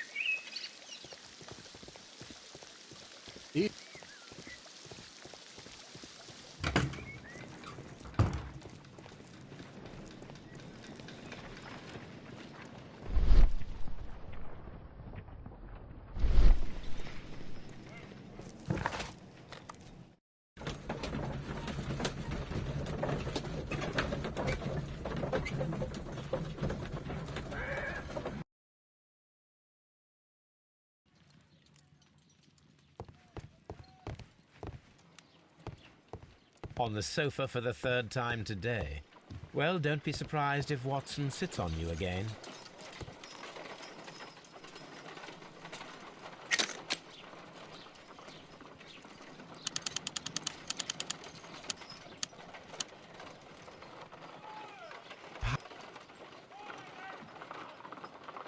Selenite.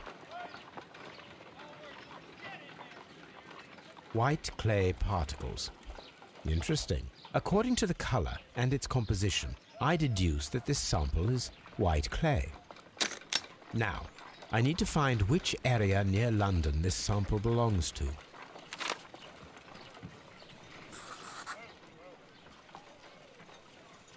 The sample of dirt belongs to the White London clay region, located near the city of St. Albans.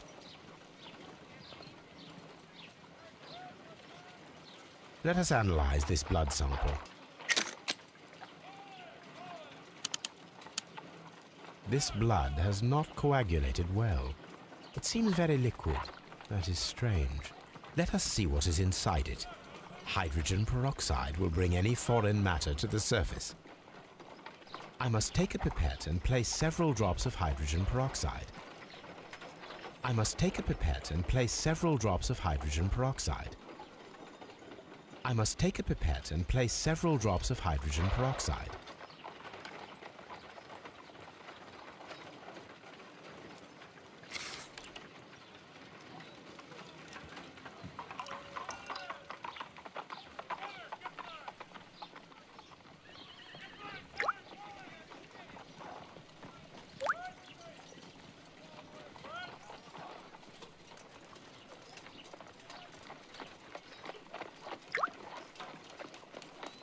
Water.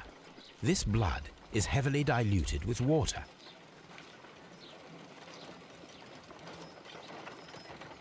This is a piece of metal taken from a brazier. It appears to be silver, but I need to be sure. If it is silver, it will be possible to melt it. since silver's melting point is at around 900 degrees Celsius. Let us compare this sample with a silver penny by testing it with acid. If it changes color to match the result of a reaction with a silver coin, then it is silver.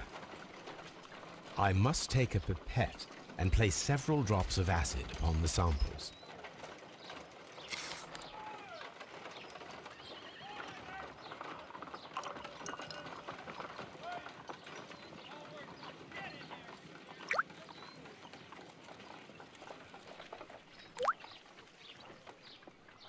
The reaction is the same red stain.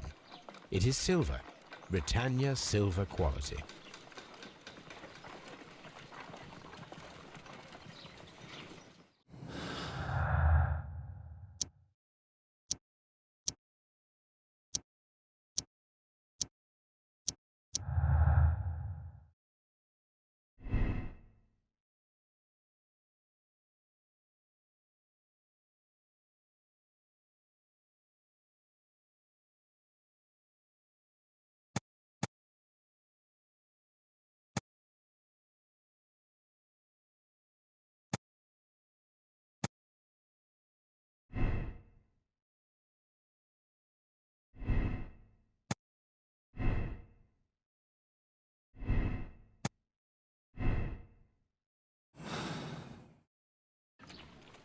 My analysis table. It is useful for my work.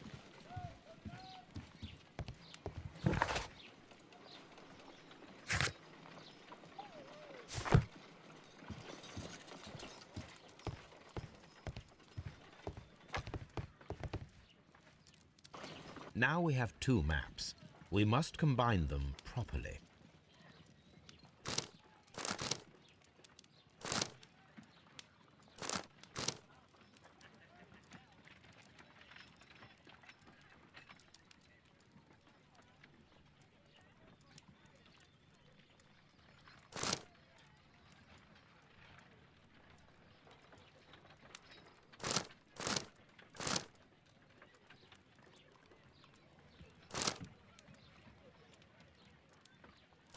Watson, pack your bag. We are visiting a location in St. Albans marked on Sir Rodney's map.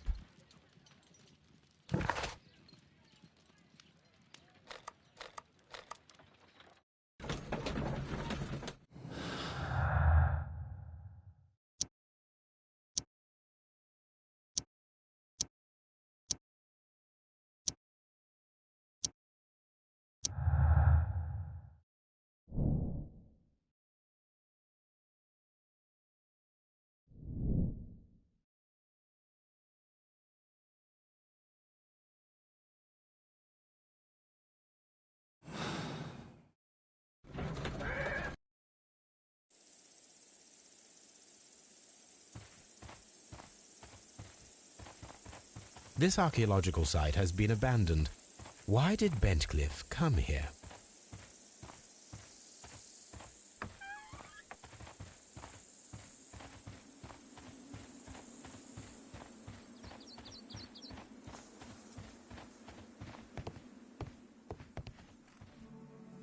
This is the map of the site. We are at the heart of an old Roman city.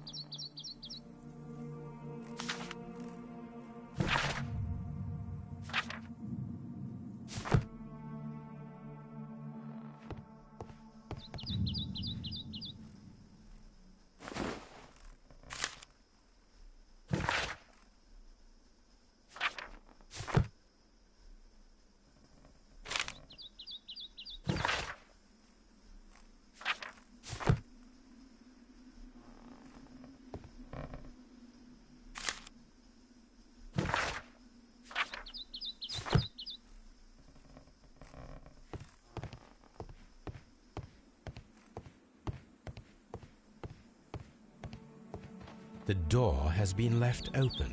Someone did not care or was in haste.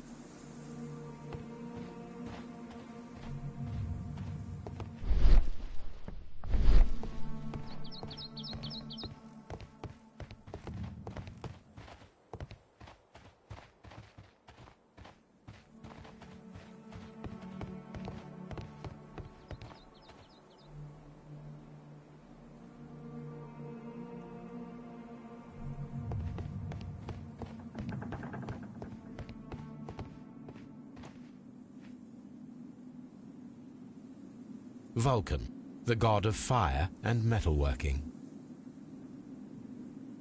The Cyclops, a one-eyed creature helping Vulcan at the forge.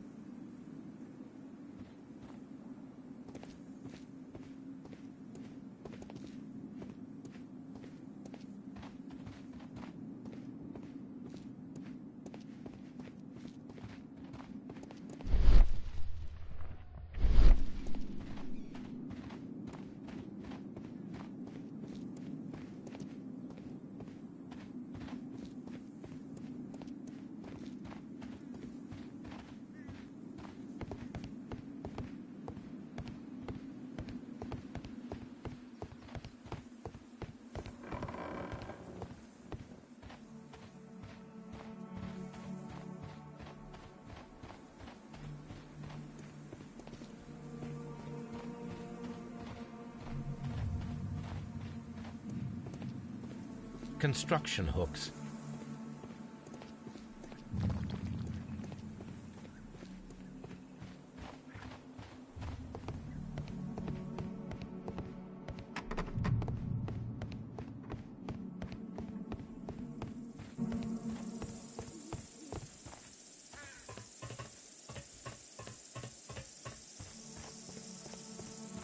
This railway is used to remove rubble from the site.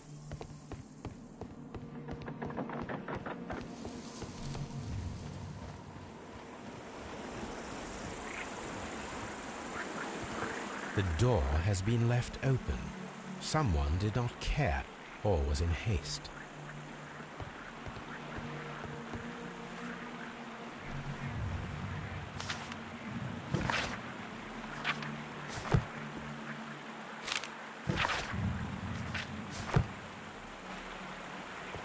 This is a reproduction of an ancient Greek crossbow.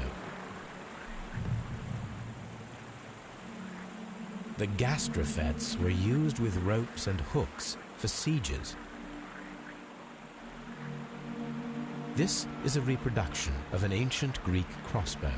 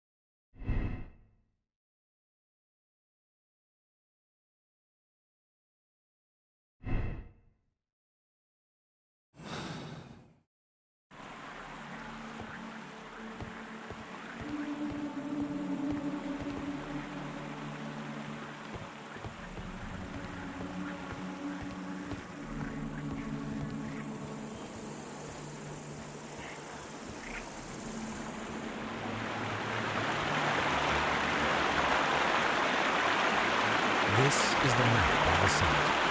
We are at the heart of an old Roman city. The gastrofets were used with ropes and hooks for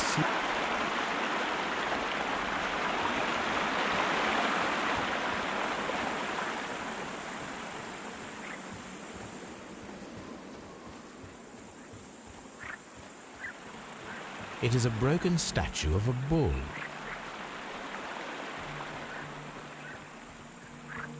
Neptune, the god of the sea. It is a statue of Minerva.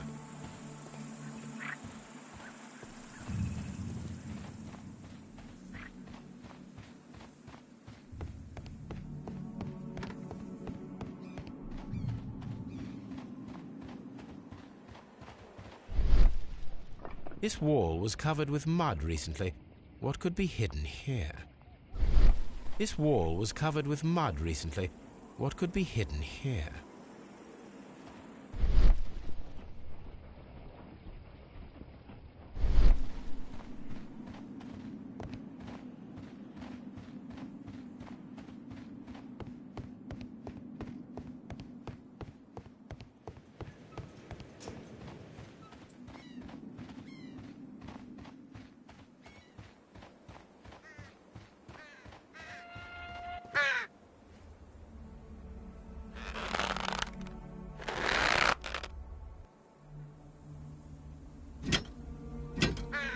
Excavating tools, a bucket, shovel, and brush.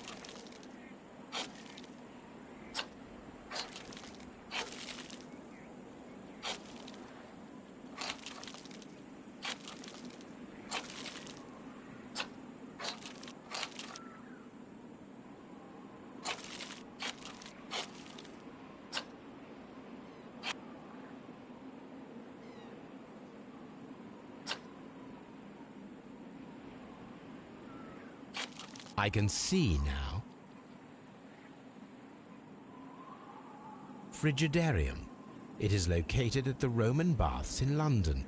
Someone took the time to hide the fresco, but what for? I need to visit this place.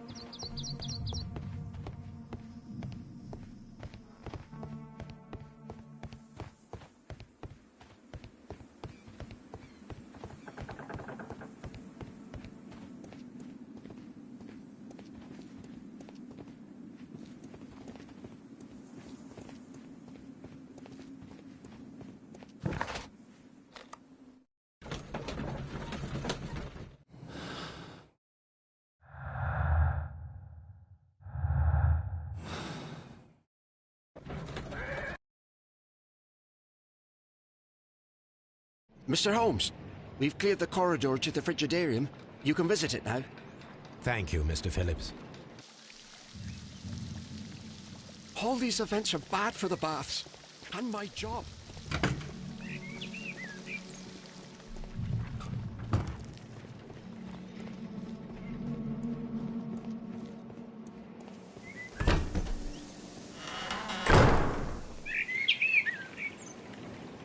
Perhaps I could find some clues by activating the flagstones.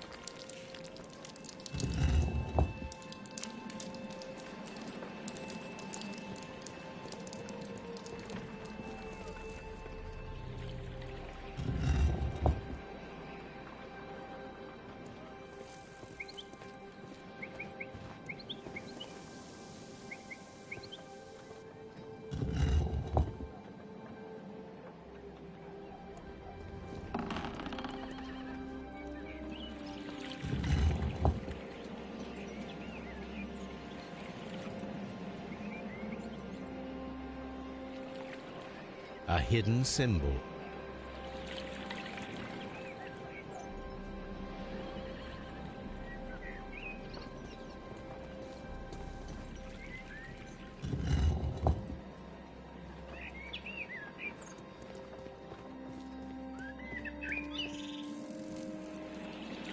A hidden sign.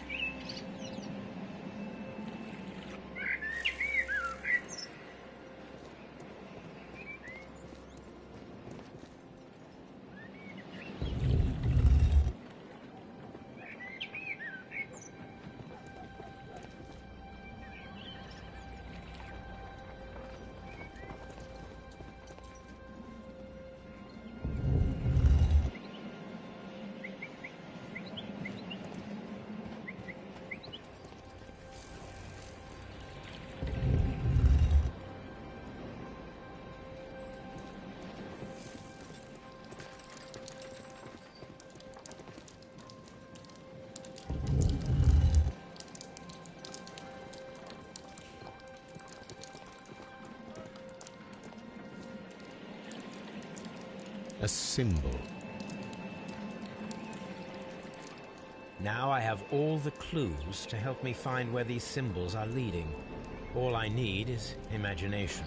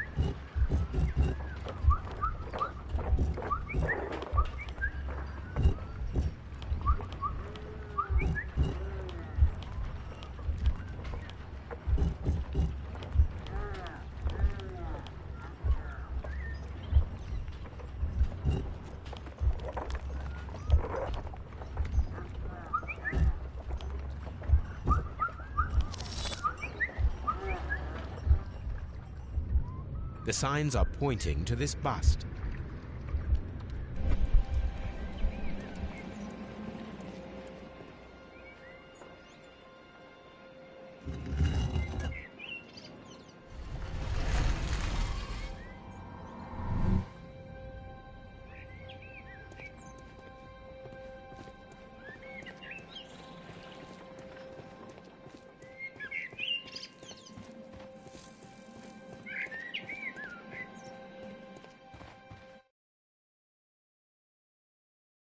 What is this place? I am unsure, Watson, but everything points to the fact that it was the last place visited by Sir Rodney Bentcliffe. We are approaching the end of this mystery.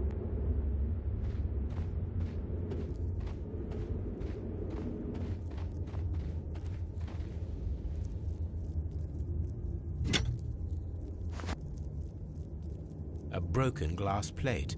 What is it doing here? I should examine it at Baker Street. How very peculiar. An ice maker. Why would Sir Rodney have brought such a device here?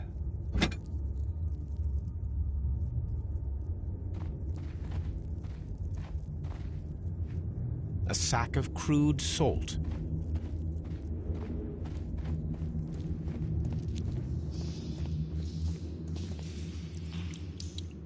Mithras, the god, clothed in Anatolian costume and wearing a Phrygian cap, killing the bull.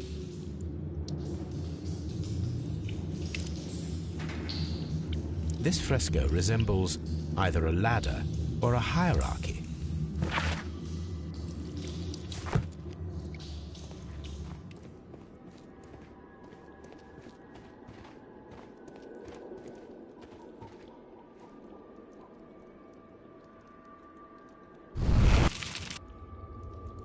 The fire casts a shadow upon the floor.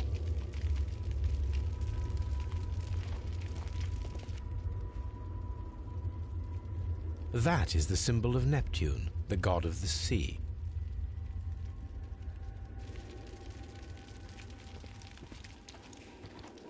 The pillar collapsed a long time ago.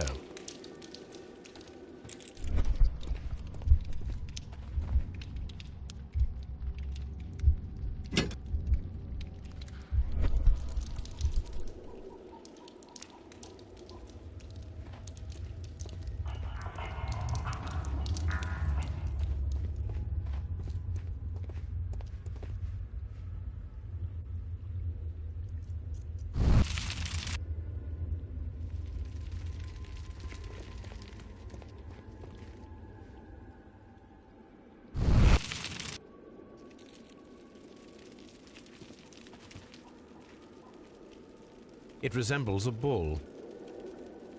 This shadow seems to represent a bridge. It is very similar to the face of Mithras. The shadows show us the way to go. We will find Mithras after Neptune, the bull, and the bridge.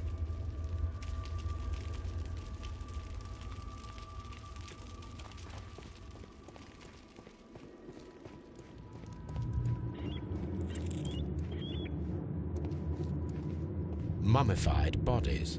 We're in some type of catacomb. Mummified bodies. We're in some type of catacomb. A shovel, not from the Roman era.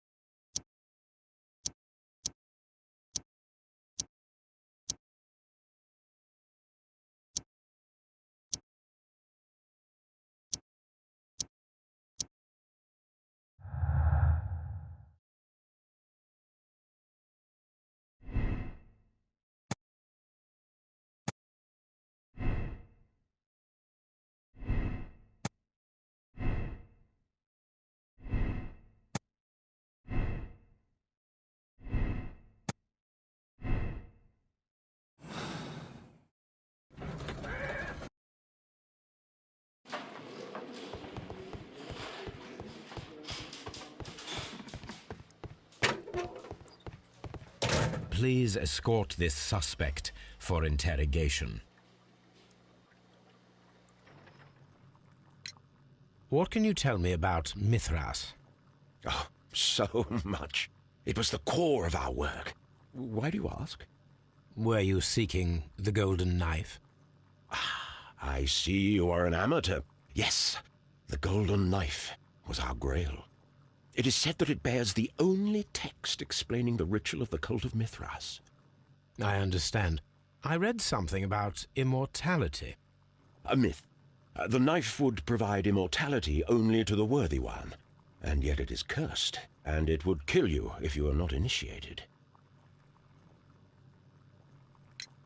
Did you expect to find the golden knife at the baths? Well, Sir Rodney thought that it might be there. Did you observe the knife representations there? They are so extraordinary. And we had hoped, but... Oh, it is a tragedy that he has passed away, taking all of his secrets with him. As soon as I've been released, I will continue Sir Rodney's researches in his memory. We discovered some melted silver in the brazier. Did you put it there? No. Silver, you say? No, I don't know how it got there. Please escort this suspect for interrogation. The paintings in the baths are focused on Mithras, I understand. Yes, they are what make this place remarkable. And that is why Sir Rodney came here? He believed that the golden knife, which is an ancient ritual item, was hidden somewhere around the baths. I admit that it would be wonderful if it were true. And you are not concerned by the reputation of this artifact? You mean the curse? Before someone is dead, it is a blessing. After they are dead, well, then it becomes a curse. Some melted silver was found inside the steam room brazier. Do you know where it came from? Silver? No.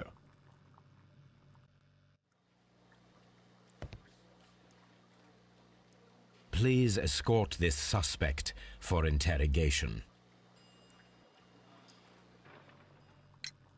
Perhaps you could explain the cult of Mithras to me. No, there is nothing to say. We are not the worthy ones. But Sir Rodney believed that he was? He was wrong. I have visions. The golden knife, the mummy. Oh, it's all my fault. Calm down, Mr. Garrow. We discovered some melted silver in the brazier. Did you put it there? It didn't help. The power is too strong.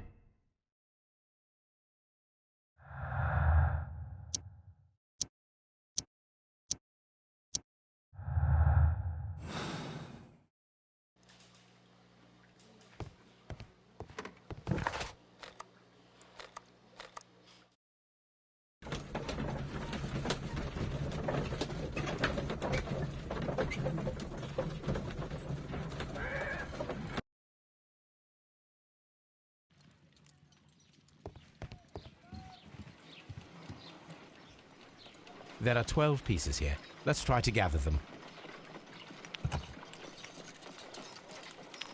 I will count this piece as a starting point.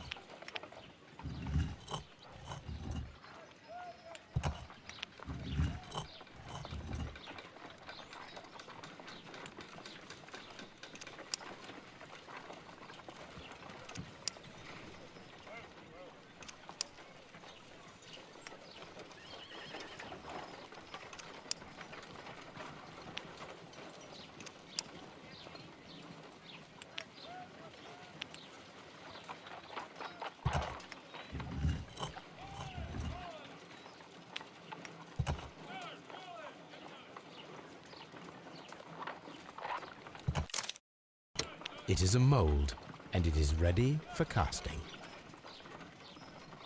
The mold is prepared for casting. We just need to fill it with certain material. Sir Rodney has made a reconstruction of the mythical golden knife. He seemed unafraid of maledictions, and yet... Half a glass of water should be enough to create a plaster solution.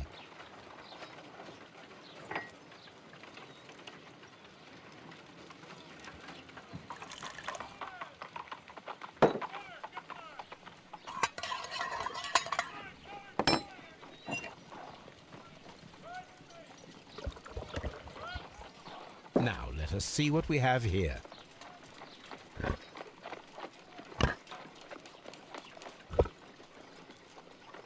This knife is very similar to that described by the coroner as the weapon that killed Sir Rodney.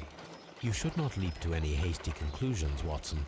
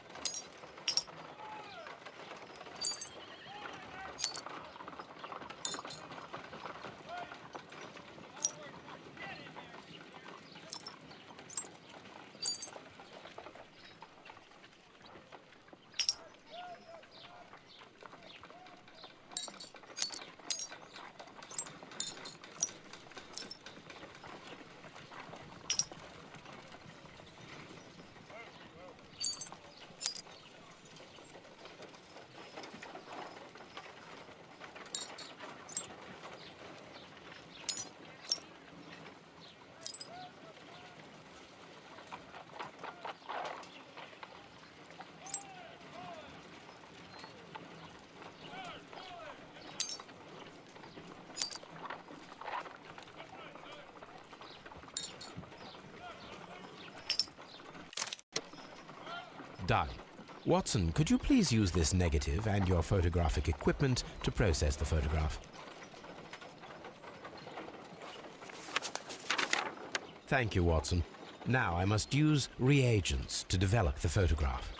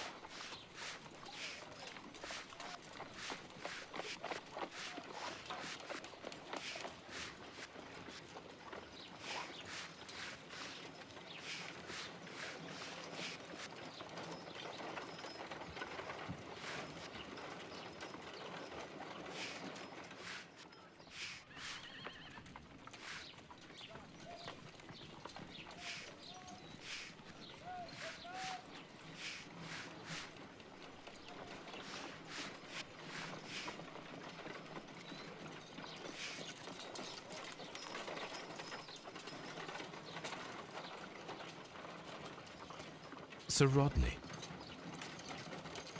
Another archaeologist, most probably. Ice. Ice cream. The pyramids of Giza in Egypt. Salt.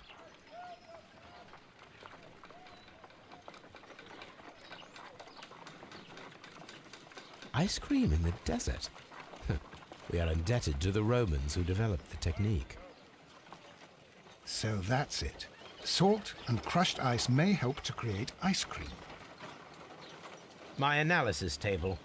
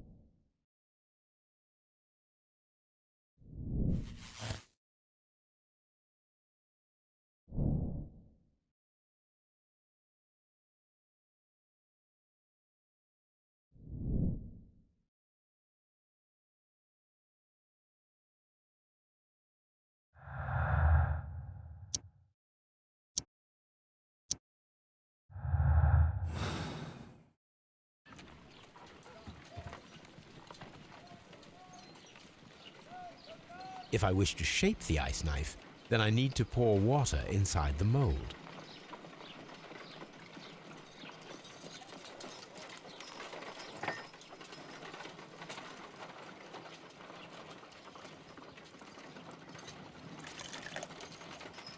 Ice, salt, and then the mixing. It should be elementary. We need to reach minus 20 degrees Celsius to fully freeze the water inside the mold. Before beginning, I must remember that I have enough ice and salt for no more than 4 attempts.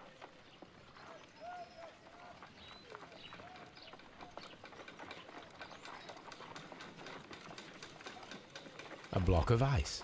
I have only to use my ice pick.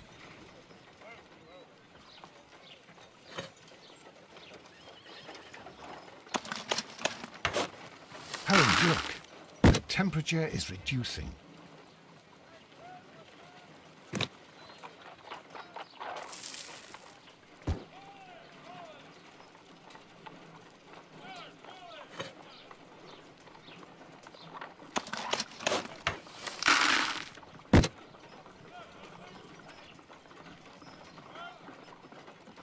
A block of ice. I have only to use my ice pick.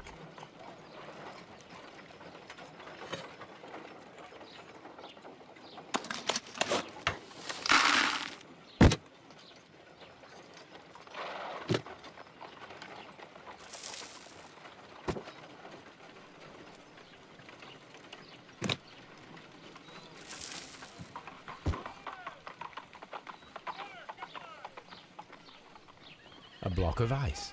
I have only to use my ice pick.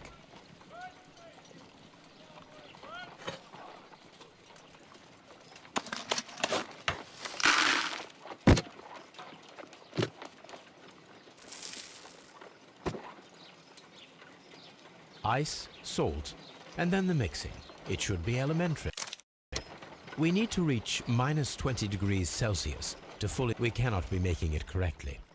Let us try again and be precise with the timing. An ice knife. A surprising and yet a very brilliant idea.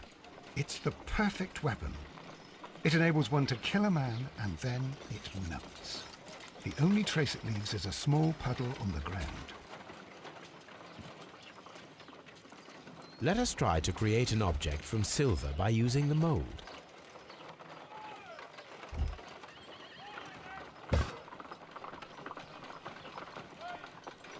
It will take a minute to melt the silver with my gas burner. Done. Now I can proceed further.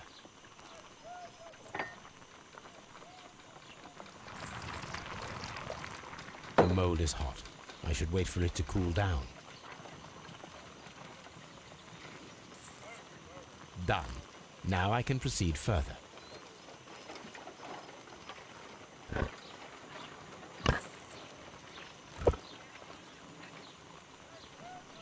A homemade silver knife. Excellent.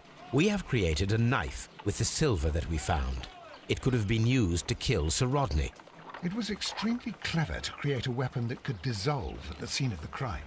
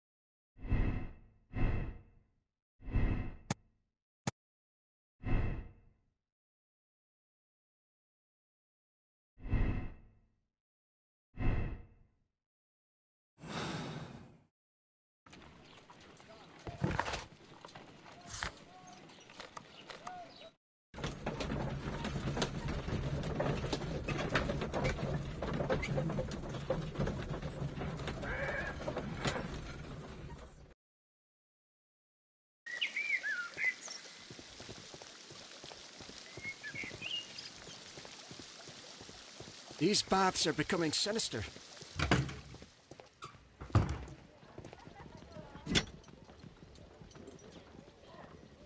An ice bucket to keep the champagne chilled.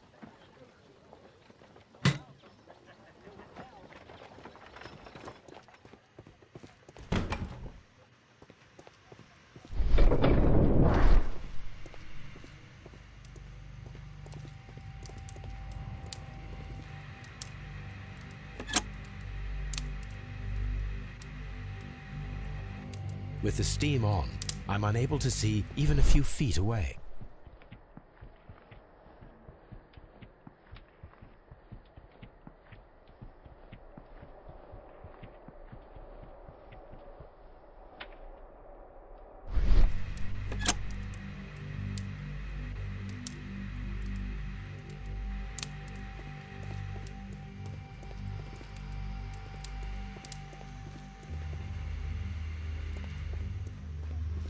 The grid cannot be removed.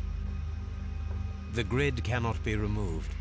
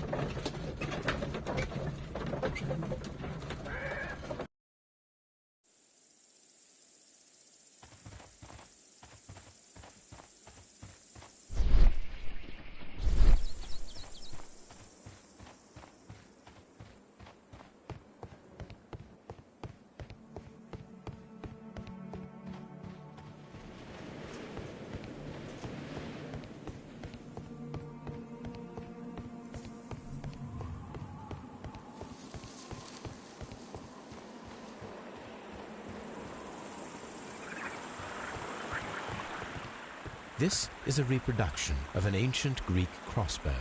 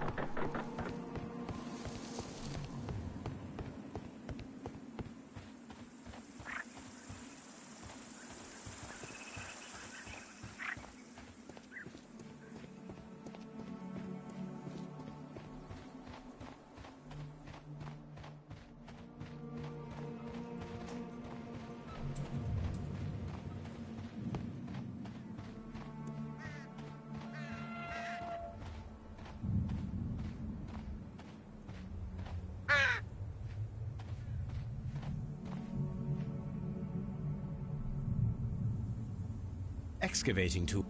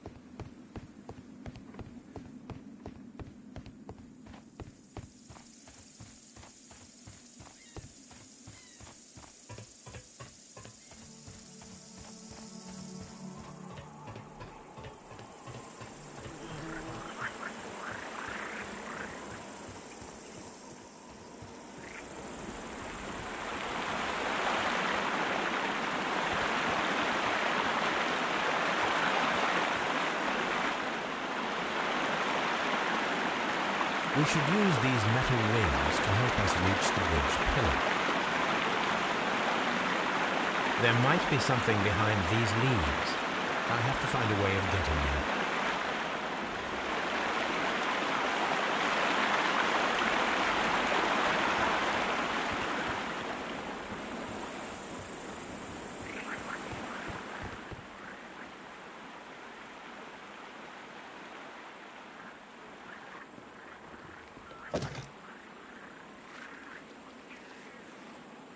I should use the appropriate object here.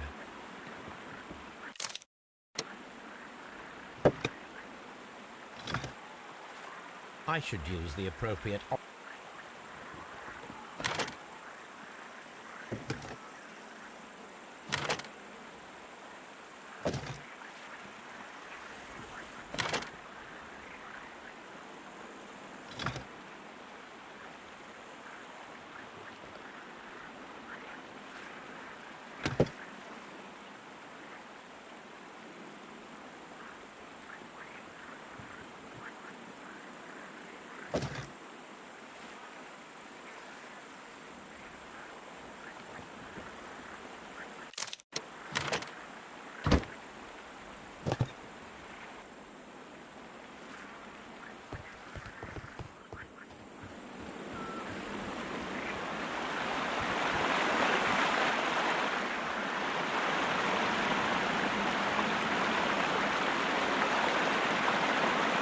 We should use these metal rings to help us reach the bridge pillar.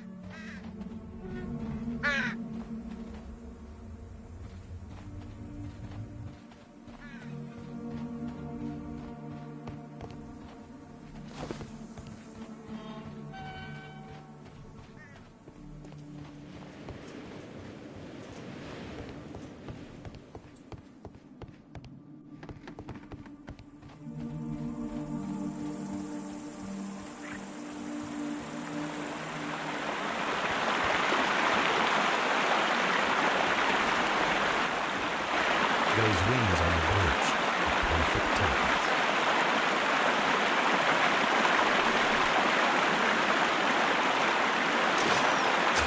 This one is ready.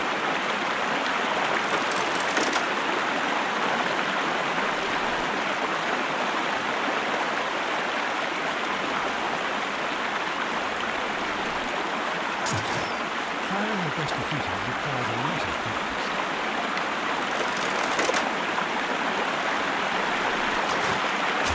This one is ready.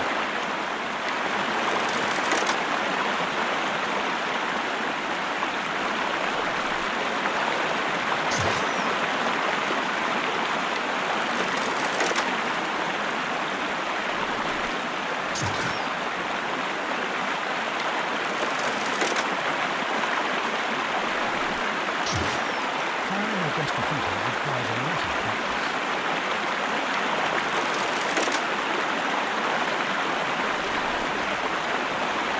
practice.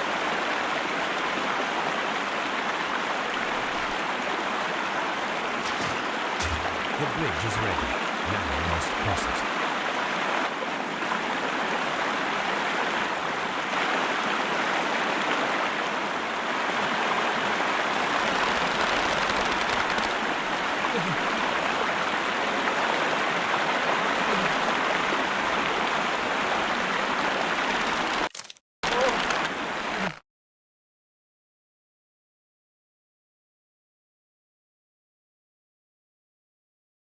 Are we inside the hidden temple of Mithras, Holmes? I am not sure. We had better be careful.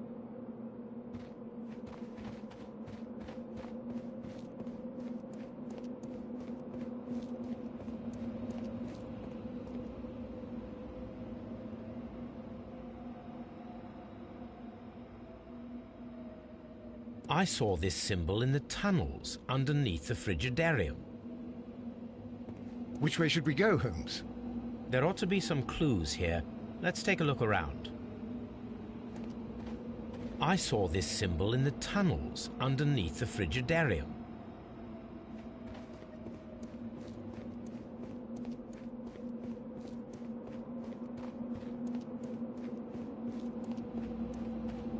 I saw this symbol in the tunnels underneath the Frigidarium. I saw this symbol in the tunnels underneath the Frigidarium. I saw this symbol in the tunnels underneath the Frigidarium.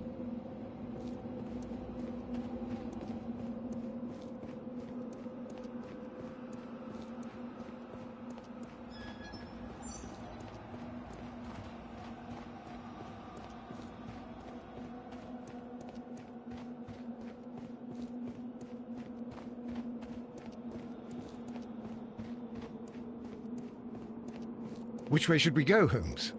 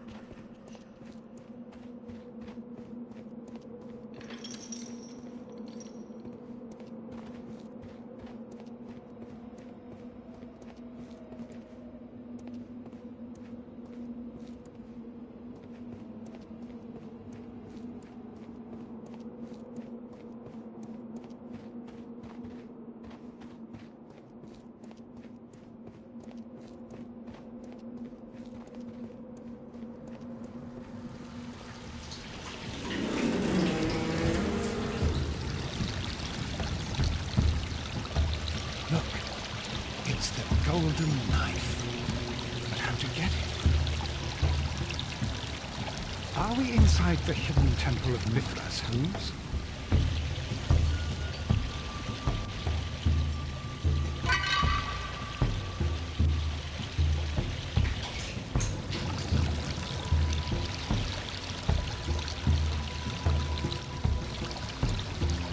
This lamp is not old. The oil is still fresh. Perhaps Sir Rodney passed by here. No, I do not think so.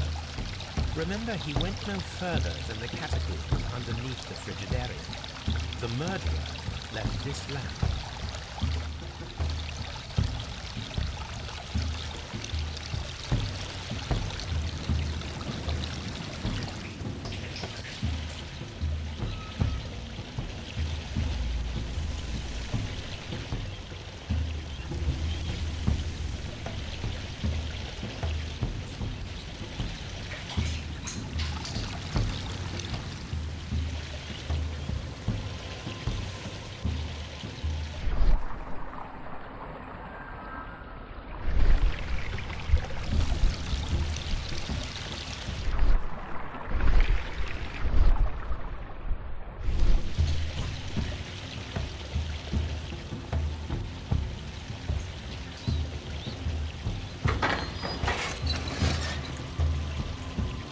Watson, I need your help.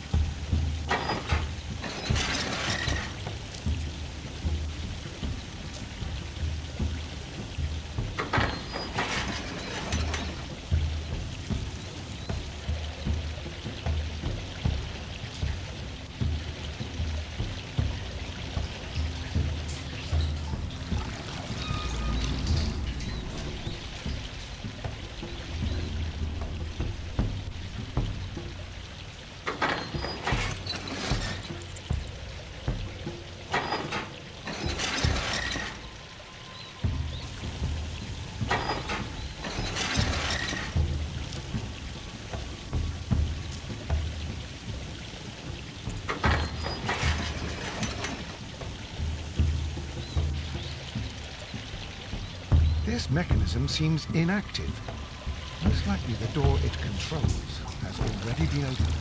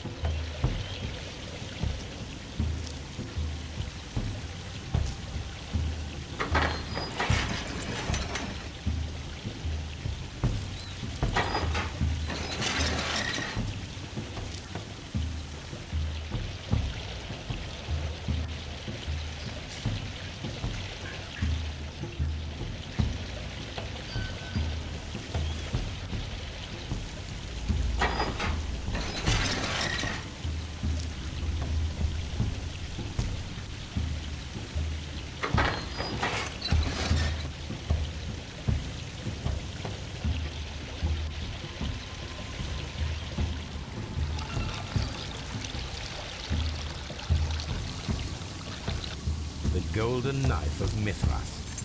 A long-lost relic has resurfaced. Watson, it is time to conclude this case.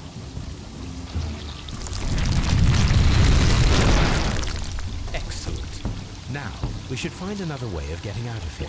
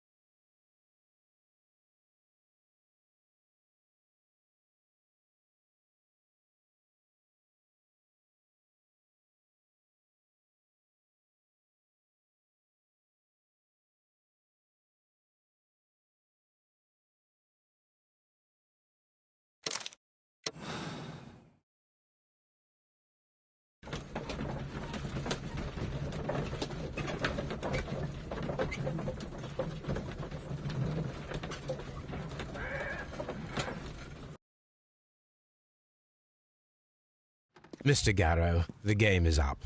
I see straight through you. You see straight... what? You have a decided talent in mind manipulation. We all believed your comedy. The medication almost tricked me, I'll admit, but all of it was fake. The hallucinations, the hysteria. Mr. Garrow, you are a dangerous psychopath and a clever murderer. The method by which you disposed of the crime weapon... Oh my God! I killed him! It is no use to deny it. I despise cowardice in any form. What will you do with me? You will be sent to a medical institute, where you will receive the best treatment to facilitate your full rehabilitation. What the good Dr. Watson is trying to say is, life seclusion in a lunatic asylum awaits you. I would rather be dead. That is your choice.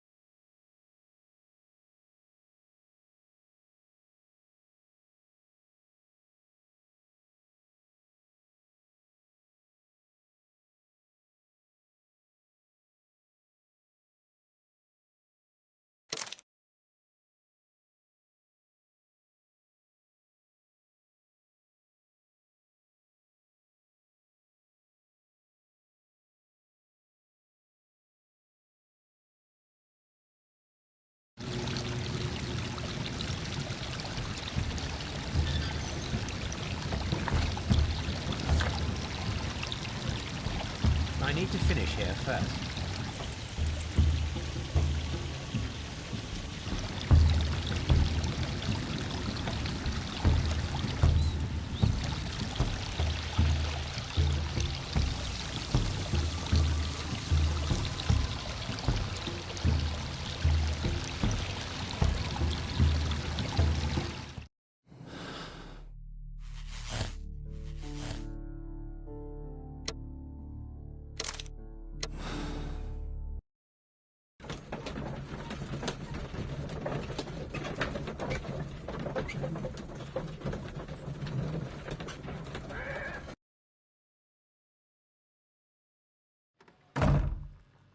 Mr. Garrow, allow me to introduce you to Dr. Watson. Mr. Garrow, please do not be alarmed. We only wish to help you. You were under an intolerable stress, but it's over now. What? I can attest that your medication affected your judgment. You will not recall, but it caused you to temporarily lose control. Did I? Are you saying I killed Sir Rodney? I am afraid so. For as my doctor will persist in reminding me every single day, drugs can be harmful. You developed a malevolent obsession with Sir Rodney. You believed him to be unworthy, sacrilegious. Oh, do not distress yourself. Prison is clearly not a suitable environment for you. What is my environment, then? You're suffering from an acute form of melancholia, but you can and will be cured. All you need is rest and detoxification. I will take care of every detail.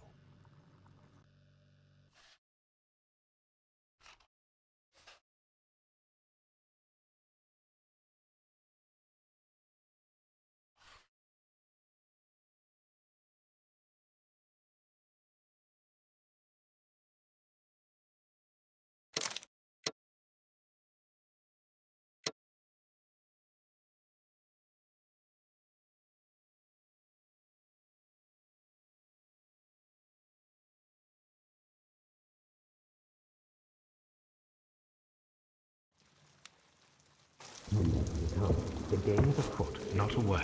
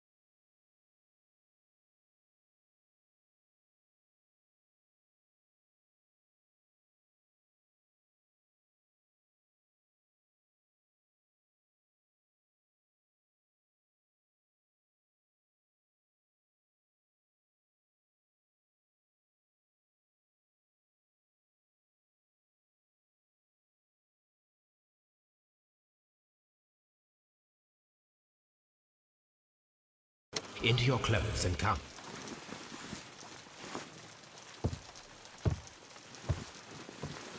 I'll wait for you in the sitting room. I've just received a note from Inspector Lestrade, a letter from the suburbs. He is in need of my presence. Whenever he has asked for my assistance, it has always turned out to be entirely justified. I fancy that every one of his cases has found its way into your collection. Yes, they all seem worthy of... However, I regret your fatal habit of looking at everything from the point of view of a story instead of a scientific exercise. Oh, Holmes, you... I beg your pardon, I digress. It would be much better to examine this letter than to try to convince you.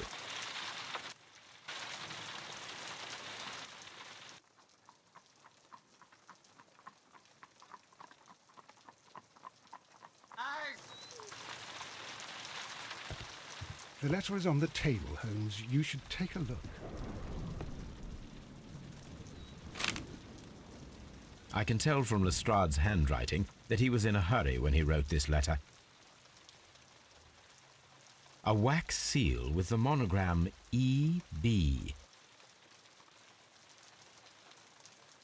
The Brackenstall family coat of arms.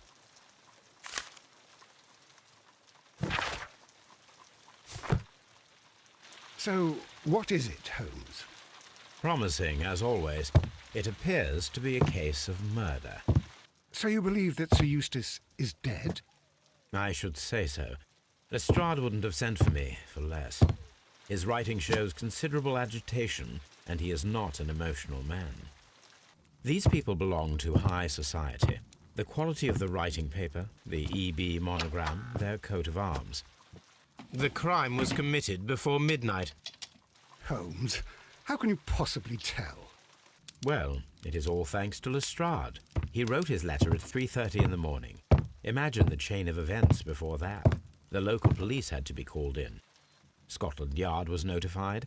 Lestrade himself had to make haste there, and finally compose the letter he sent to me. All of that makes for a fair night's work. It makes sense. Lestrade also speaks of the woman he released. That seems to indicate that she had been held somewhere during the crime. Much time has been wasted. Let us find a cab and go to Abbey Grange immediately. I live in hope of an interesting morning.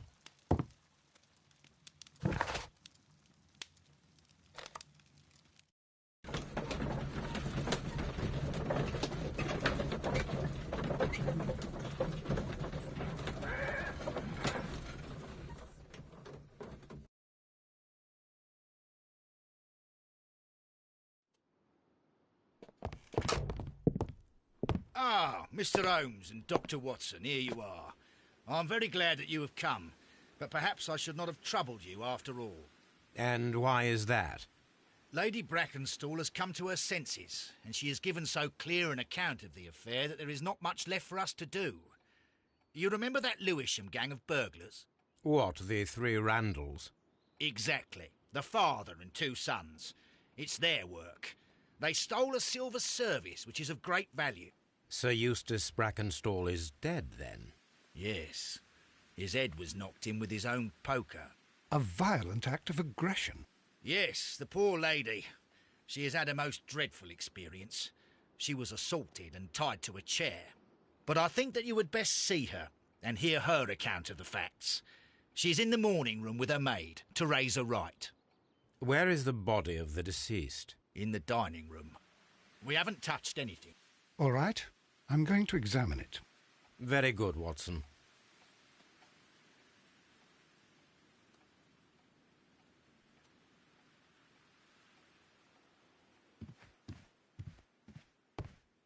Sir Warthen Brackenstall. Ladies, allow me to introduce myself. My name is Sherlock Holmes. I'm assisting Inspector Lestrade in this investigation. Mr. Holmes, I am the wife of Sir Eustace Brackenstall. We were married only a year ago. I am sorry for your loss. Please accept my deepest condolences. I suppose that it is no use my attempting to conceal that our marriage has not been a happy one. I fear that all would tell you that, even if I were to attempt to deny it.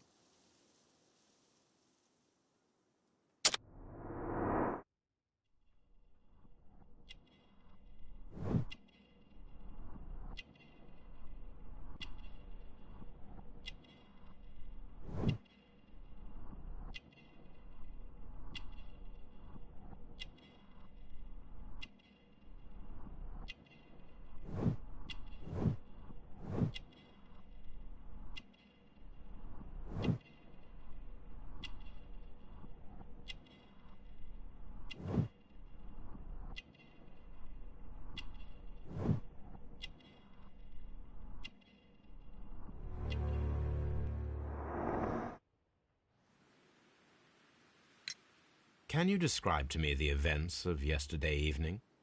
Is it really necessary? I have already told Inspector Lestrade all that happened.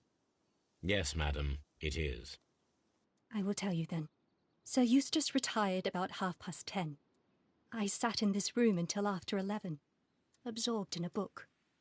Before I went upstairs, I entered the dining room to fetch a candle and... oh God. Please, go on. As I approached the French window, I found myself face to face with an elderly, broad-shouldered man who had just stepped into the room. Close behind the first man, I saw two others. One of them struck me a savage blow with his fist and felled me unconscious to the ground. And then?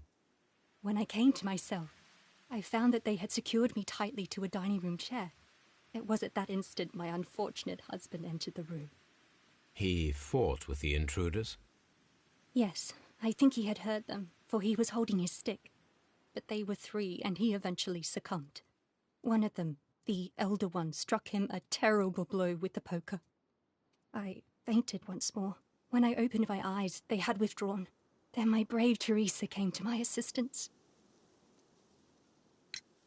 Did these three villains steal anything?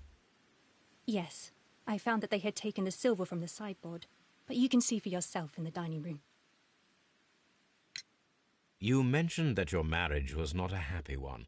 Was there anything specific that was troubling you?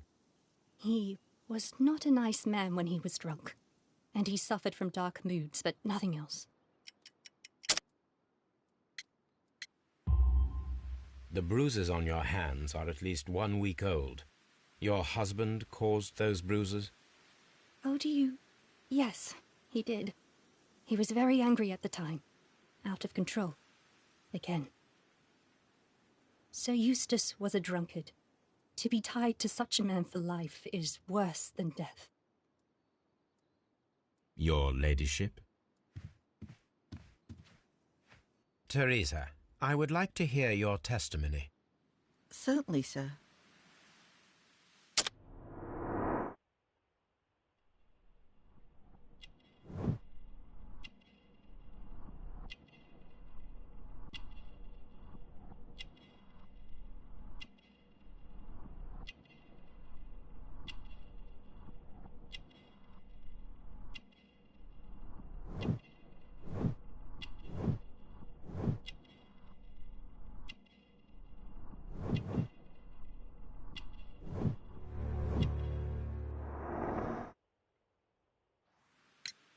As I sat by my bedroom window, I saw three men in the moonlight down by the lodge gate. But I thought nothing of it at the time. Oh, if I'd known. And then? I went to bed, and it was more than an hour after that I heard my mistress scream. And down I ran, to find her tied to the chair and him on the floor with his head smashed. That's all I know.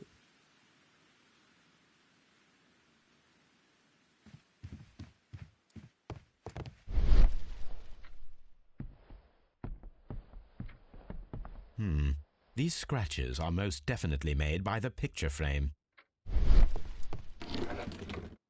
This is Sir Eustace's safe.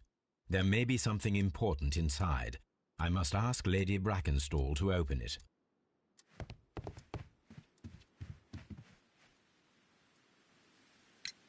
Lady Brackenstall, could you open this wall safe?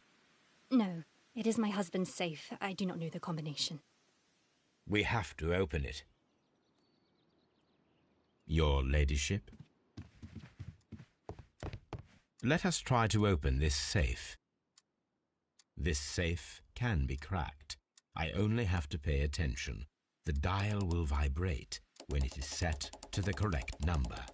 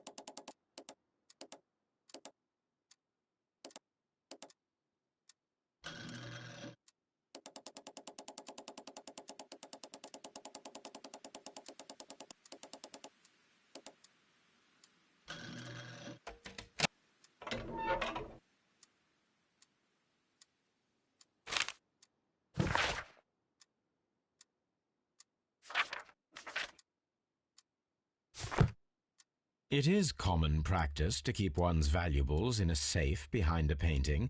It should not really pose a challenge for a criminal. Antique coins, possibly of value, but they're scattered without care.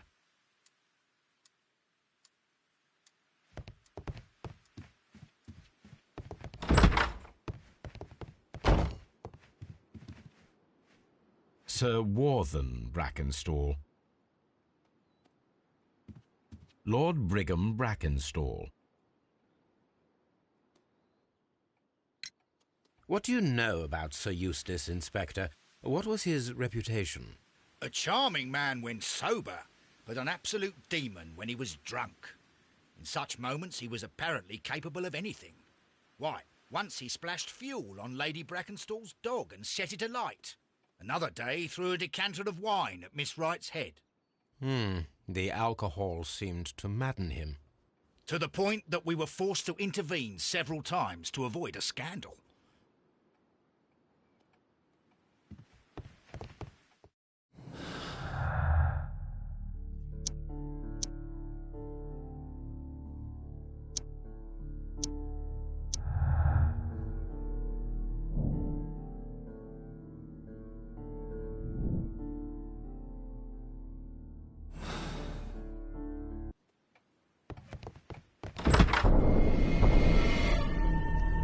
You should examine the body of Sir Eustace Brackenstall. So, Watson, what have you learned from examining Sir Eustace's body? Well, I can confirm that the death was instant. Sir Eustace was facing his attacker when he received the blow to his head. There are no other apparent injuries.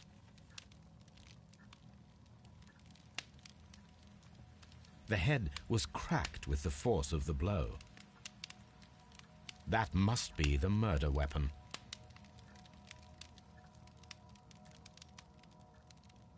Quite a large stick, a formidable weapon. Barefoot, he had therefore been in bed and did not have time to fully dress.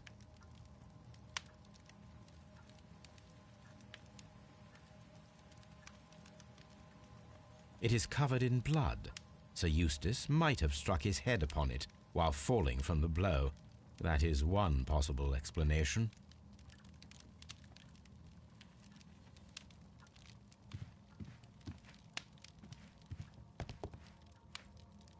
A fur trader's cabin.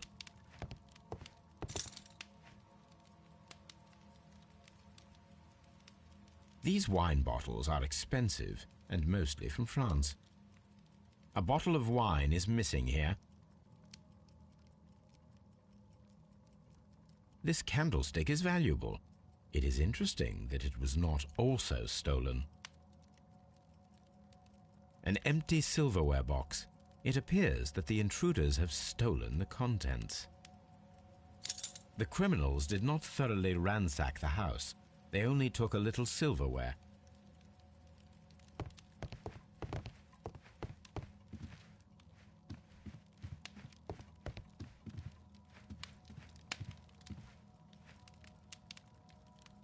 Sailor's knots. That's interesting. This rope was handled by the murderers. We need a scent hound to follow their trail. I will take it with me.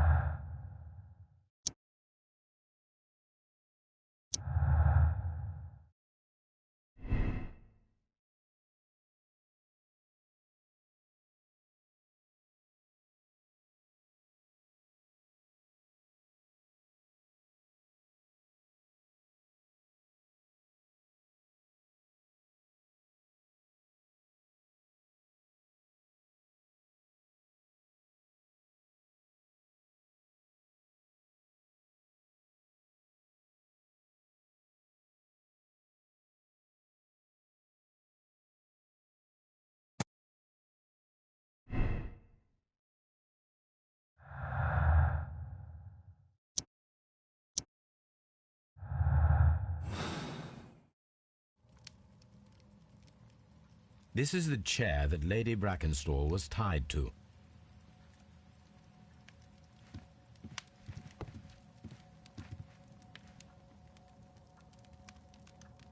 That must be the murder weapon.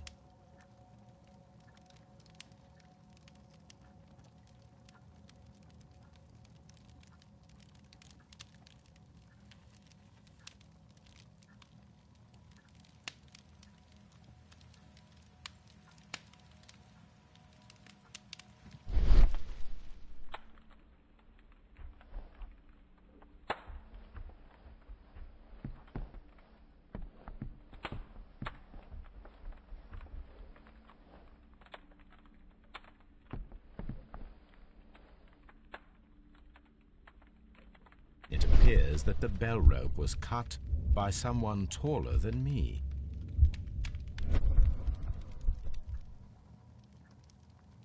A fur trader's cabin. A deer hunt.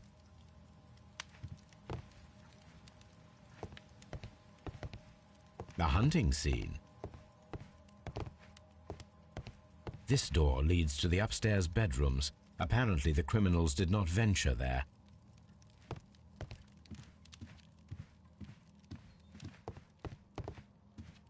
Antique hunting weapons. The hunting scene.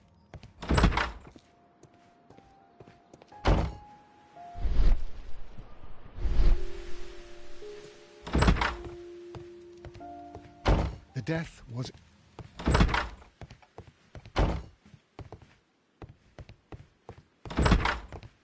Oh, what a horrible thing to have...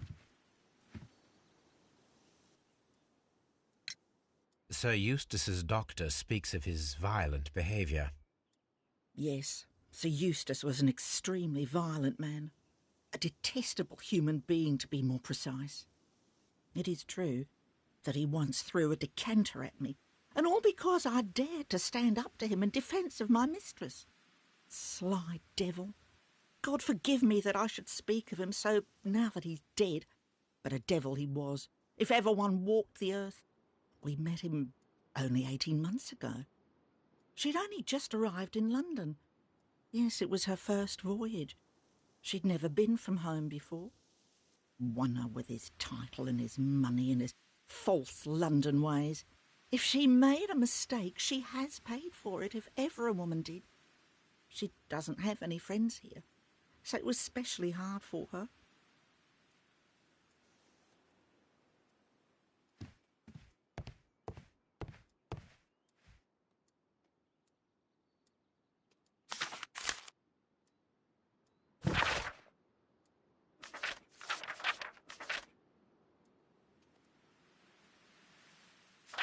The description of the Randall gang provided by Lady Brackenstall is identical to the one in the Times article.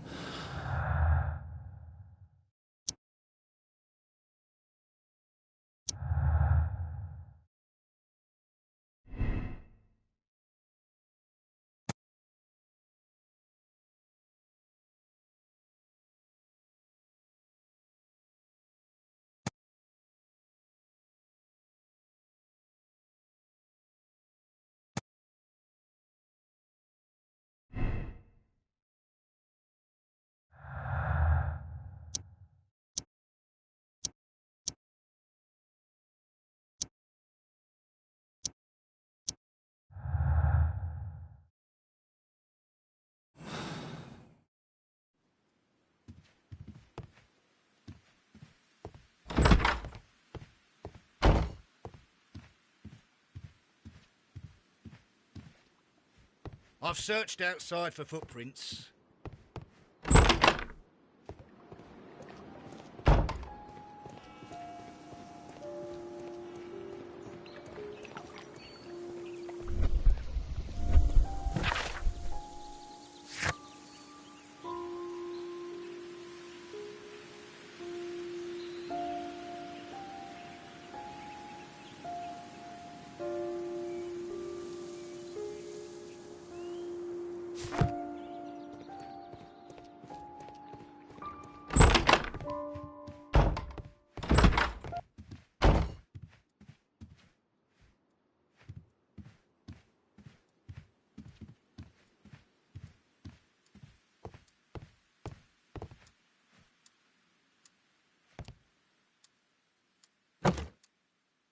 This photograph of Lady Brackenstall and her maid Teresa was taken at a port, but which one?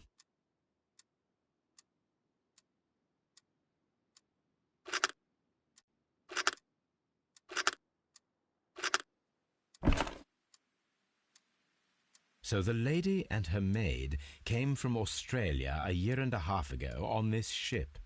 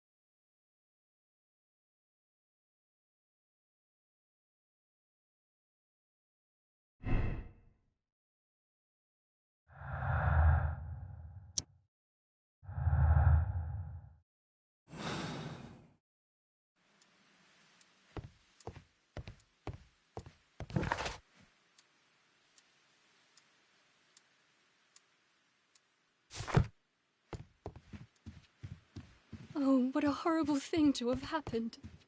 Please leave my Mary.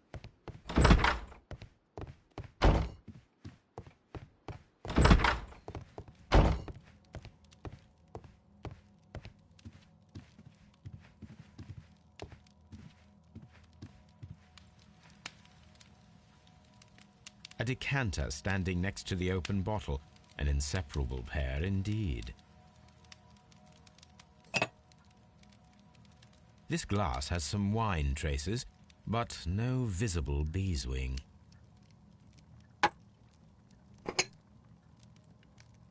There is beeswing at the bottom, as if the wine had not been decanted before being poured. This glass has some wine traces, but no visible beeswing. It is rather strange that only one of these glasses has dregs of beeswing inside it, while the other two are clear. Chateau Calon-Ségur, French wine, Grand Cru.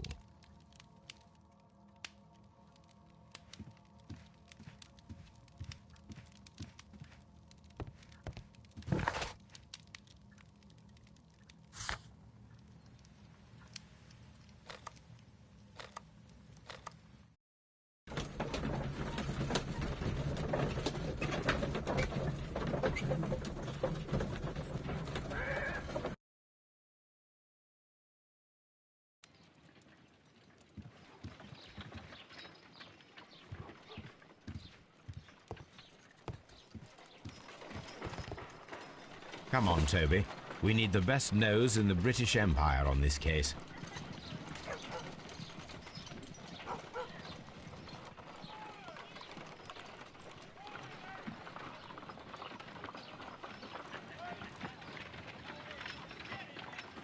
I agree with you, Toby, that Watson's shoe is preferable to Mrs. Hudson's cold cuts.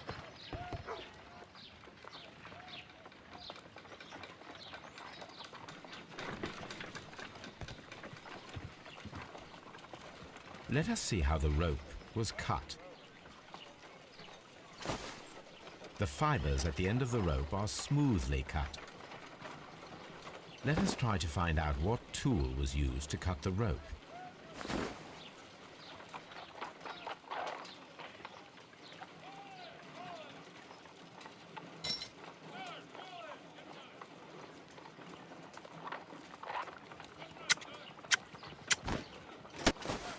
The fibers from this cut appear to be different.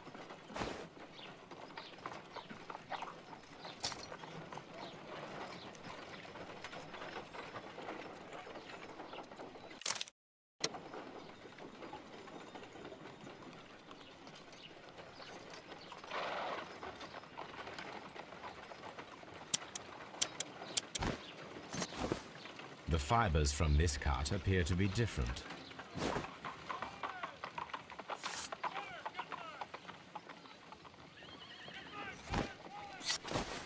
If I cut the rope with a knife, it matches the original.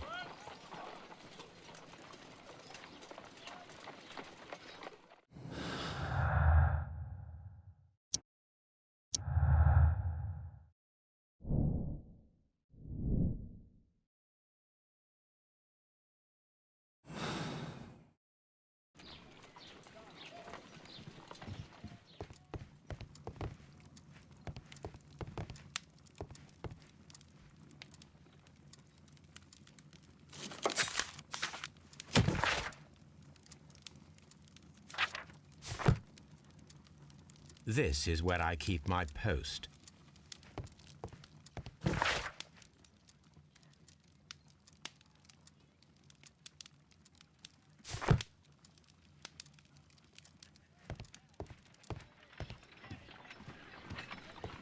I agree with you, Toby, that Watson's...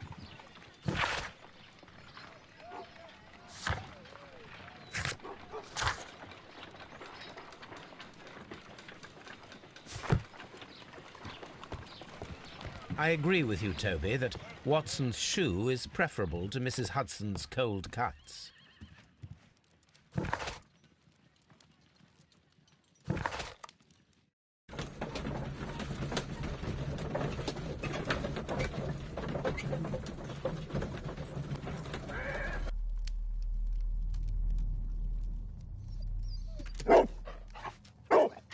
Search, Toby.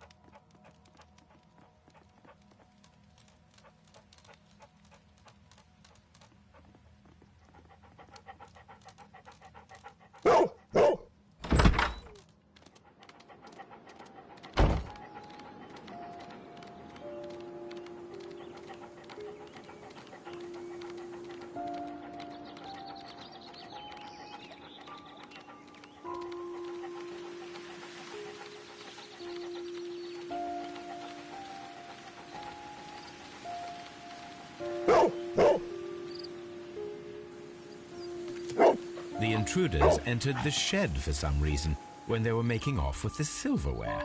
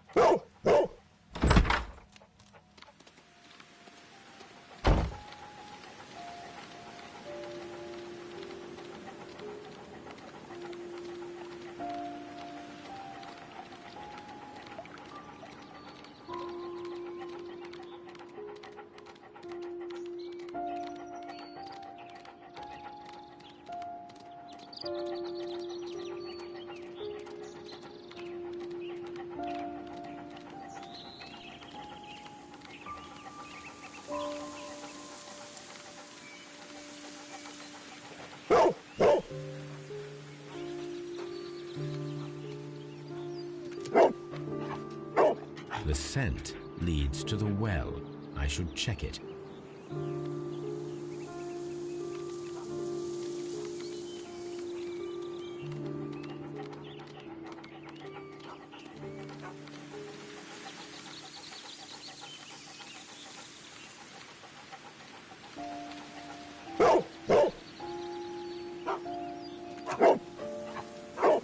The intruder's trail is lost behind this wall. The criminals left the house through the French window. They walked to the shed, then across to the well, before fleeing by climbing over the wall. I wonder why they chose such a winding route.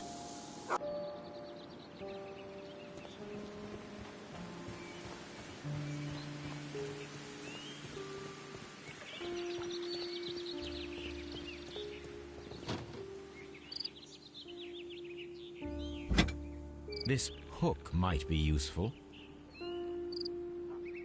Bags of seed. Some empty bags were recently moved. Small gardening tools, nothing of great interest.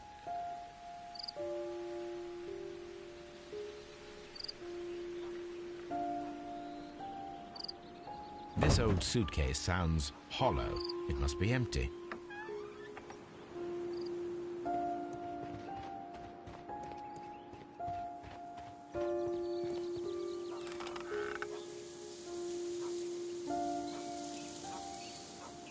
There's something glittering at the bottom there, but how can I reach it?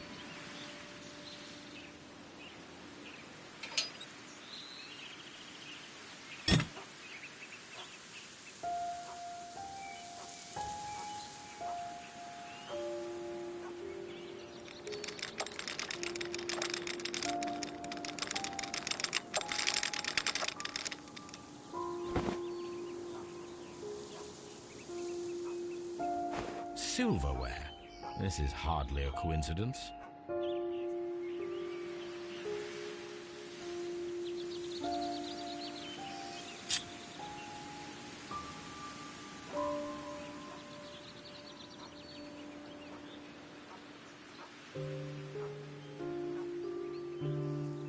The Brackenstall coat of arms.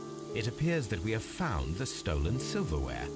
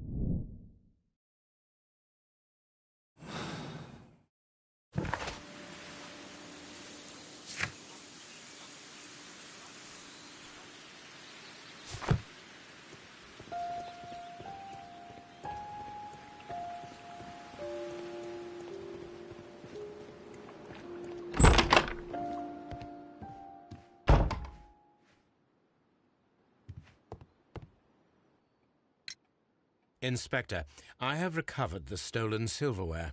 You are a wizard, Mr. Holmes. And where is it? In the garden well. Excuse me? Unique, isn't it? Rather absurd. What is the point of stealing silverware and then throwing it down into a well?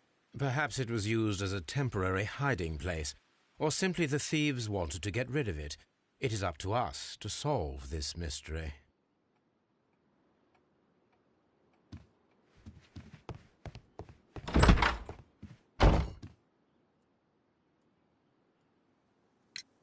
There are 3 glasses on the dining room table. I was wondering if... Oh, I forgot. When I came to myself the first time, each of them had a glass in his hand. They might have been a father and his 2 sons. They talked together in whispers, and then they left. We found your silverware, Lady Brackenstall. It had not been taken very far. Is that true? I am very thankful to you, Mr. Holmes. Your ladyship?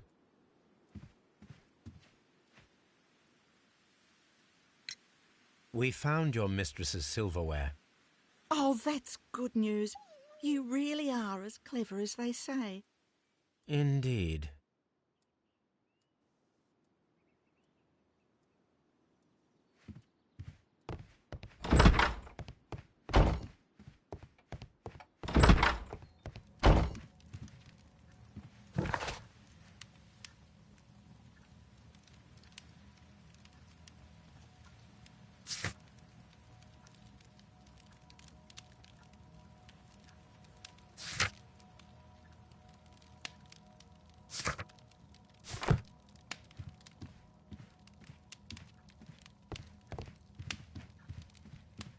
This door leads to the upstairs bed. A hunter scene.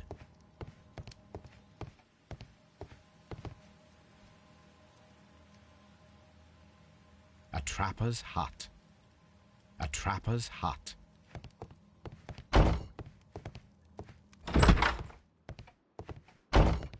Lord Ramsay Brackenstall. Baron Lyndon Brackenstall.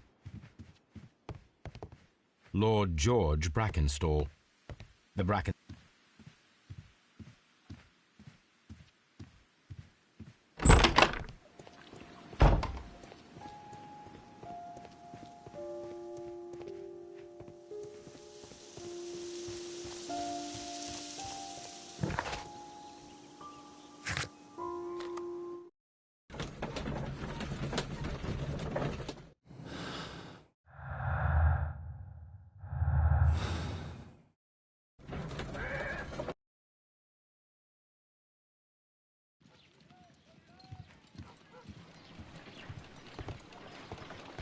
Brave Toby. The best nose in the Brit... What should we do next, Holmes?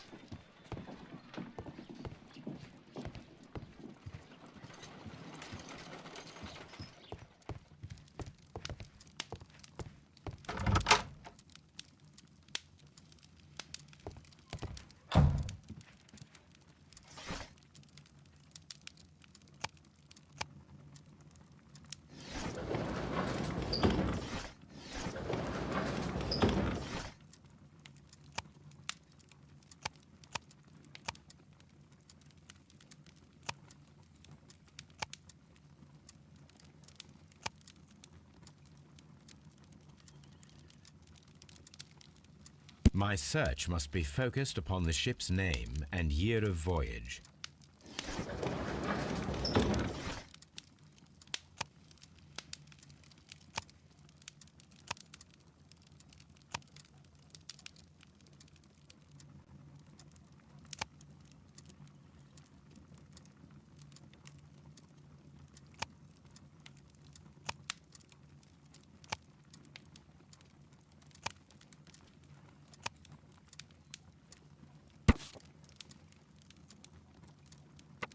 Here it is.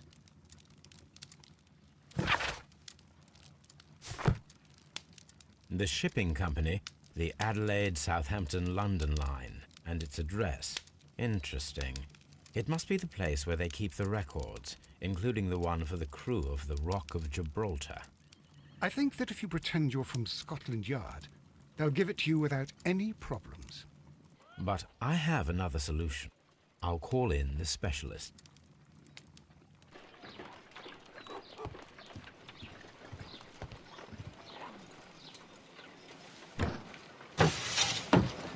Wiggins, could you come upstairs, please?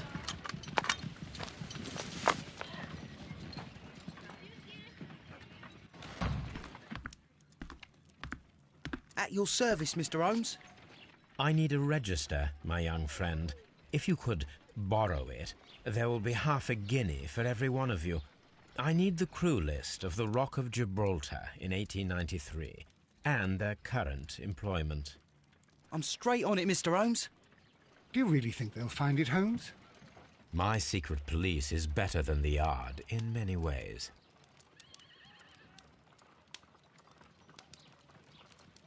Here it is, Mr. Holmes. But we can't take it back.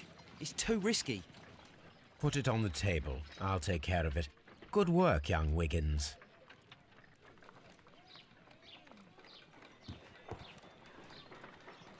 This list shows the senior officers of the Rock of Gibraltar, on which Lady Brackenstall and her maid made their voyage. Lady Brackenstall does not know anyone in England. This must mean that someone on this list is our mysterious visitor.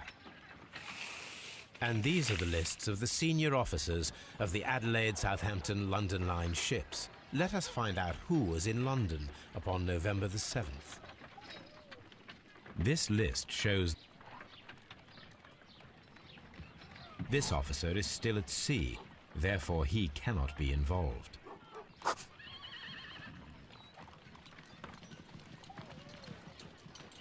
I do not think that this sailor has any connection to the case.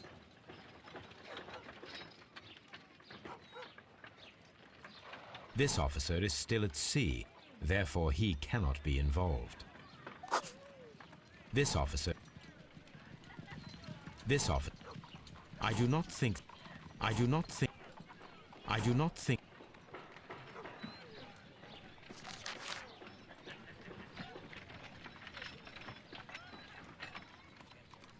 This officer was on a ship that sailed half a month ago. He wasn't in London at the time of the crime.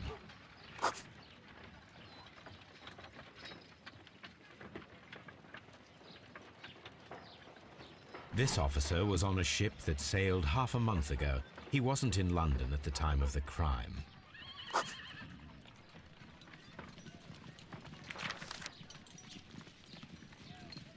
Mr. Jack Crocker was in London upon the date of the crime, and he is due to depart in 2 days.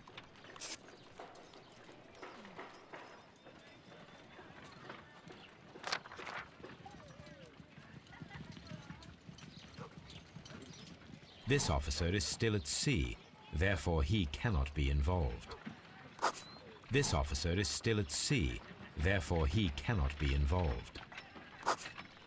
Captain Jack Crocker is our mysterious visitor. He was the only one around at the time of the murder. This Crocker, do you think... It would be interesting to meet him. Our young friend should be able to find him.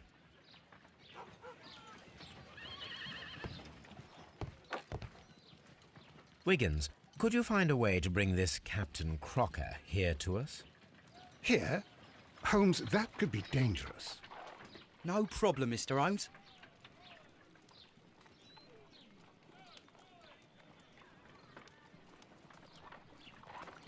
Mr. Holmes, I was informed that you were looking for me, and I'd like to know why. Yes, it is important that we talk. You will soon understand why.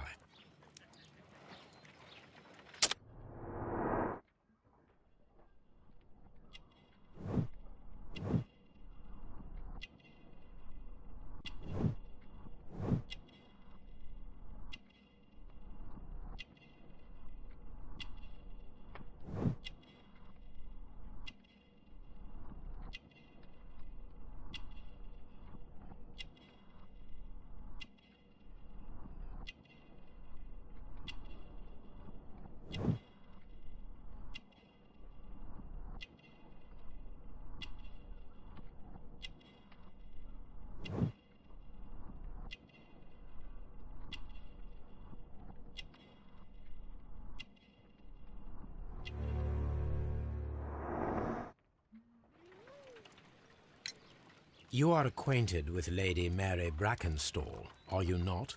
Yes, I think I do remember her, from when I was first officer, but I still don't see... It seems your relationship went beyond that of mere passenger and first officer. How dare you? Indeed, how reckless a feeling is love, particularly if one is prepared to commit a murder in its name. Explain yourself this instant. You are aware that the murder made the headlines of the morning press. You read the newspaper report, but to your dismay, found it much fabricated. Once you learned that I wanted to see you, you came straight away. You needed to know what I had found. You? And what do you know? That evening, you were with Lady Brackenstall, despite the danger. I'm not afraid, Mr. Holmes. Besides, all of this is just guesswork. You would be right if there was no evidence. What then? Lady Brackenstall was tied to a chair on the night of the murder. And it was you who tied her up. You call that evidence?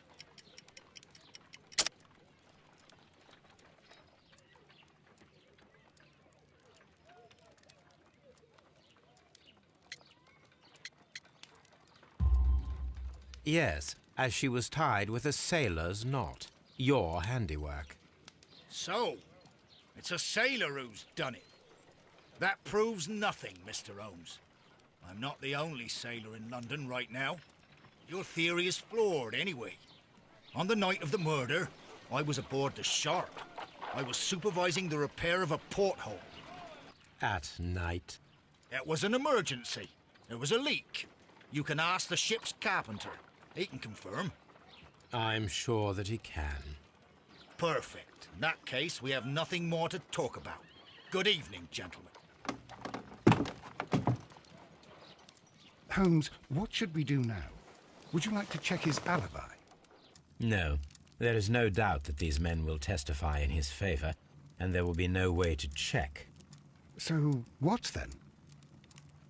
So, we must work with what we have. We have all the puzzle pieces. Now I understand why you dissected the bell rope.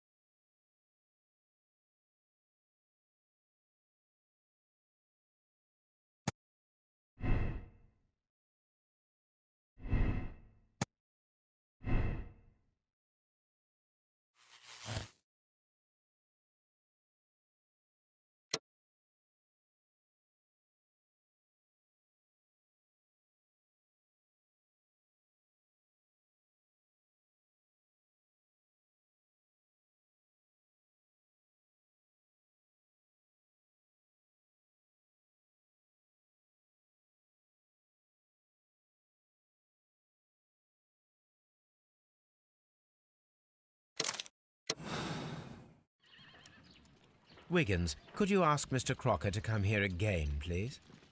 Right away.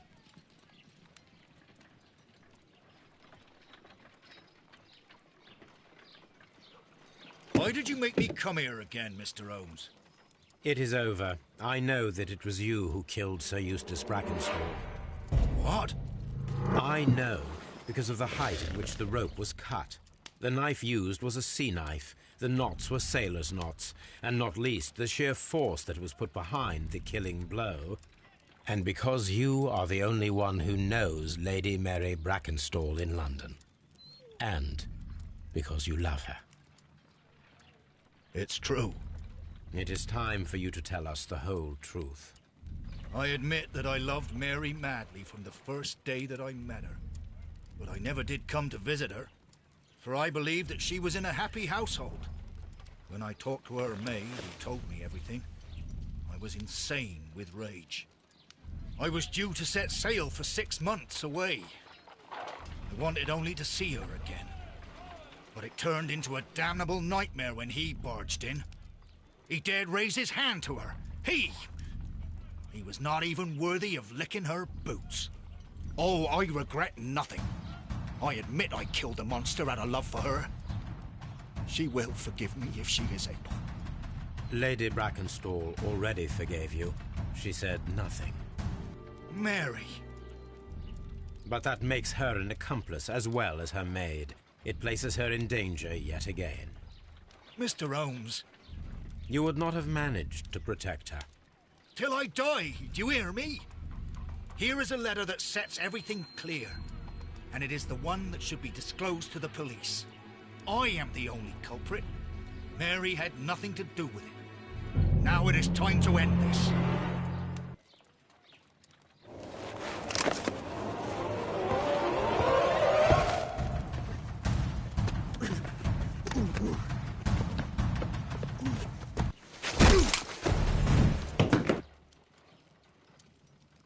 You should have let me die. How can I live if Mary suffers?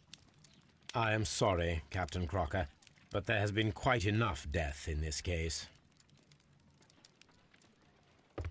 Inspector, I give you Sir Eustace's killer.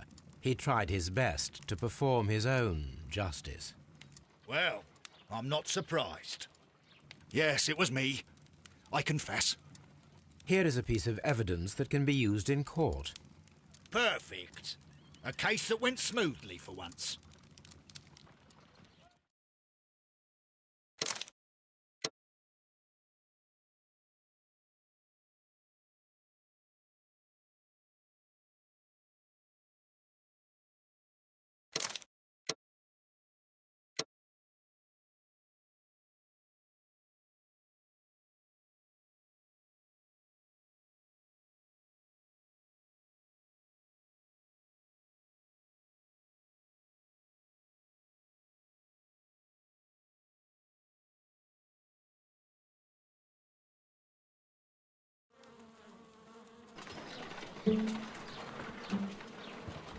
Holmes, for heaven's sake, whatever's going on? Oh, hello, Watson. You're early. Did you kill all of your patients? What? Holmes, where have all these wretched bees come from? I increased the temperature of the room so as to prevent them from hibernating. I needed to take a sample of honey. But it worked, Watson. We will have honey all year round. Ridiculous and dangerous. They're domestic bees, Apis mellifera, such industrious workers. Anyway, Watson, I am sorry, but I must leave you. I'm in rather a hurry. You have a new case? Yes, but nothing as thrilling as this experiment. A theft of plants at the Royal Botanic Gardens in Kew. I'm helping a minister who's an old friend of mine. You can join me if you like. Well, I'll admit that I'd far rather accompany you than remain alone here with these workers of yours. Besides, you'll need a helping hand with the flowers you're intending to bring back. Watson, however did you guess? For the great Sherlock Holmes to bother with the theft of plants. Come on, admit that you're planning to spoil your little bees with some rare pollens. Since when did I become so transparent? Let us go.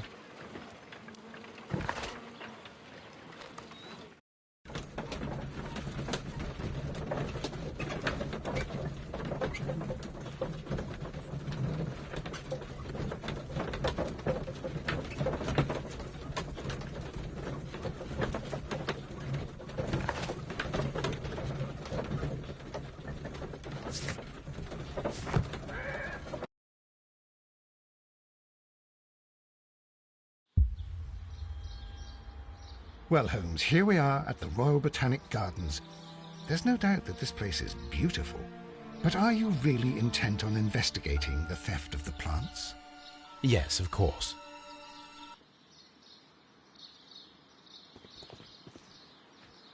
Don't touch anything else, is that clear? Just go and get a bucket of fertilizer. And without turning it over this time. Good day to you, gentlemen. How may I help you?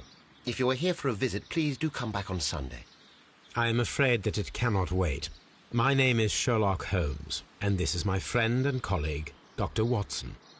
We are investigating the theft of plants that took place here 5 days ago. A remarkable collection, I believe. So you're the one in charge, eh? A small favour for a friend. Now, to whom do I have the pleasure of speaking? I am Martin Hamish. I am the Deputy Director of Kew Gardens, and that fellow yonder is Albert. He works here. I am delighted to meet you.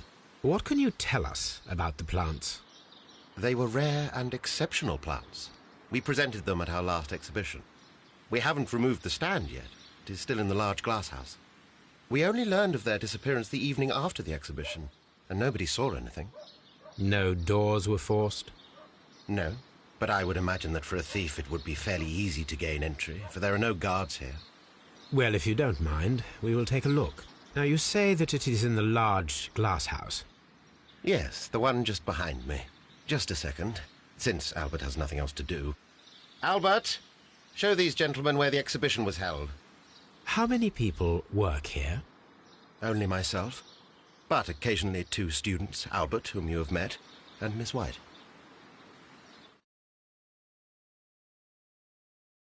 Here it is. This is the place where the stolen plants were exhibited. Thank you. Is there something the matter? Yes, there is. All right, the plants were valuable and rare, but it seems to me that the tragedy that took place here only 2 days ago has been entirely forgotten already. What tragedy are you referring to? The director of Kew Gardens, Mr. Montague Dunn, he died here just 2 days ago. We're very sorry. We were not aware. The two of you were good friends? He was my father. Oh dear. Our condolences. We should not be troubling you. Please do excuse us for the intrusion. You say that he died here, in the large glass house? Holmes? Yes. Just here, near the door to the colonial collection. He suffered a heart attack. Just like that. So suddenly. It was terrible. Excuse me, gentlemen, but I cannot remain here. If you need me, I'll be in the reserve. That's the room next to the front of the large greenhouse. Of course, we understand. What should we do next, Holmes? The plants were here. All of them were stolen. Do not touch.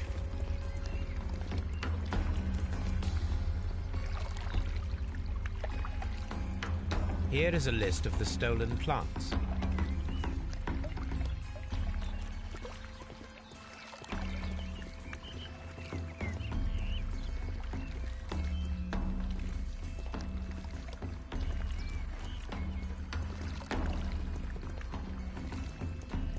According to Albert, this is where his father, Montague Dunn, was found dead.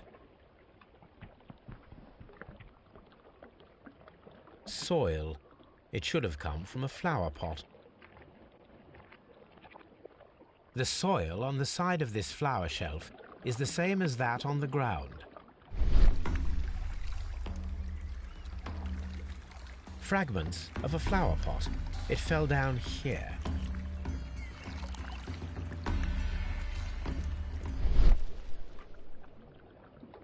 The door was smashed at shoulder height. This door handle is new. It was recently changed.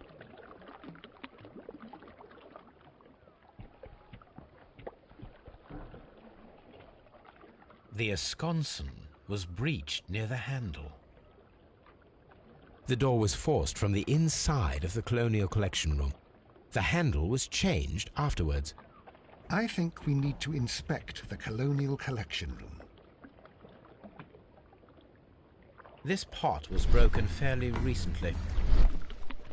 A flower pot recently fell down from these shelves and was misplaced. Very strange. The smell is strong. It is a detergent.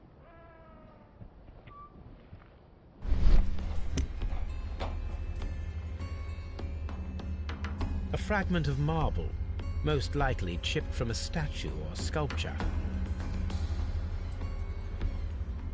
This broken fragment was the result of a heavy blow.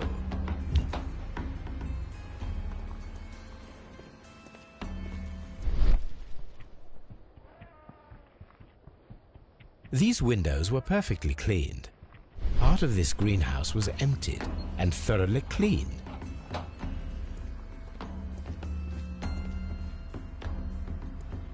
According to this, they have light and moisture control in some parts of the building.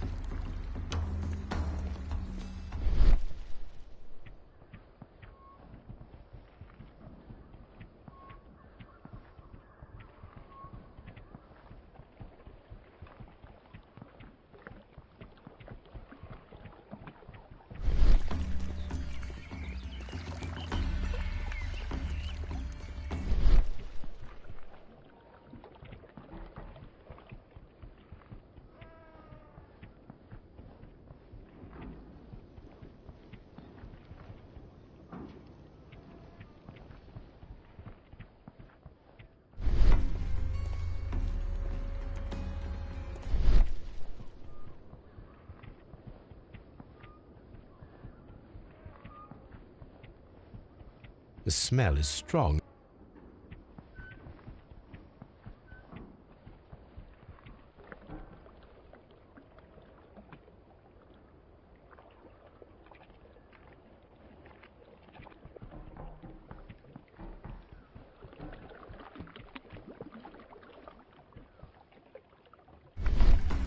The traces are thinner in some places. These boot marks are fresh. It appears as though someone was dragging their feet. The footprints reveal that someone staggered here.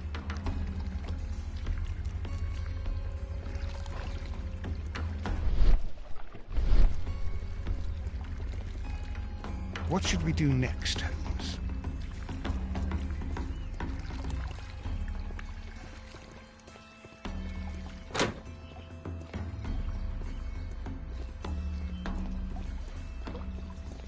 Dry tropics.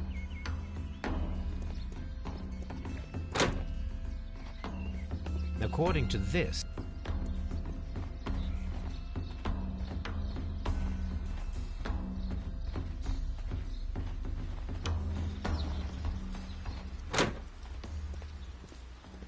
dry tropics.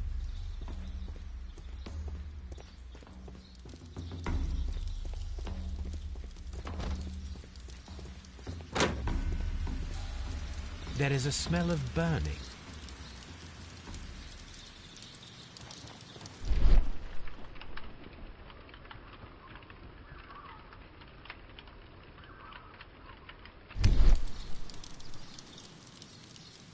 The symbol is not from Kew Gardens. The remains of a picture frame. A door handle? Why would anyone throw such a thing in the fire? The door handle to the colonial collection and that of the fireplace are made of the same material.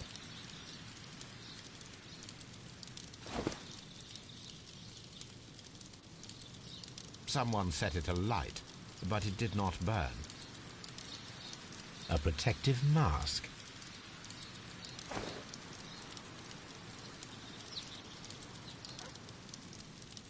A broom handle was half burned. The plants were set alight fairly recently. Some have not completely burned.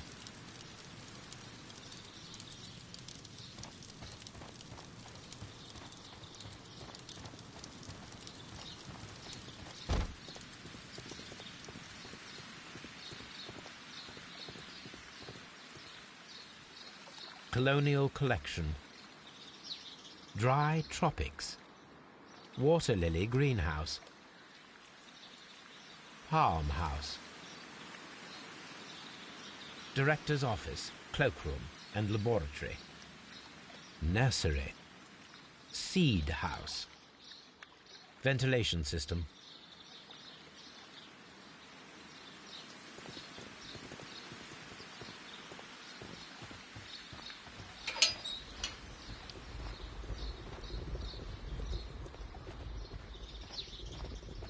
A ventilation system. It should regulate the temperature of the staff buildings.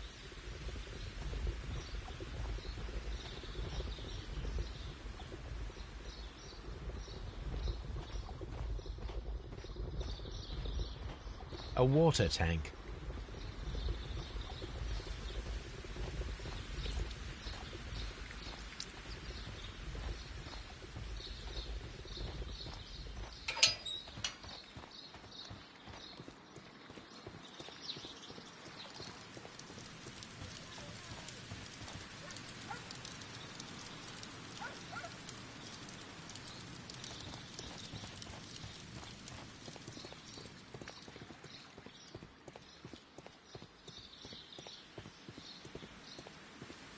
Locked.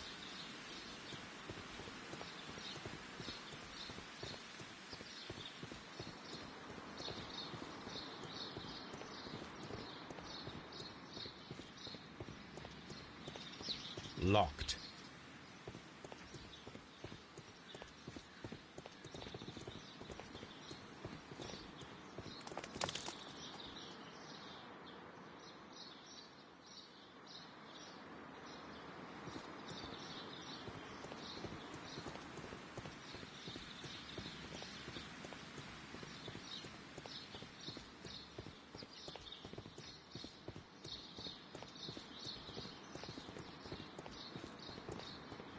Locked.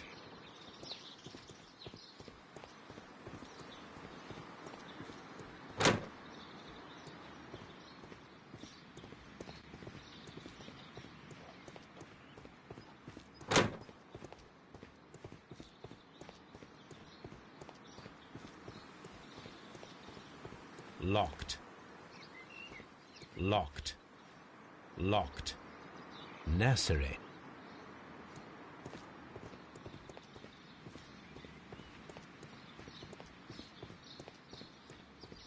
Locked.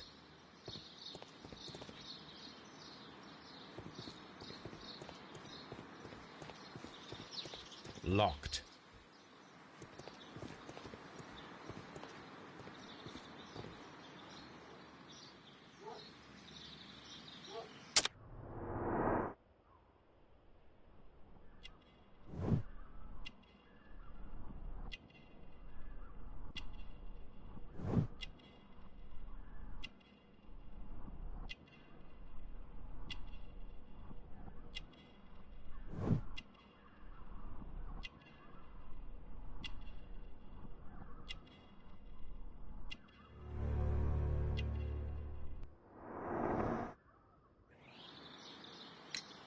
Albert told us about the tragic death of Mr. Dunn, the late director of Kew Gardens.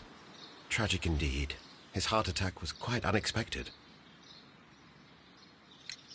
Would you unlock the doors for us? Do you expect to find the stolen plants there? I am sorry, but those rooms are private. Thank you, Mr. Hamish. We shall continue our investigation. Locked.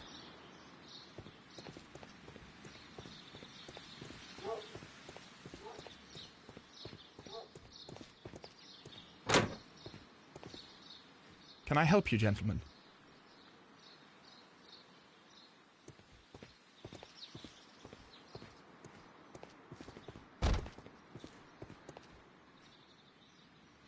A task list for Albert, compiled by Martin Hamish. Sweep out the palm house, scrub the toilets, clean the storage shed tools.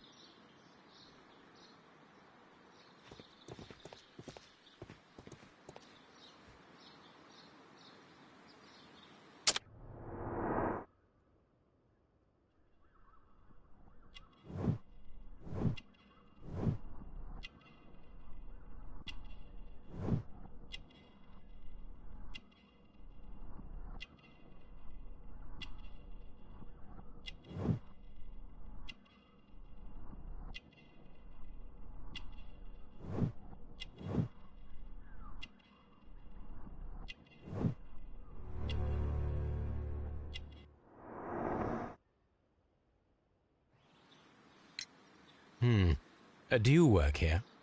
Yes, but part-time only, for I'm also studying botany at the University of London. You're following in your father's footsteps, then. That is commendable. Well, even if botany is not my strongest suit, there are people who say that I could be a good manager. Thank you, young man. We shall see you again soon. farmhouse.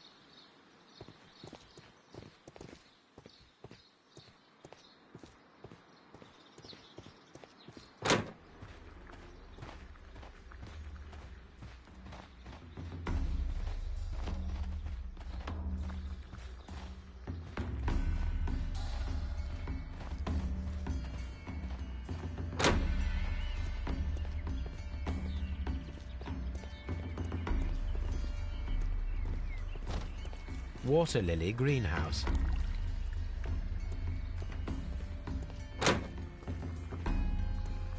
According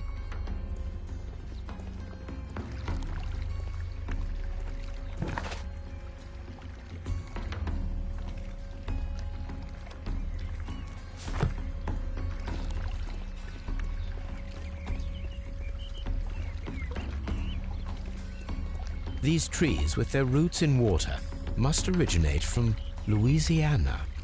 Ah, yes, the bayou. I remember our visit in the case of the Awakened.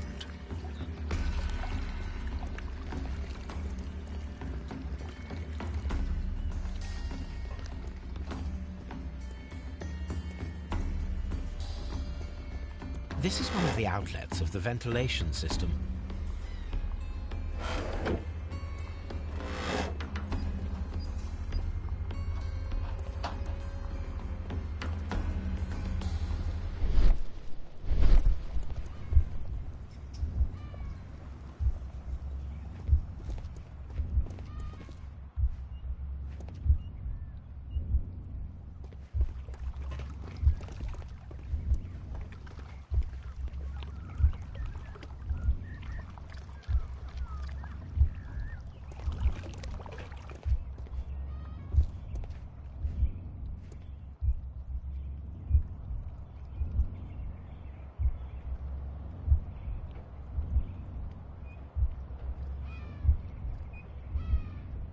No, it wasn't like that.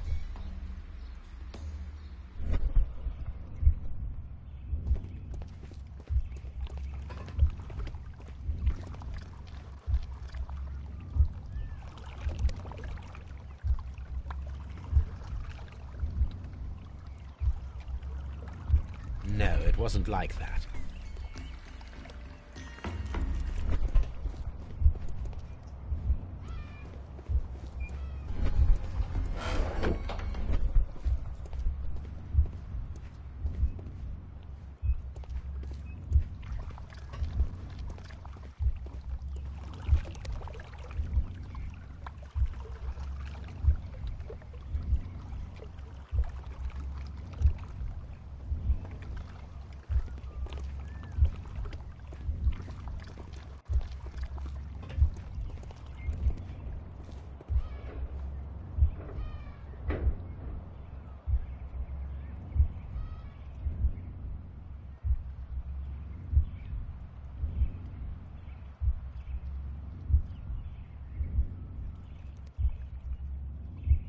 No, it wasn't like that.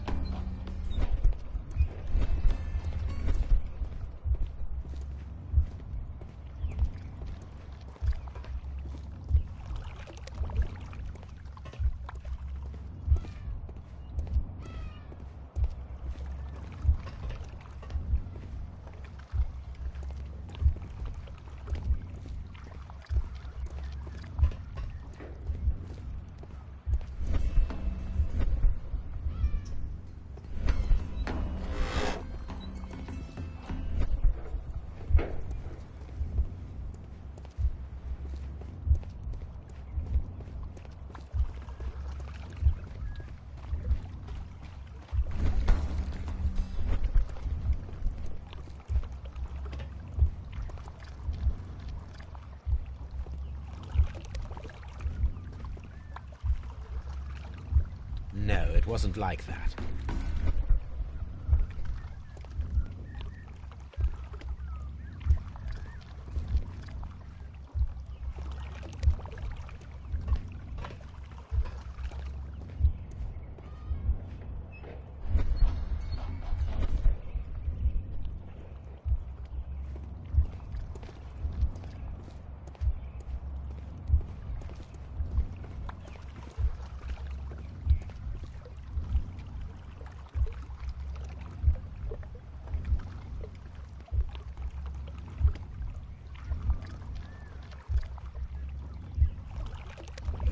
wasn't like that.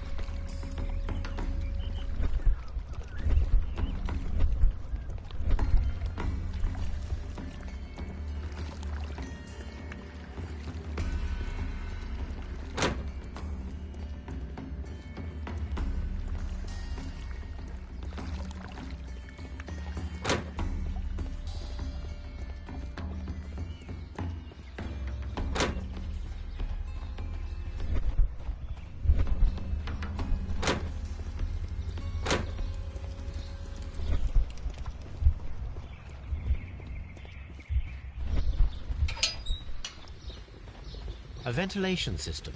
It should regulate.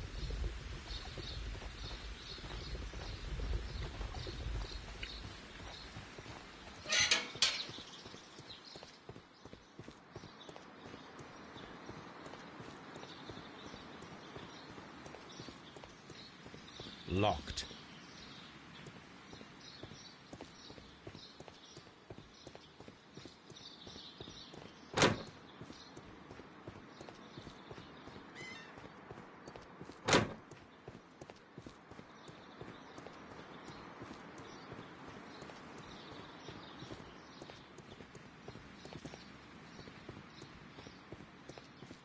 Locked.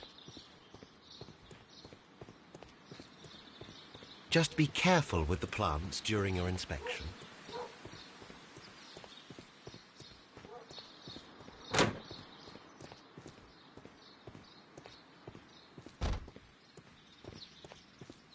Excuse me, but I have to tidy up this room.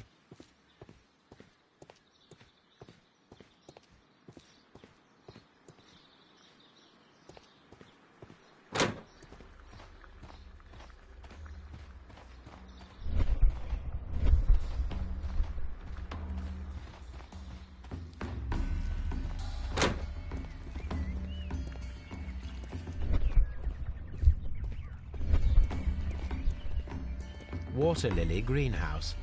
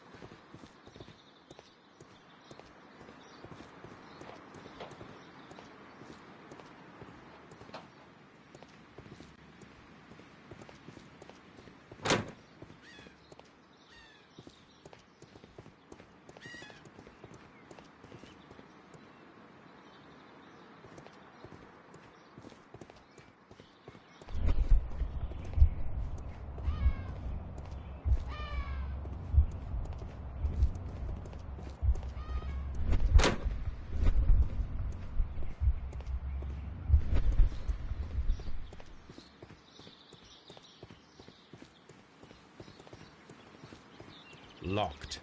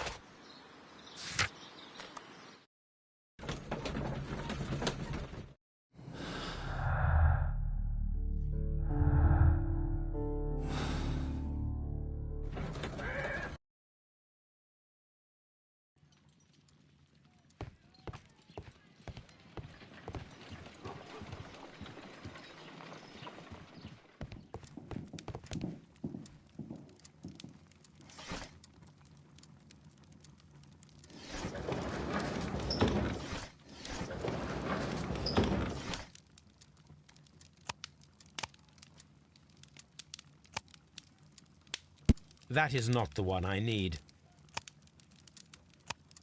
That is not the one I need. Here it is.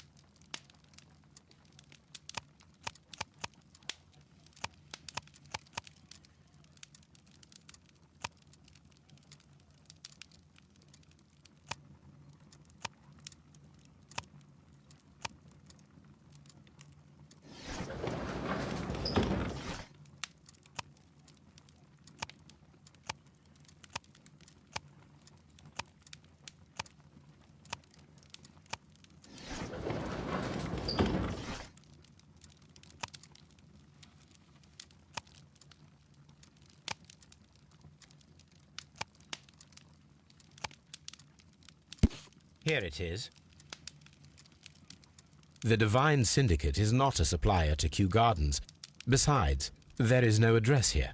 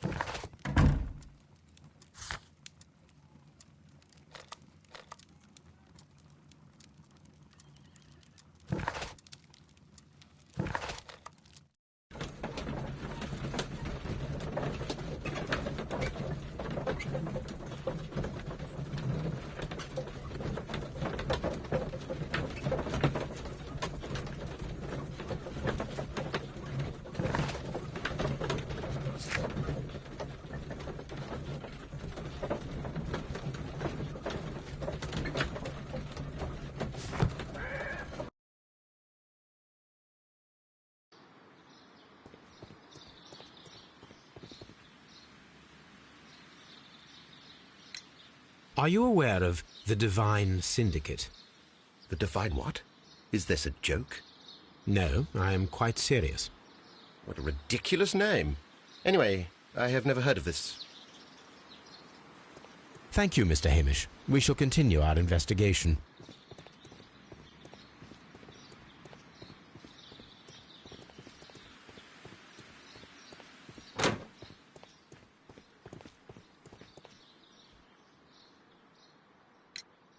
Tell me, have you ever heard of the Divine Syndicate? No, I cannot say that I... Thank you, young man. We shall see you again soon. How?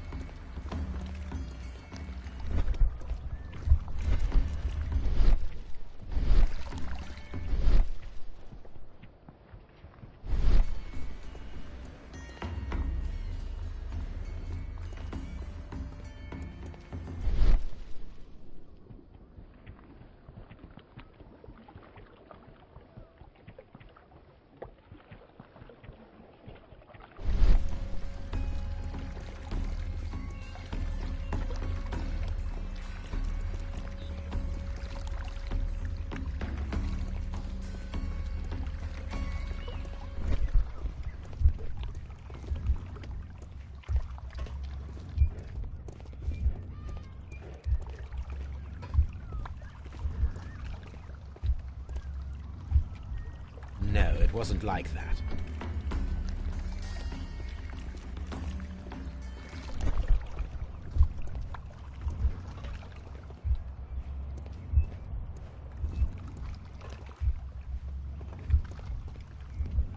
No, it wasn't like that. These trees, with their roots in water, must originate from Louisiana. Ah, yes, the bayou. Here is a list.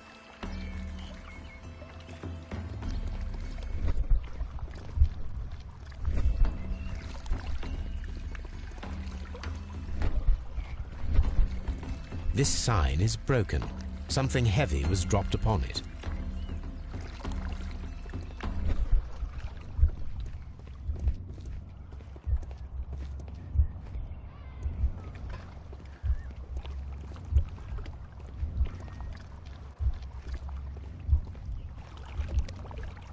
No, it wasn't like that. Blood. Someone fell violently against this sign, and they were injured in the clash. Most likely a head wound. All the clues around here are quite suspicious. I need my imagination to make sense of it all.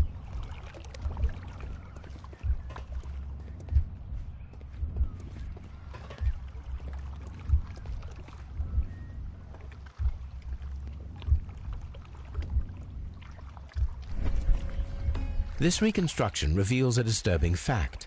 Montague Dunn damaged the door of the Colonial Collection Room. He was in a panic, or the door was locked. Was it an accident, or a murder then, I wonder?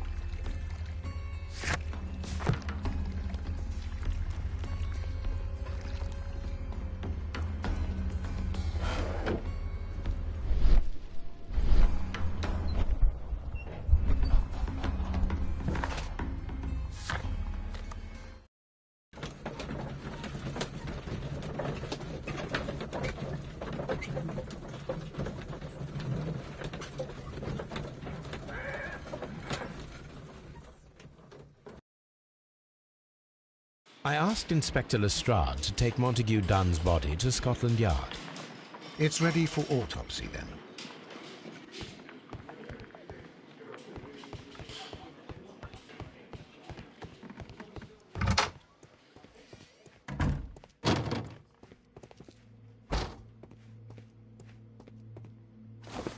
First of all, let us carry out an external examination.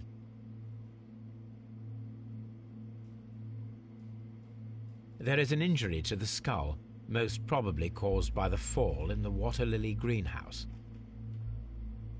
The air from the lungs carries a faint floral aroma.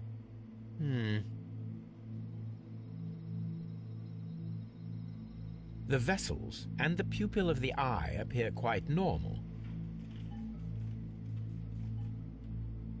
There are no suspicious marks upon the chest. Let us finish our external examination so that we can proceed with the autopsy. No redness, stings, or bruises.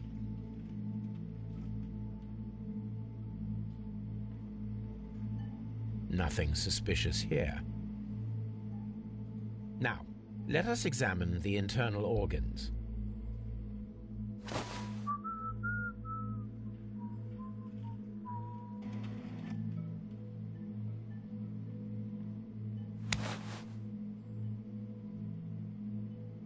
The liver tissue is brown. There are no visible pathological signs.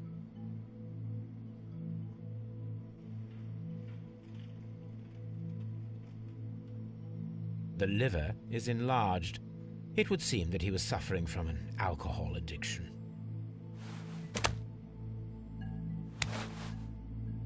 The lungs are congested and edematous.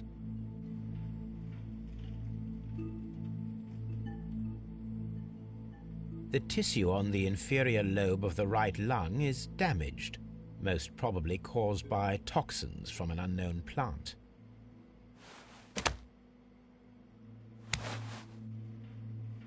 The heart's blood vessels show no pathological signs. The heart tissue shows no visible pathological signs.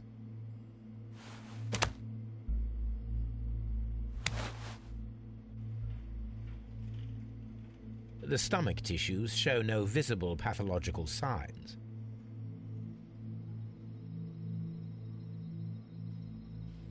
There is a small amount of content. It appears that he breakfasted lightly, only a short while before his death. My suspicions have been substantiated.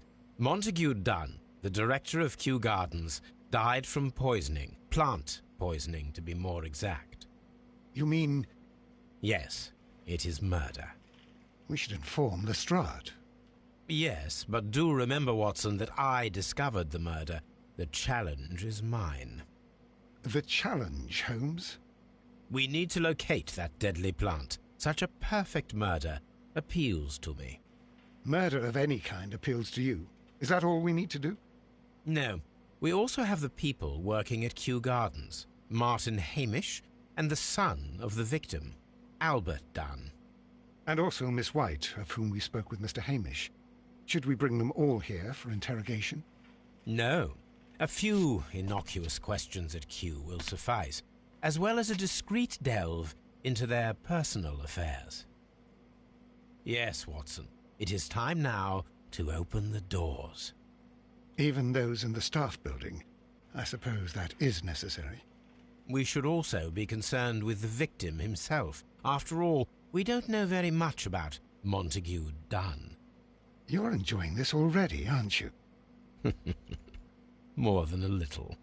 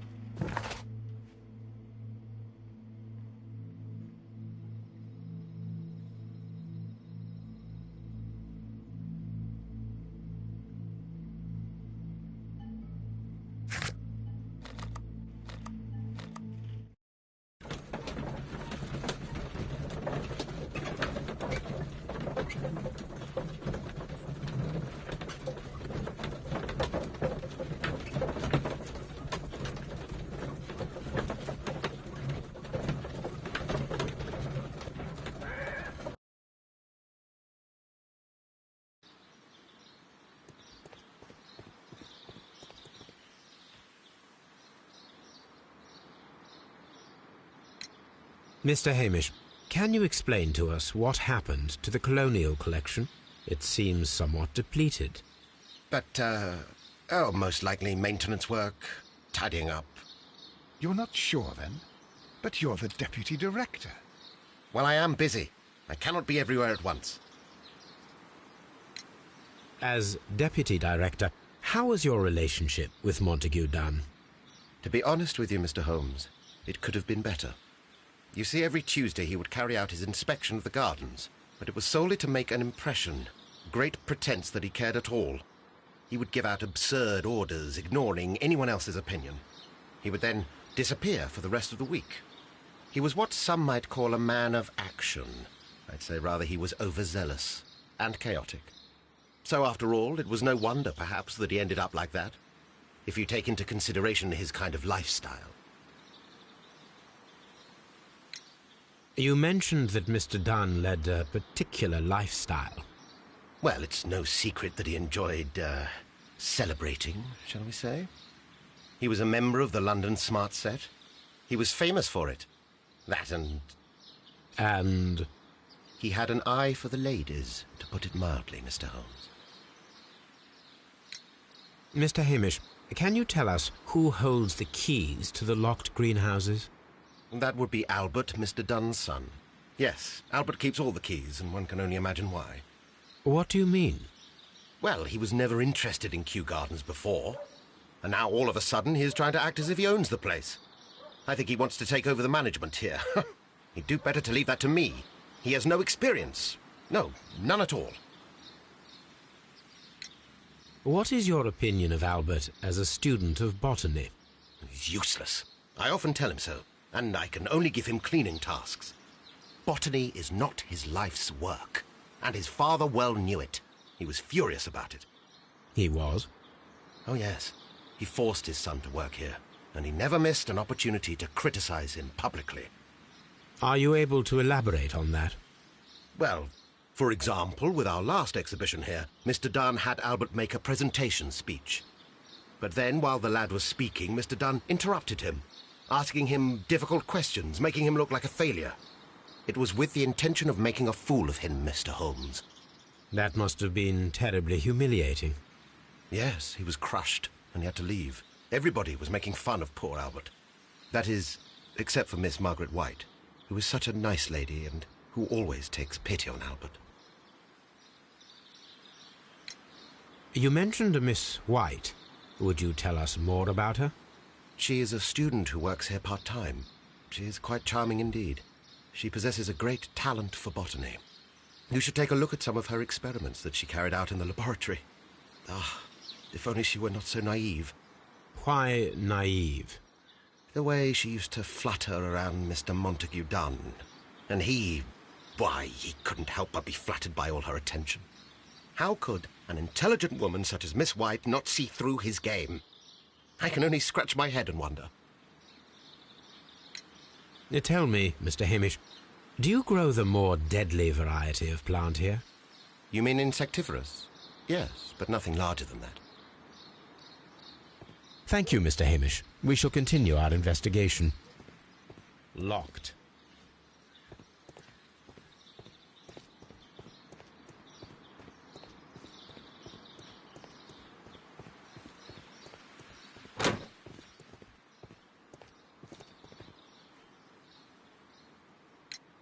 Who is Miss Margaret White? Ah, she is the young lady who studies with me. She visits here sometimes to help out with the greenhouses. In fact, she should be here today. She wanted to work at the seed house. That's the small greenhouse across from the large glass house. We noticed that a part of the colonial collection has been cleared. Ah, at the moment I'm just dealing with the storage room. I don't know much about the other rooms. I imagine that your relationship with your father may have been a strained one. Yes. I cannot say that he was a kind man, for he never listened to me at all. He forced me to work here. But now, after his death, I've been pondering it over. Perhaps he wasn't so wrong about me after all. I have to follow his path, and I have to manage Kew Gardens, and I can do it. I can be as good as any other who works here. Would you please tell us about Martin Hamish, the Deputy Director?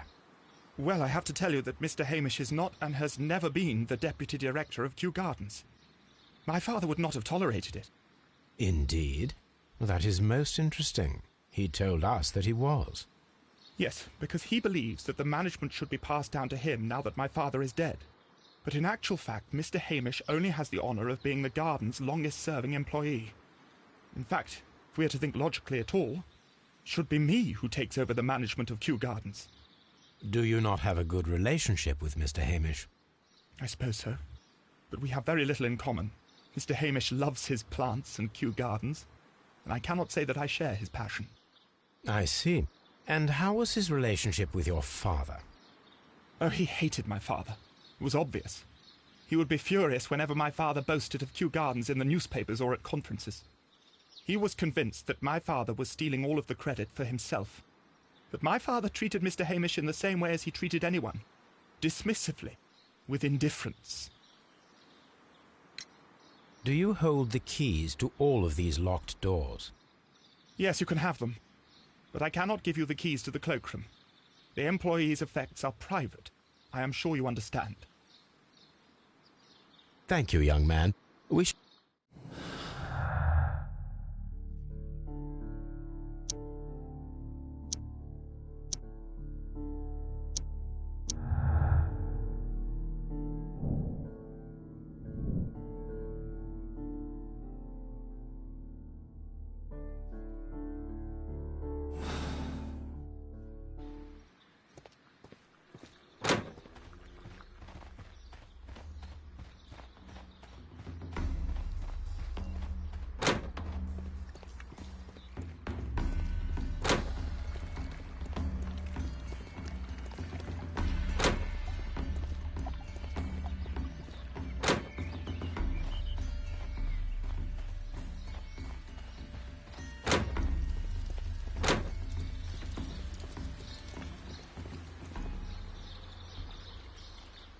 Look, Holmes, this charming lady must be Miss White. She's entering the seed house.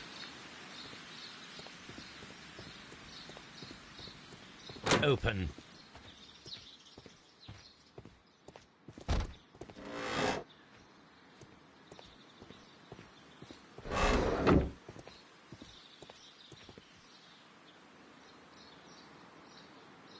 Materials for college study.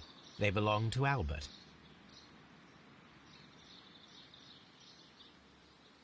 A book about ships. Nothing at all to do with plants. These leather gloves are new and of good quality. They do not appear to have been used. This place serves as Albert's office.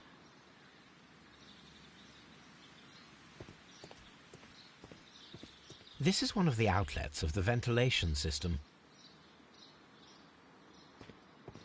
From here, we are unable to see the interior of the Colonial Collection Room.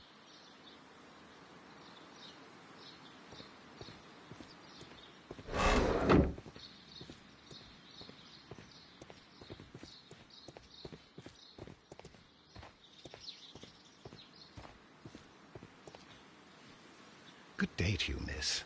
You have some very beautiful plants here. Why, thank you, sir. And good day to you, too. But... Oh, I do beg your pardon. My name is Dr. John Watson. This is my good friend, Mr. Sherlock Holmes. I am honoured to make your acquaintance, gentlemen. My name is Margaret White. Excuse me, but are you Sherlock Holmes, the great detective? Yes, I am he. What a pleasure to see you here at Kew Gardens. Are you working on a case?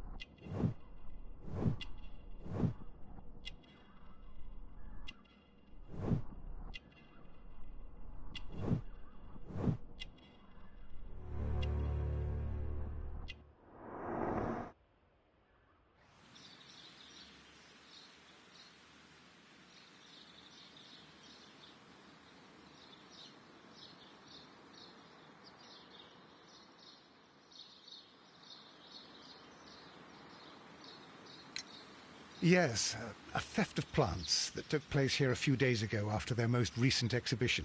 Oh, yes, of course. I quite forgot about that.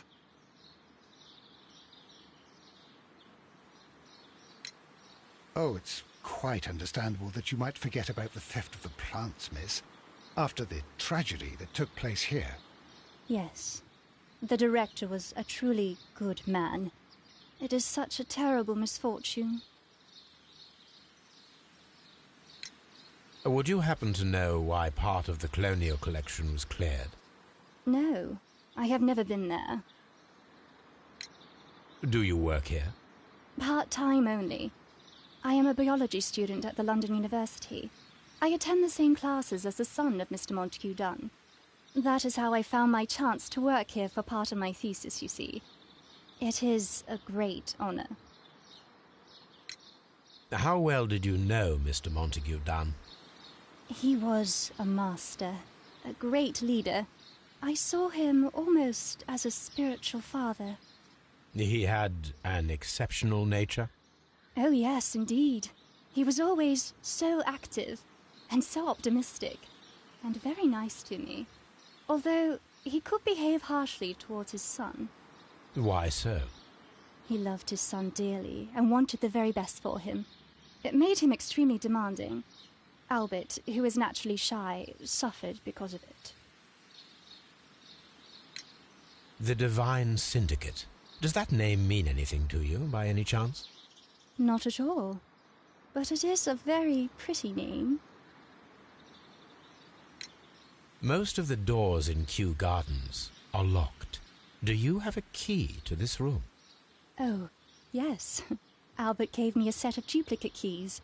He agreed I might carry out my studies without disturbing him. It is only temporary. Thank you, miss. None of the 3 people who work at Kew Gardens know why half of the colonial collection was cleared. So, someone is lying. It is obvious.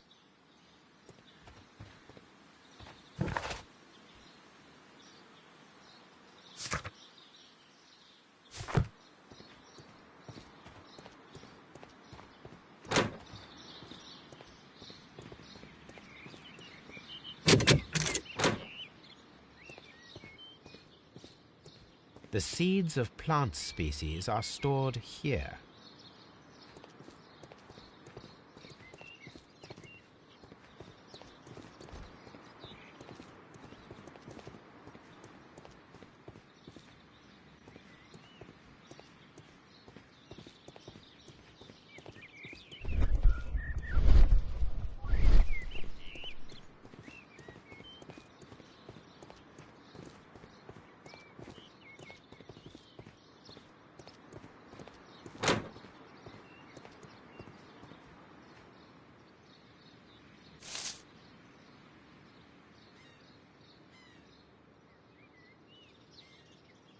I am curious if the marble that we... Here it is. The marble fragment that we found in the Colonial Collection Room is what they have in common. It is a bust of Montague Dunn.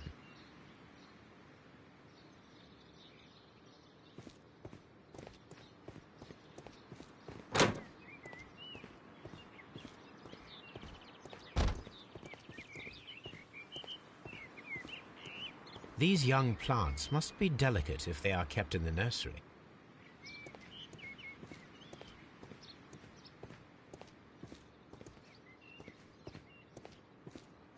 This is one of the outlets of the ventilation system. We can see the interior of the Colonial Collection Room from this window.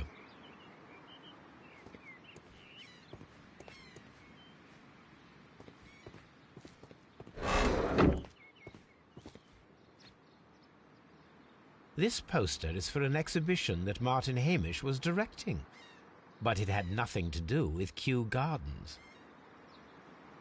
This certificate belongs to Martin Hamish. He won a horticultural competition.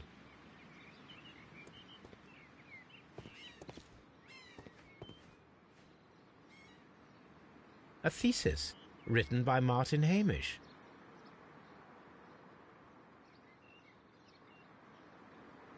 A glasses case. It is empty. This area serves as Martin Hamish's office. We can see the interior of the Colonial Collection Room from this window.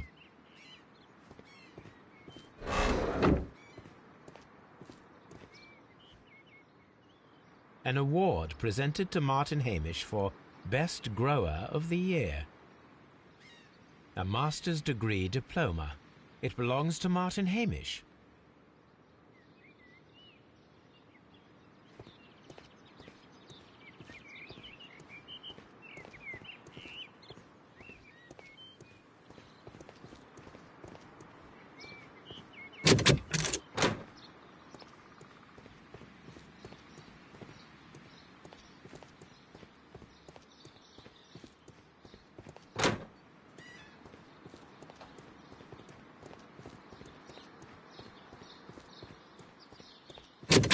Locked.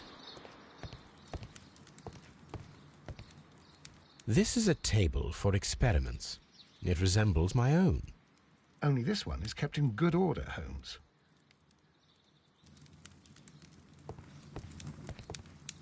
A phonograph used for voice recording. Remarkable. Yes, this is quite a modern laboratory.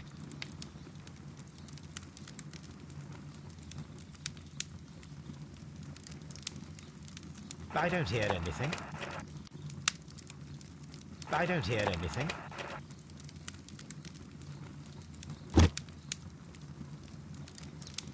I don't hear anything.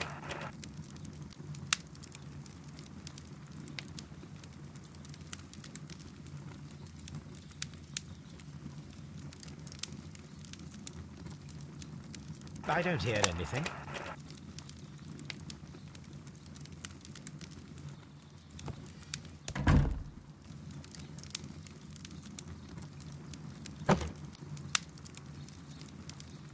I don't hear anything.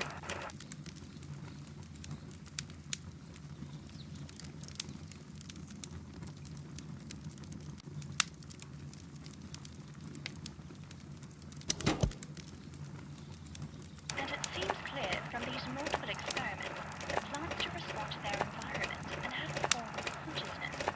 Margaret White, February 1895. Report number 245. Study report.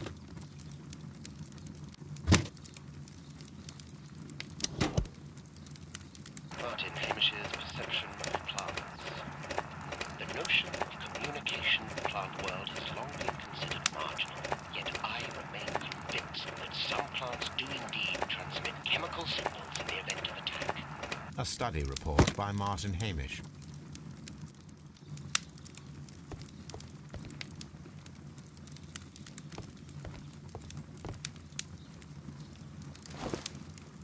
A botany book.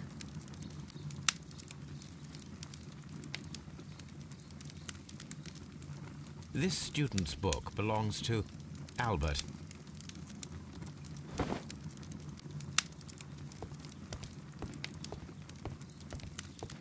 Locked. Holmes, Albert Dunn didn't give us the key to this door. It does not matter. We will open it.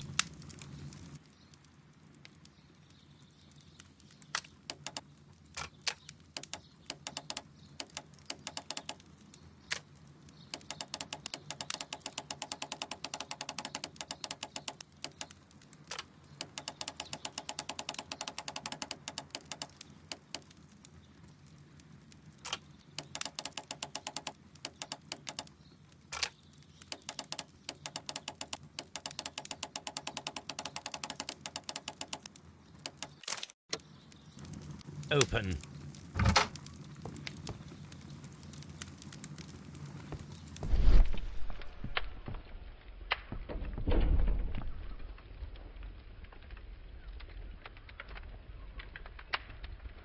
There was a bottle here. It left behind a trace of the substance that pervaded the laboratory. Gold dust? Good heavens. What's it doing here? The gold is almost immune to chemical attacks, so it may be a valuable auxiliary for various experiments. But why would anyone perform such experiments in a botanical garden? Several drops of the substance were spilled. Someone carried this bottle around. Several drops of the bottle is no longer here, but it is possible to detect a faint scent. We need a good nose.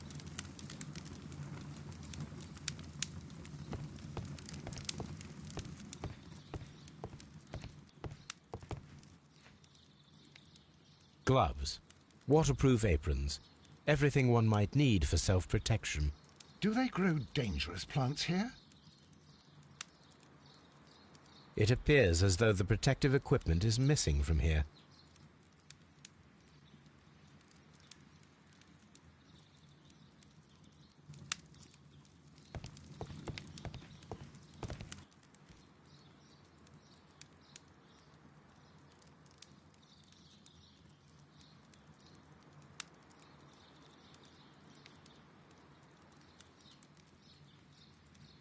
Such masks are generally worn when dealing with toxic chemicals.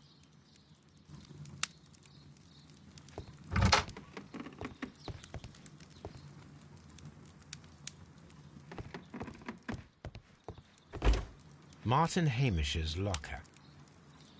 Martin Hamish studied chemistry. Interesting.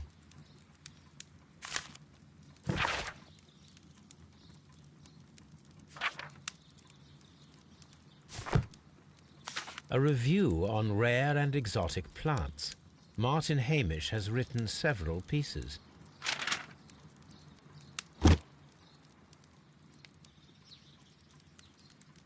Father and I, Kew Gardens.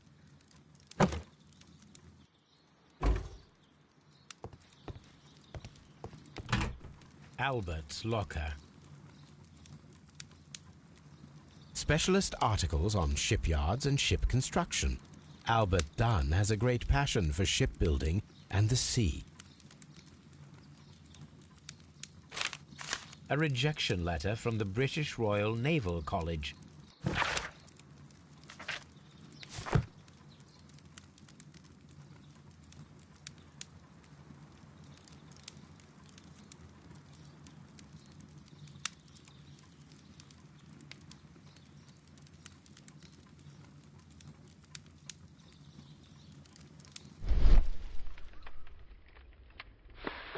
A picture of Miss White and Albert in front of the University of London.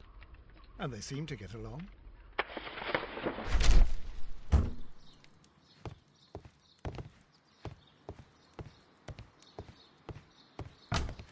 Miss White's locker. A draft of the letter that Miss White sent to her parents.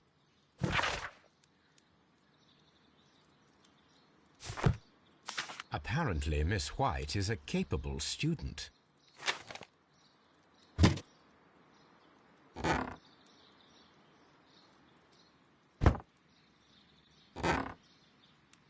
These jewels must be worth a small fortune. A vanity purse. It is of high quality.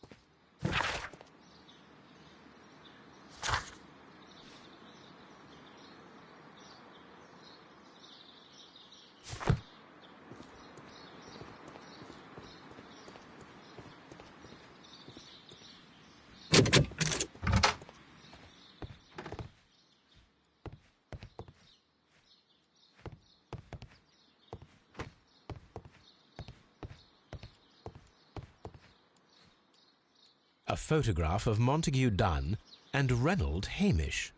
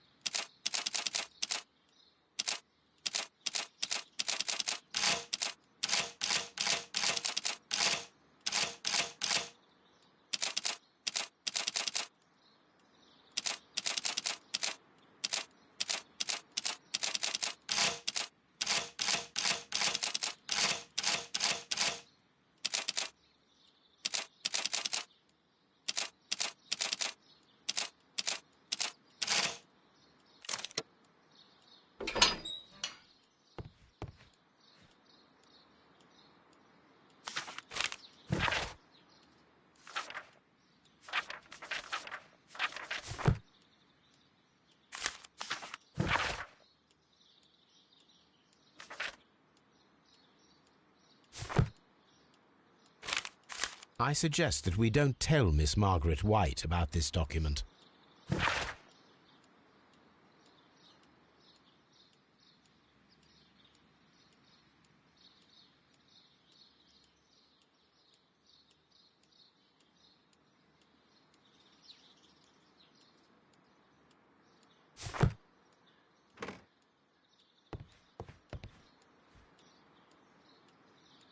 Newspapers discussing Kew Gardens.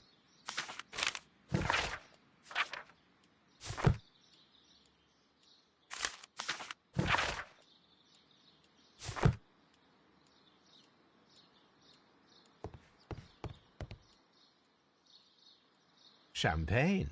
Montague Dunn had good taste. French wine. A remarkable vintage.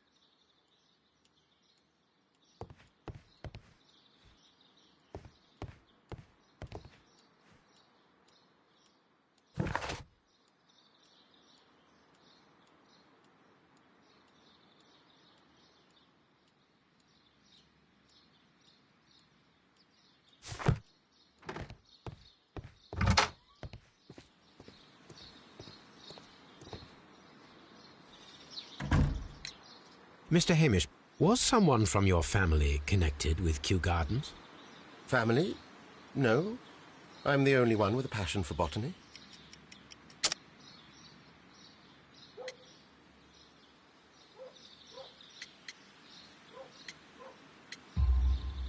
I do not think so. This photograph of you and your father at Kew Gardens suggests the opposite.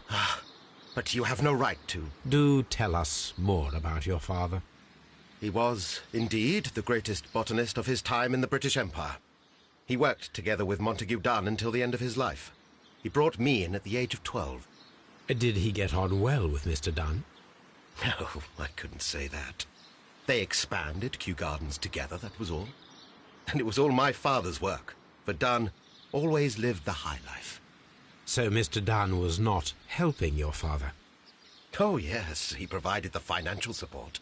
And as far as he was concerned, that fulfilled his role. But the worst of it was, he declared himself as the master of Kew Gardens. Fame meant nothing to my father, so it was easy for Mr. Dunn to take all the credit. There is a bust of Montague Dunn in the nursery. A bust? Oh, that old thing. Further proof of that outrageous ego of his. But why in that room, in particular? Oh, I don't know. It has always been there.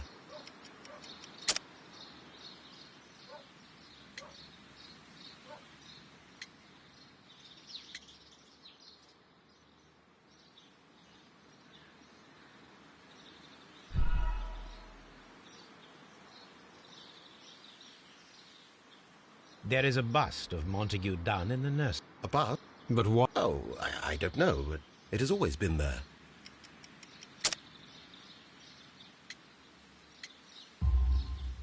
It is strange, because I recovered a fragment of the bust inside the Colonial Collection Room. Really? Oh, well, so I am mistaken. It ought to have been removed during the clean-up. This room is so small. Do you know who moved it? I have no idea. Surely Mr. Dunn requested it. Do you have any more questions like this? Because fragments of rock are not my responsibility. Evidently. Thank you, Mr. Hamish. We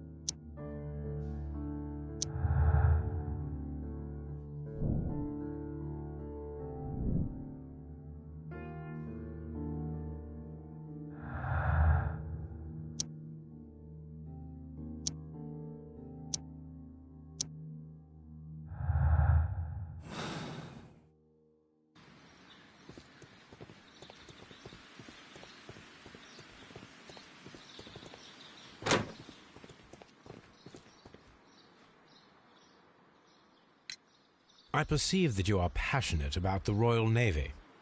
Passionate? No, not really. I like ships, that is all. Are you quite sure? You do not seem to be so interested in plants. It's difficult, that's all. My future is here. It has never been about anything else.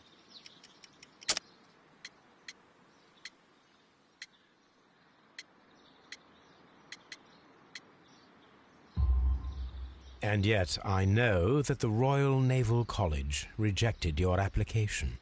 Ah, you truly are as clever as they say. Yes, that's correct.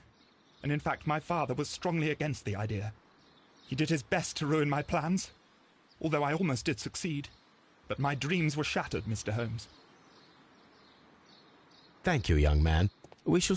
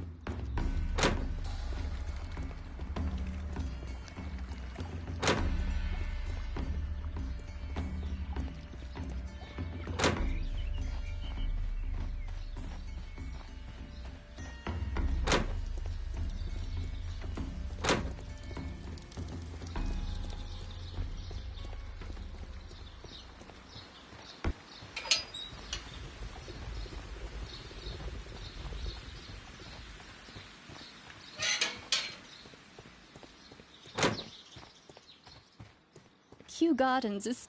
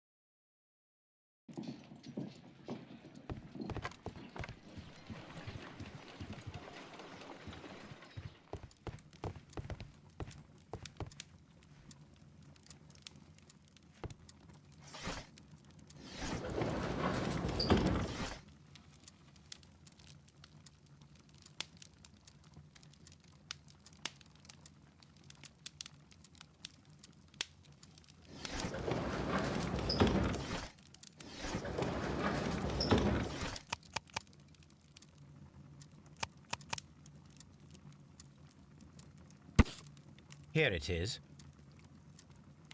And here is the Divine Syndicate's address. Perfect. It is time to find out what they have against Montague Dunn.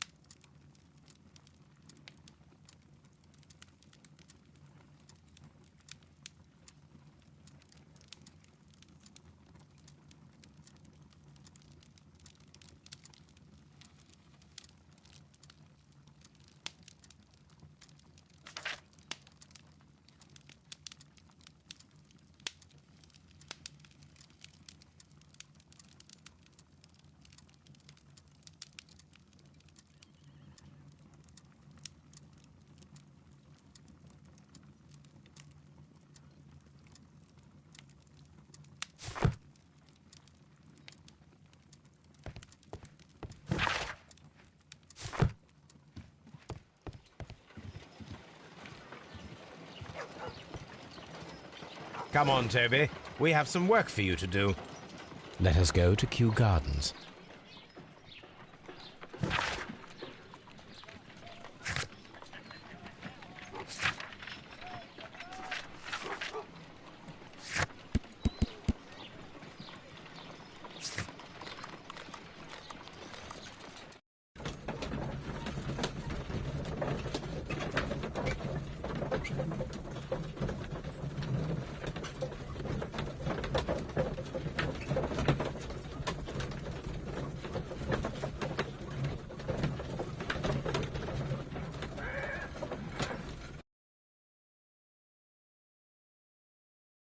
Let us take Toby to the laboratory.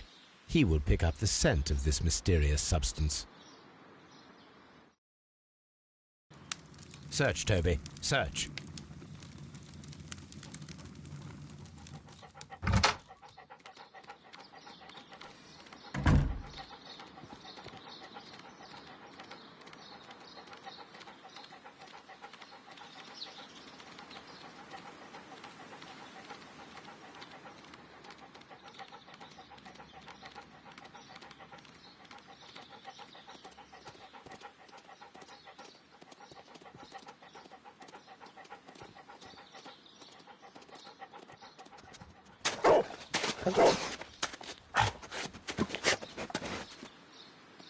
Congratulations, Toby.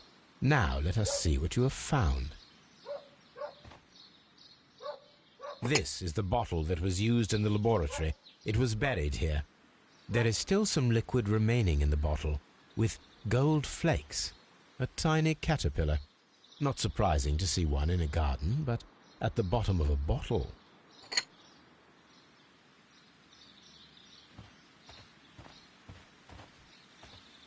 Brave Toby. The best...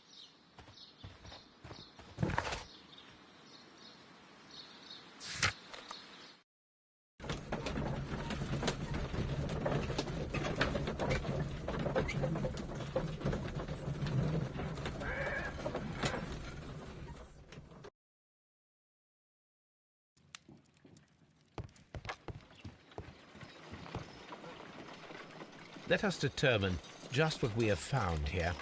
Let us pour liquid from the bottle into a test tube to perform an analysis. This is the bottle.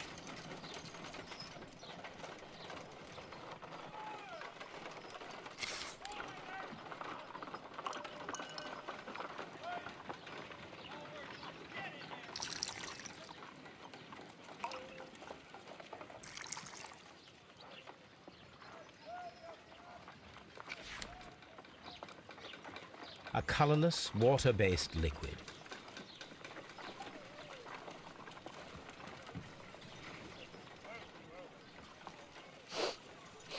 Quite a strong floral aroma. Holmes? What are you doing? It has a bitter taste. What if it's poisonous? Did you ever see poison stored in enormous jars like that? Anyway, there is a doctor nearby. So what do you think it is? It is some kind of organic compound. Let us vaporize the liquid and see what happens.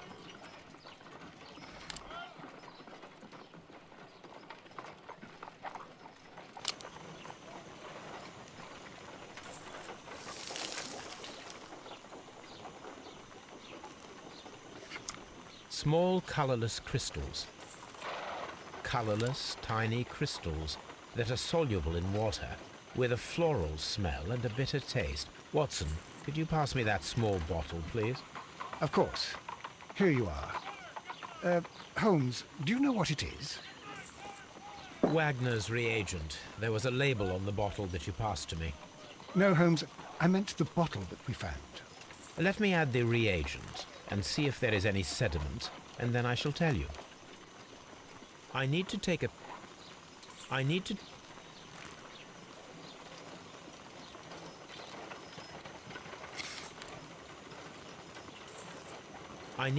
pipette and make...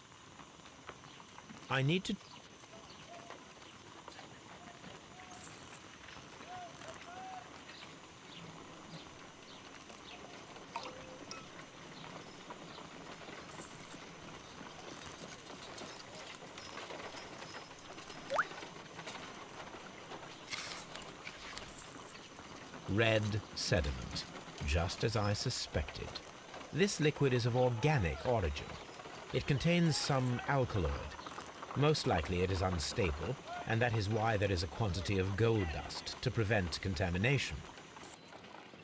This mixture is probably a fertilizer.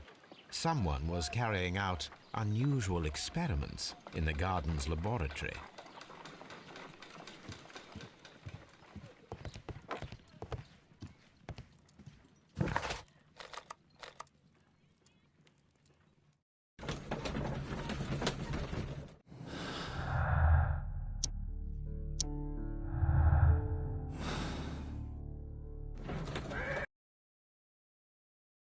This place is beautiful, Holmes. Its atmosphere is remarkably soothing. Let us find someone who could help us.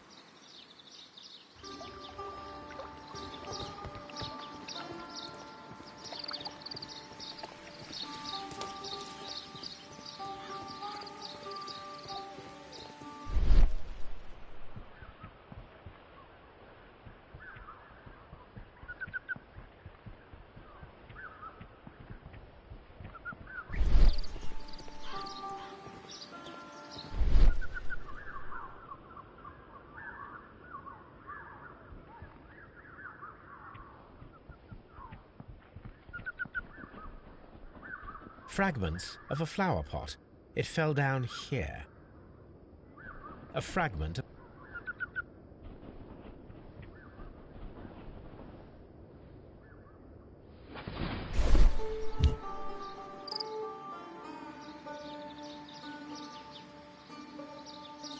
the Kew Gardens symbol.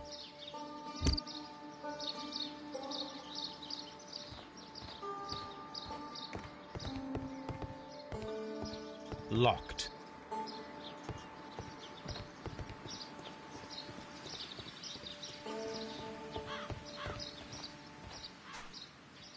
Good day to you, sir. My name is Sherlock... I am exalting the sap. A while can you wait? From the trace of elements and moreover from the quality of the ambient geotropism it depends. Therefore, please, mind my gravitropism. Its balance. Do not disturb. Disturbed is most definitely the word. There. Completed is the symbiosis. Welcomed you are. To introduce myself I shall. I am the Green Grand Mystic. The Green Grand Mystic? Himself? This is me. Who am I speaking to? We are two gentlemen who are extremely interested in the vegetation philosophy that is advocated by this establishment. Listening to you.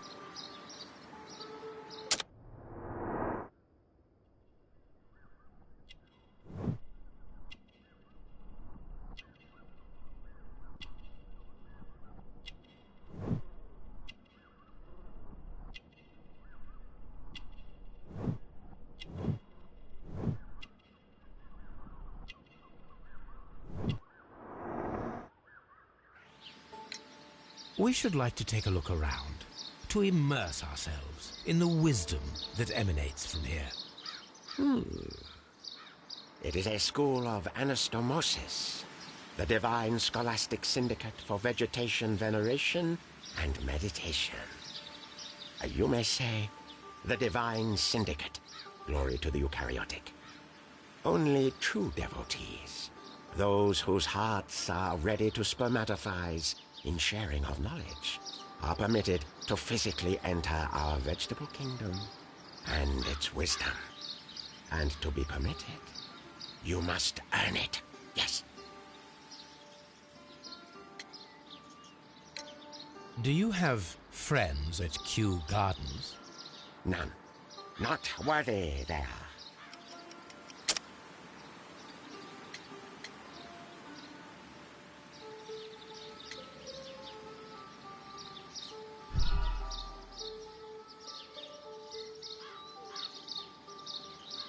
None. Not worthy they are.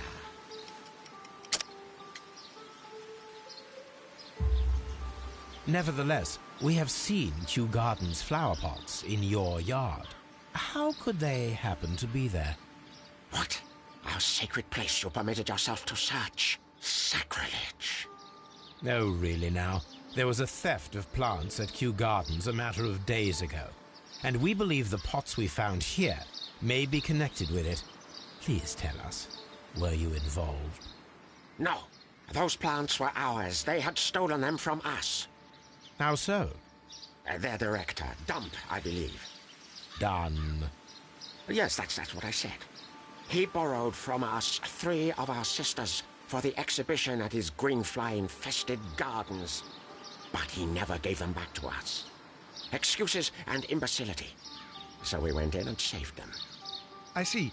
So, if you stole those rare plants from them, then it means... Ah, I get it. Bravo, Holmes. I think the case is solved. No, we did not steal. We saved. Well, as a matter of fact, we were unable to find our 3 plants. I beg your pardon. And yet you took all of the exotic plants from the stand. They had disappeared. It was the least we could do. They stole our sisters, and so we stole theirs. Green Grand Mystic. What is the name of our lord, our god king?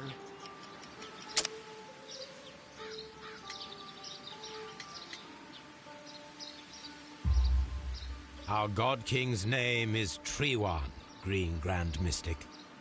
Thank you. I pray you to taste our fertilizer substance. From raw sap, it is called. Well, we will leave you to your meditation.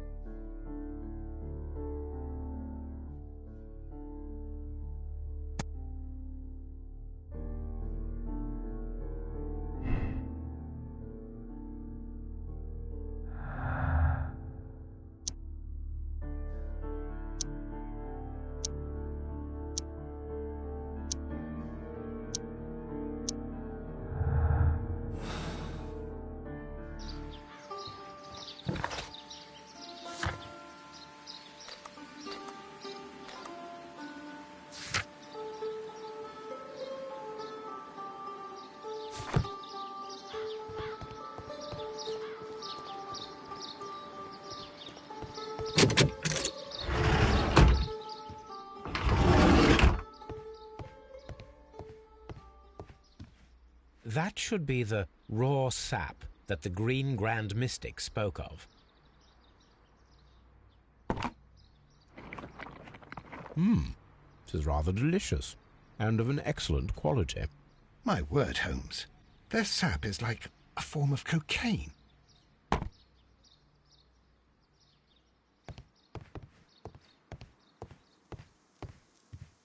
This must be PT1, the Divine Syndicate's god. This door is locked.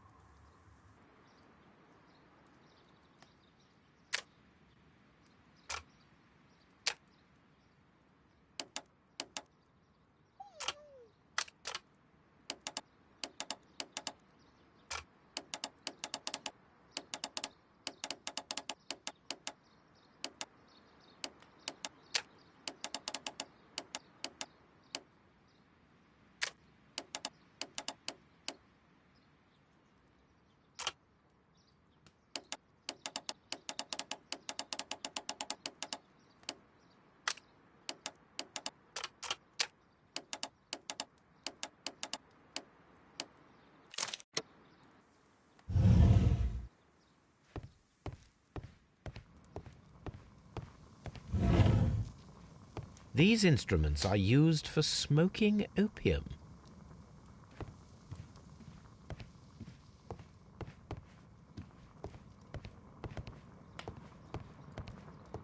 That would be enough to perform the most difficult of chemical experiments.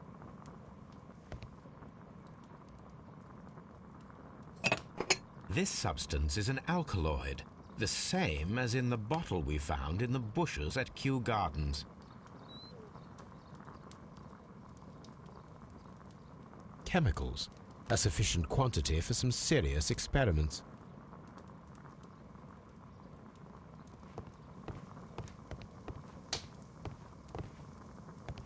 A vast amount of opium.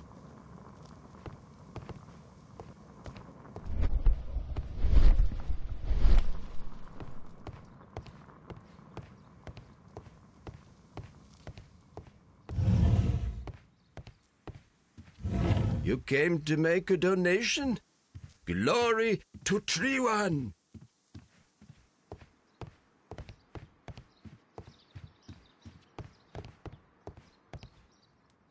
The list of plant friends and benefactors, lawyers, well-known manufacturers, political leaders.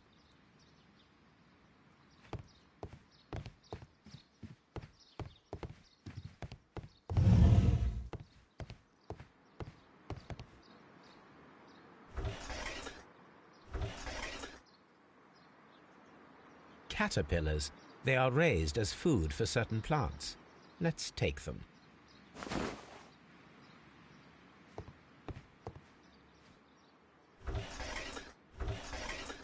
A tropical plant. Nothing of interest. A tropical plant. Nothing of interest.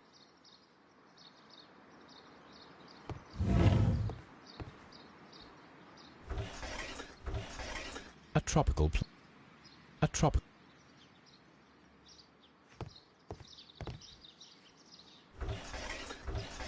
A tropical. A tropical.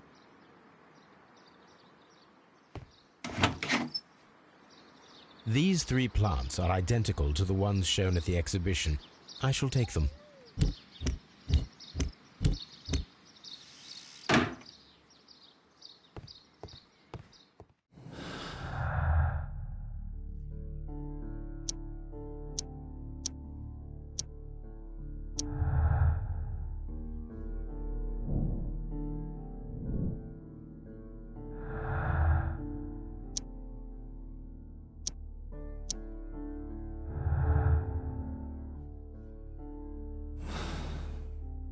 Perfect, Watson.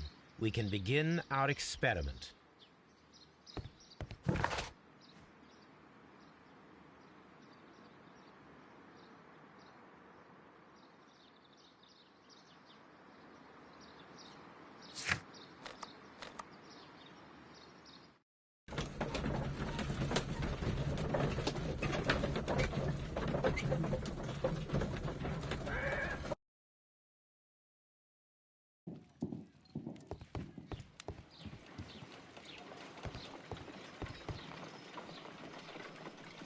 I imagine that one of these plants would be capable of releasing a toxic vapor. I need to find out exactly how it could be done. I shall begin now. Watson, if you are at all optimistic to have dinner this evening, then I'd recommend that you put on the gas mask.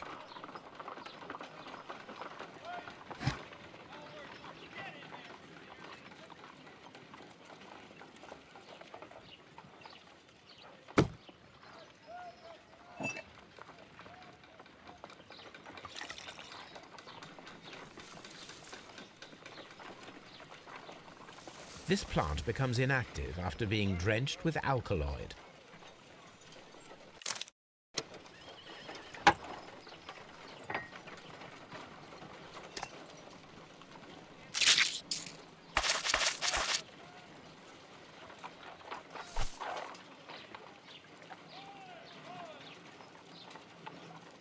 This plant seems to have had no reaction from the caterpillars.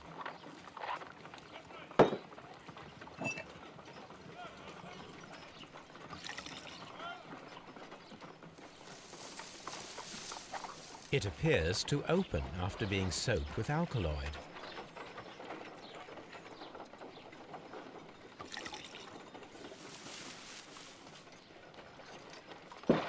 This plant becomes inactive after being drenched with alkaloid. This plant seems to have had no...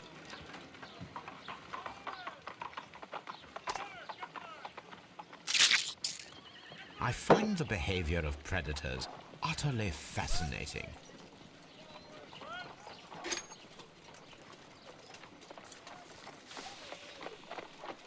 It closed again. I believe I saw a small cloud of gas. I wonder what secrets this plant is hiding. Perhaps if we agitate it to a greater extent whilst it is opened, it will reveal a little more.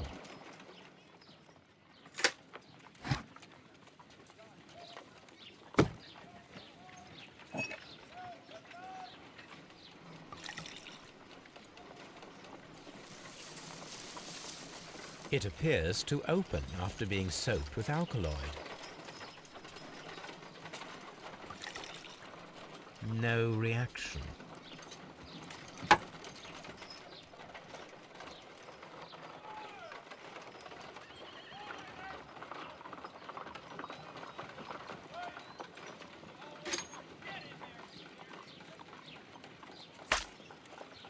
My word! It shot a spike at me after I stabbed it with a pin. I imagined that its reaction would be ferocious if I increased the strength of my attack.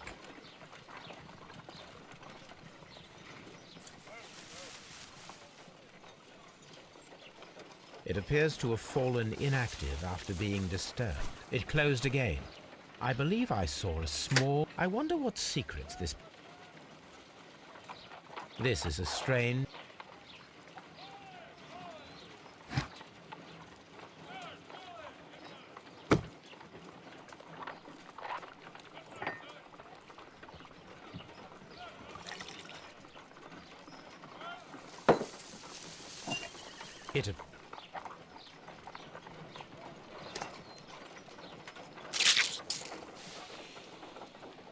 It closed again. I believe I saw a small cloud of gas. I wonder what secrets this plant is hiding. Perhaps if we agitate it to a greater extent whilst it is opened, it will...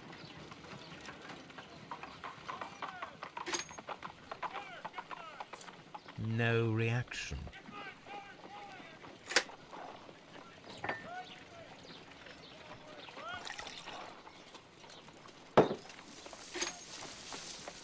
It appears to open.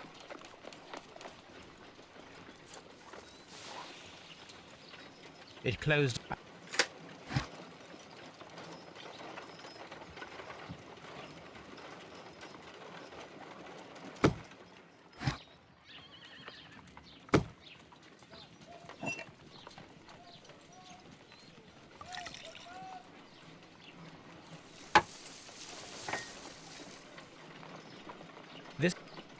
This plant seems to have had no reaction from the caterpillars.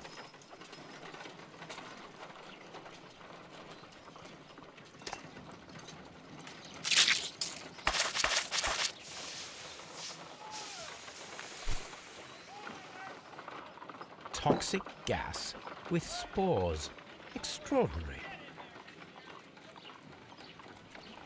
The plants would be capable of killing only if they were directly next to the victim and stimulated at precisely the right moment. Let us take our caterpillars to the Colonial Collection Room. We may see things more clearly there. It is too early, Watson. Our suspects will be there. Let us investigate Kew Gardens one more time and ask some questions.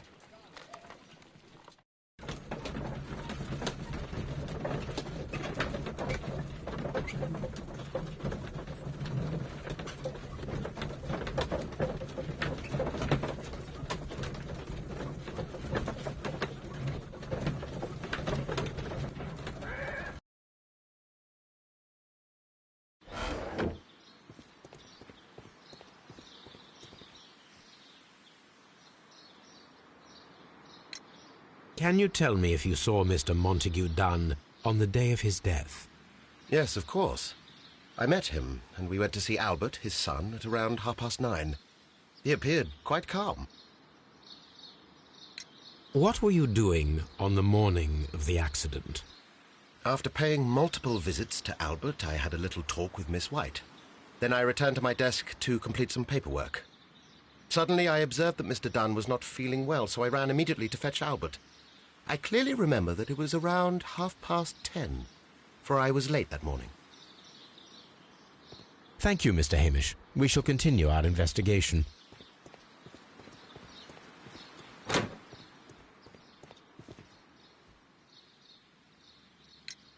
Your father's death does seem highly suspicious. What were your movements here on that day? Suspicious? Well, I was working in the seed house, taking care of Lysa something, or Lear Pontus, or... No, wait. Ah, these Latin names. And I spent so many hours trying to memorize them. Did you see your father that day? Yes. He came here with Mr. Hamish for his weekly visit. There was nothing unusual about that. And then? Nothing. They stepped out to the backyard. It was perhaps 20 minutes before 10 o'clock. Then about 10 minutes later, I saw my father heading for the dry tropics room while Mr. Hamish returned here.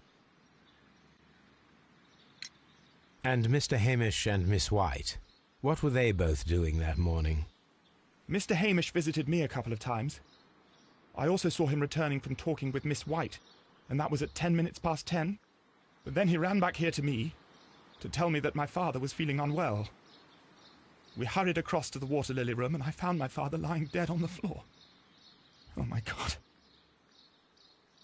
Thank you, young man. We shall see you again soon.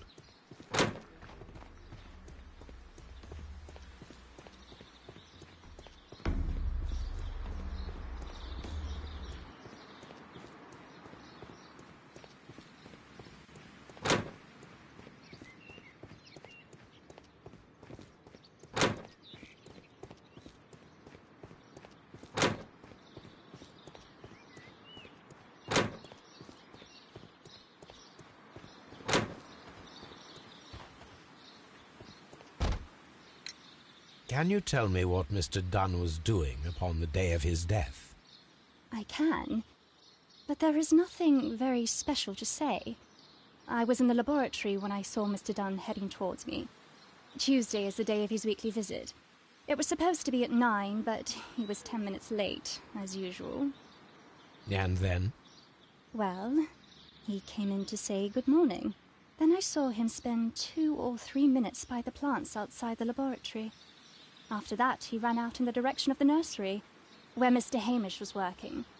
He was always in a rush during the inspection, you see.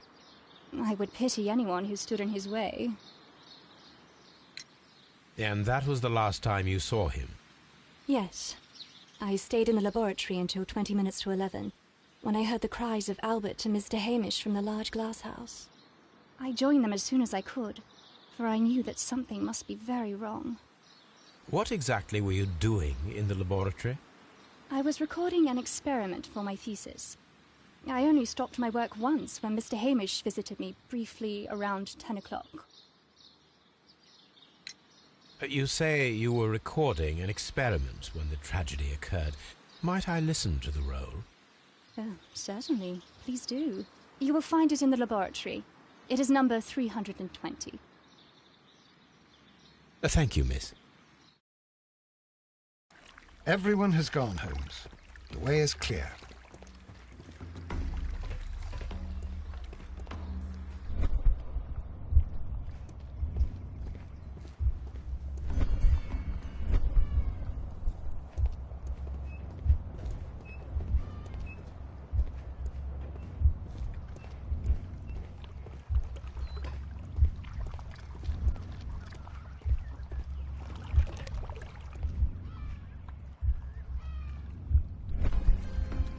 When Montague Dunn was standing close by the plants, the caterpillars were released and caused the deadly spores to activate.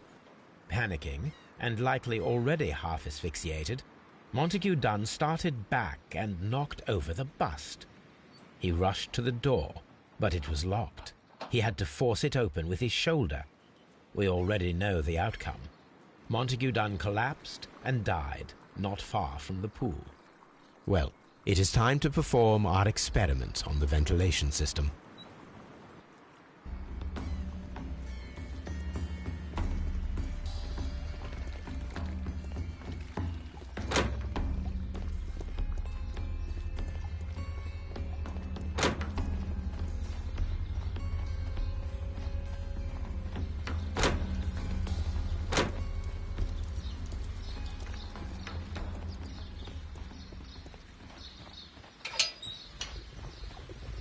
First of all, I need to visit the Colonial Collection Room to see how those caterpillars...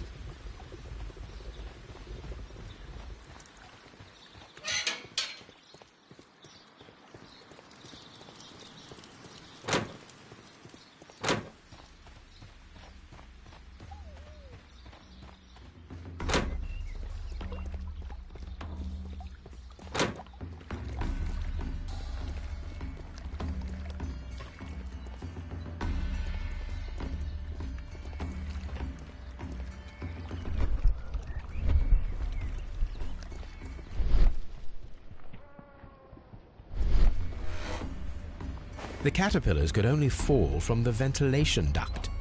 Our caterpillars are in place. I'll activate the ventilation system so that they fall down. Watson, stay here and observe. All right, Holmes.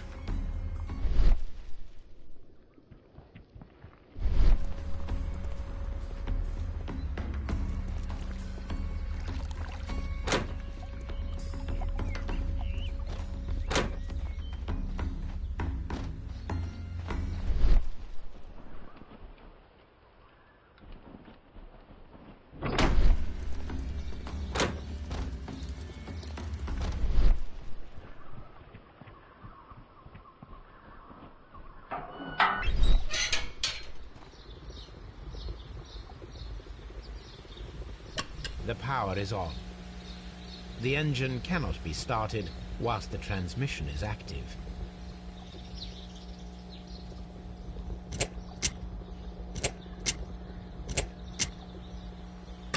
The engine has started.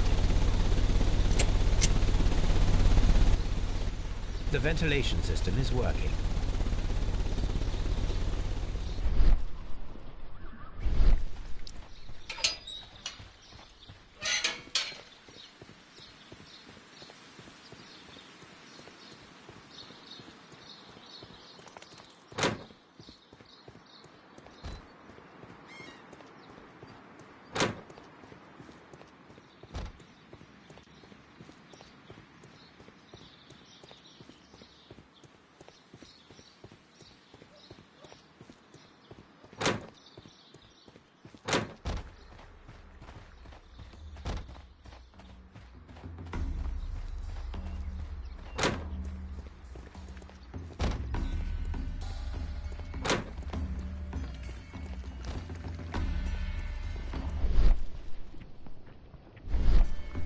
Now we need to see if we can activate...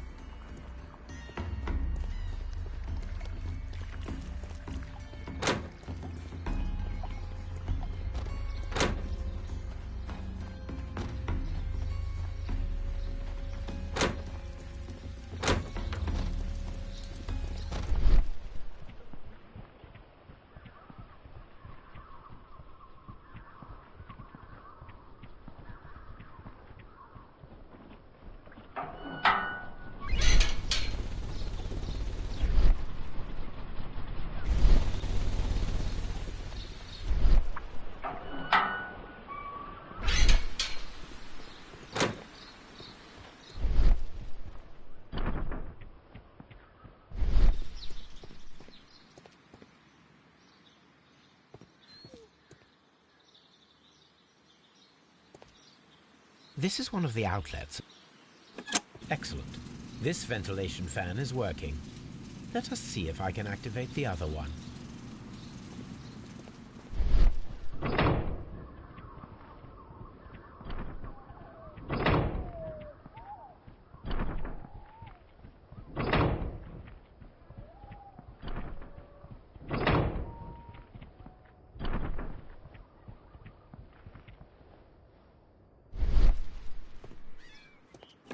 Perfect. Now I just need to find Watson to check the result. It works perfectly, Holmes. Bravo. Now, if you could just help me to get rid of these caterpillars. Perfect. Now we know how the murder of Montague Dunn was carried out, by activating both Albert's and Mr. Hamish's fans. But only from Mr. Hamish's workplace would it be possible to see when Montague Dunn entered the Colonial Collection Room.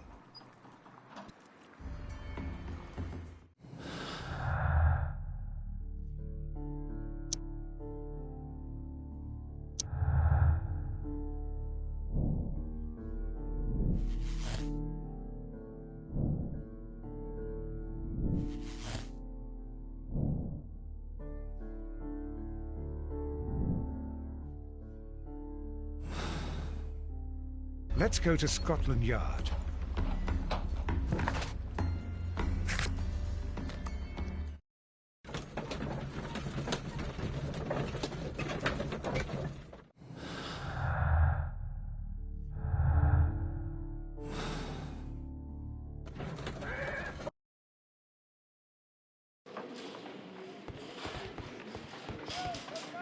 A very good day to you. The inspector's waiting for you in his office.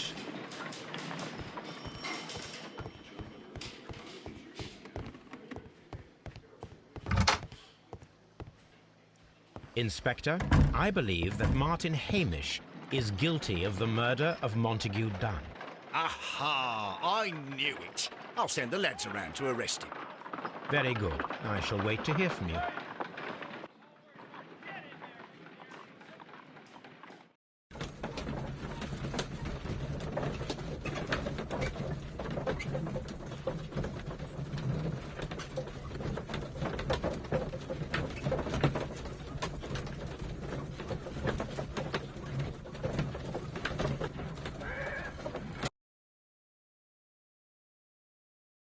Inspector, I came here as quickly as I could. Martin Hamish is in the large glass house. There's no need to hurry.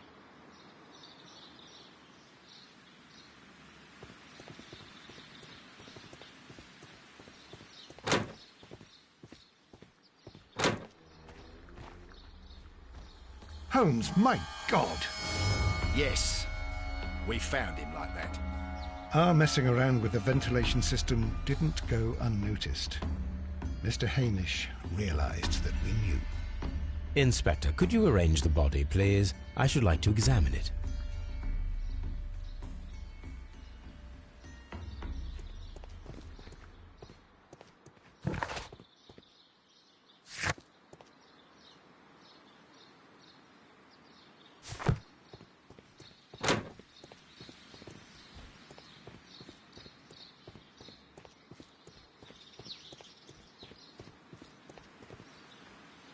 What should we do next, Holmes?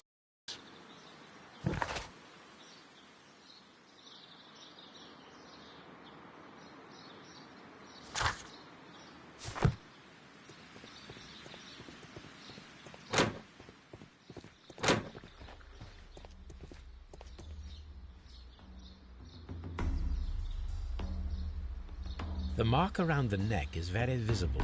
He died instantly.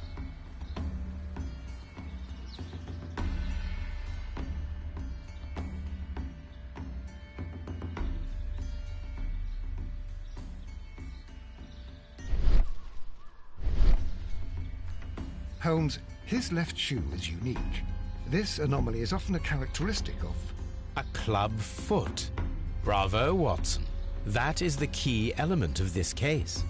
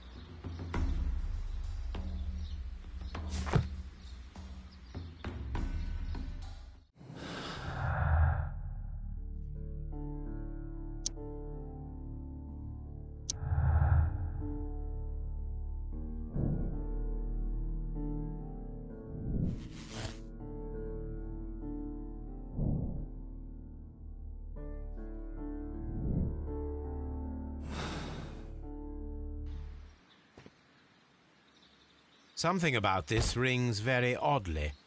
Why do you say that, Mr. Holmes? Why? Because of Mr. Hamish's club foot. Oh, I deserve to be kicked from here to Charing Cross. I should have noticed it. But, Mr. Holmes, I can't see why. No, I don't suppose you do. You must recall that Mr. Dunn was locked inside the Colonial Collection Room by the murderer.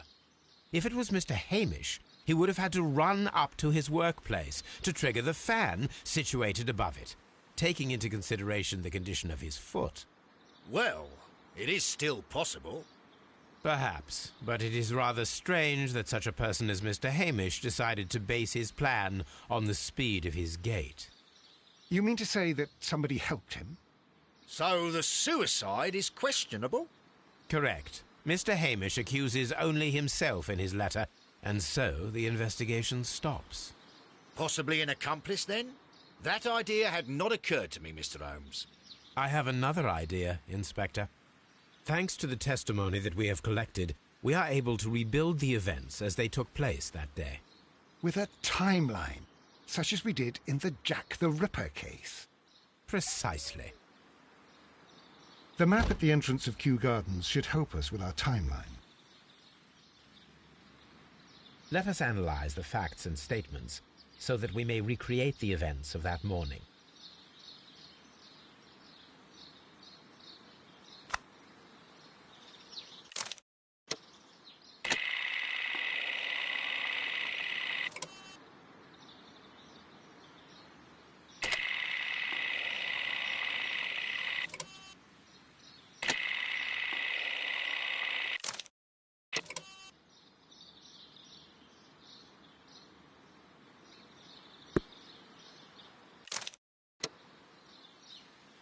Perfect, Watson. Now, let us ascertain who assisted Martin Hamish in killing Montague Dunn.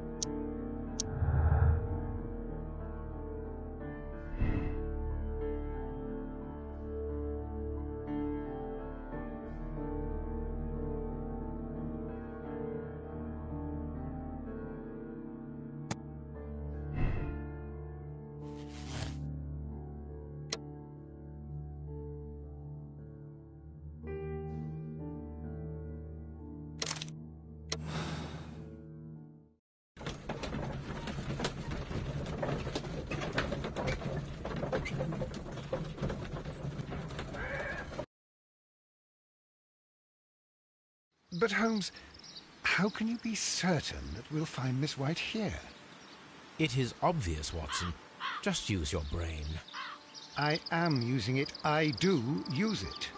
Now that the rope has tightened around Martin Hamish, Miss White must act to erase all... After the suicide of her accomplice, there is one final trace remaining. The deadly plants of the Divine Syndicate. She will be there. Very good. Shall we go?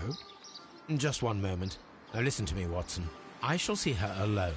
You will conceal yourself behind her, quietly. Whatever are you planning? Nothing spectacular. The impulses of women have always been a mystery to me. But she is a bold one, and so we must be cautious. All right. You can count on me, Holmes.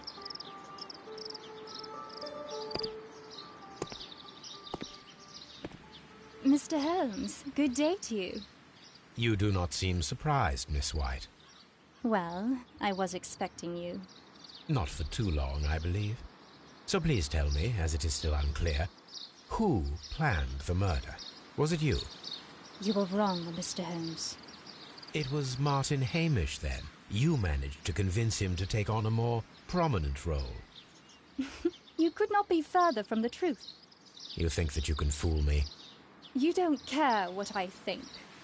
It is difficult to care about someone who is capable of pushing a man to his suicide. It is over, Miss White. The police will be here any minute. Over, perhaps. One moment you were here, and the next, you were on the other side. The other side? No! Stop!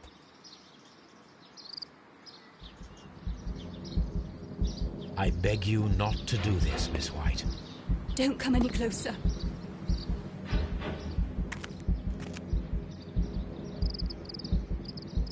Please remain calm. We can help you. Not one step further. Don't try to stop me. Stop this foolishness. You cannot truly want to die. No, it's too late.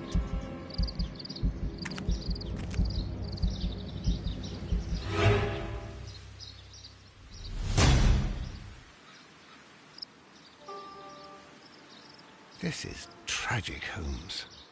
Are you able to do anything? I'm afraid not. The poison has been fulgurating. Her heart stopped instantly, poor child.